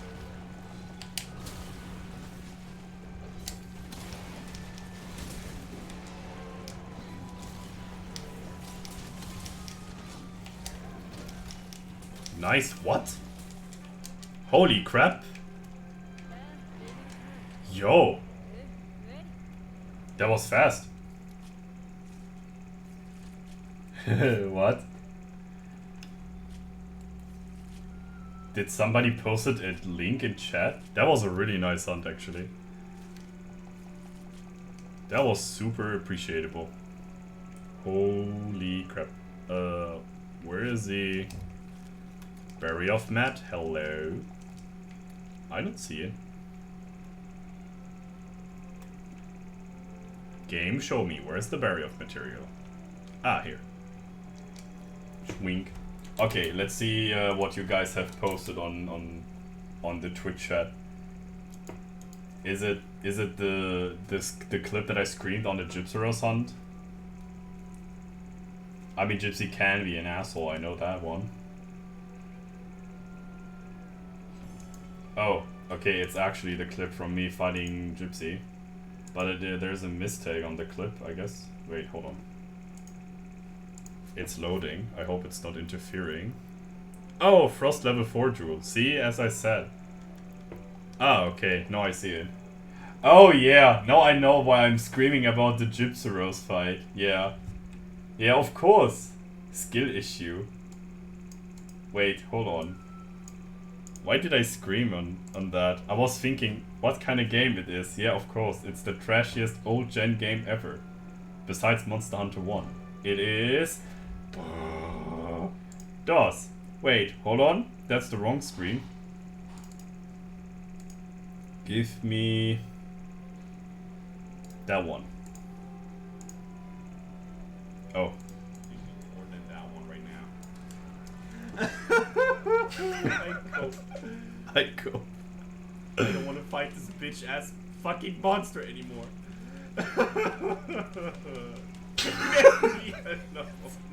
I hate what? Fuck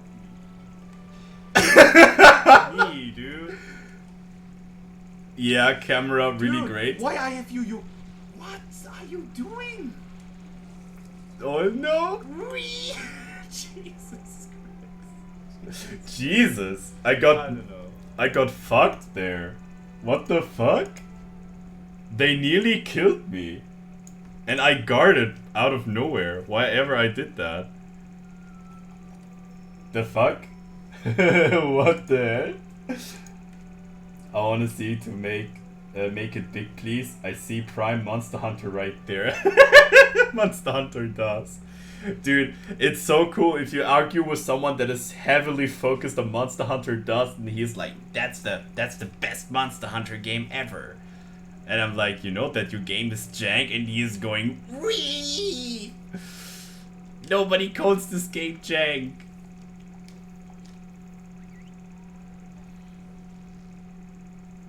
You mean this screen? Yeah, I think I hit it a good tone there. Alright. I think that might be for today. Alright. I think that might be for today. So, there you go, full cam. First of all, before we're ending the hub here, I want to thank Artemis again, and Osito, and Draco again for the follow. I really appreciated it. And yeah, we're already over. It's about 4 hours, and I planned that. Yeah, I noticed it because I have my time right there, but my first look was after 3 hours, and I was like, oh, holy shit, that goes fast. But we can also make another date, that's not a problem. So it's not once and for all. Thanks for the up, mate. Man, thank you for joining the first Data Baynes session. That is really cool. I enjoyed it a lot. And also, I'm also happy to see some old people again back in the chat. Yeah, time flies by when you have fun. That's a very, very true saying. Yeah, we will gonna see us again tomorrow, playing some Monster Hunter Sunbreak.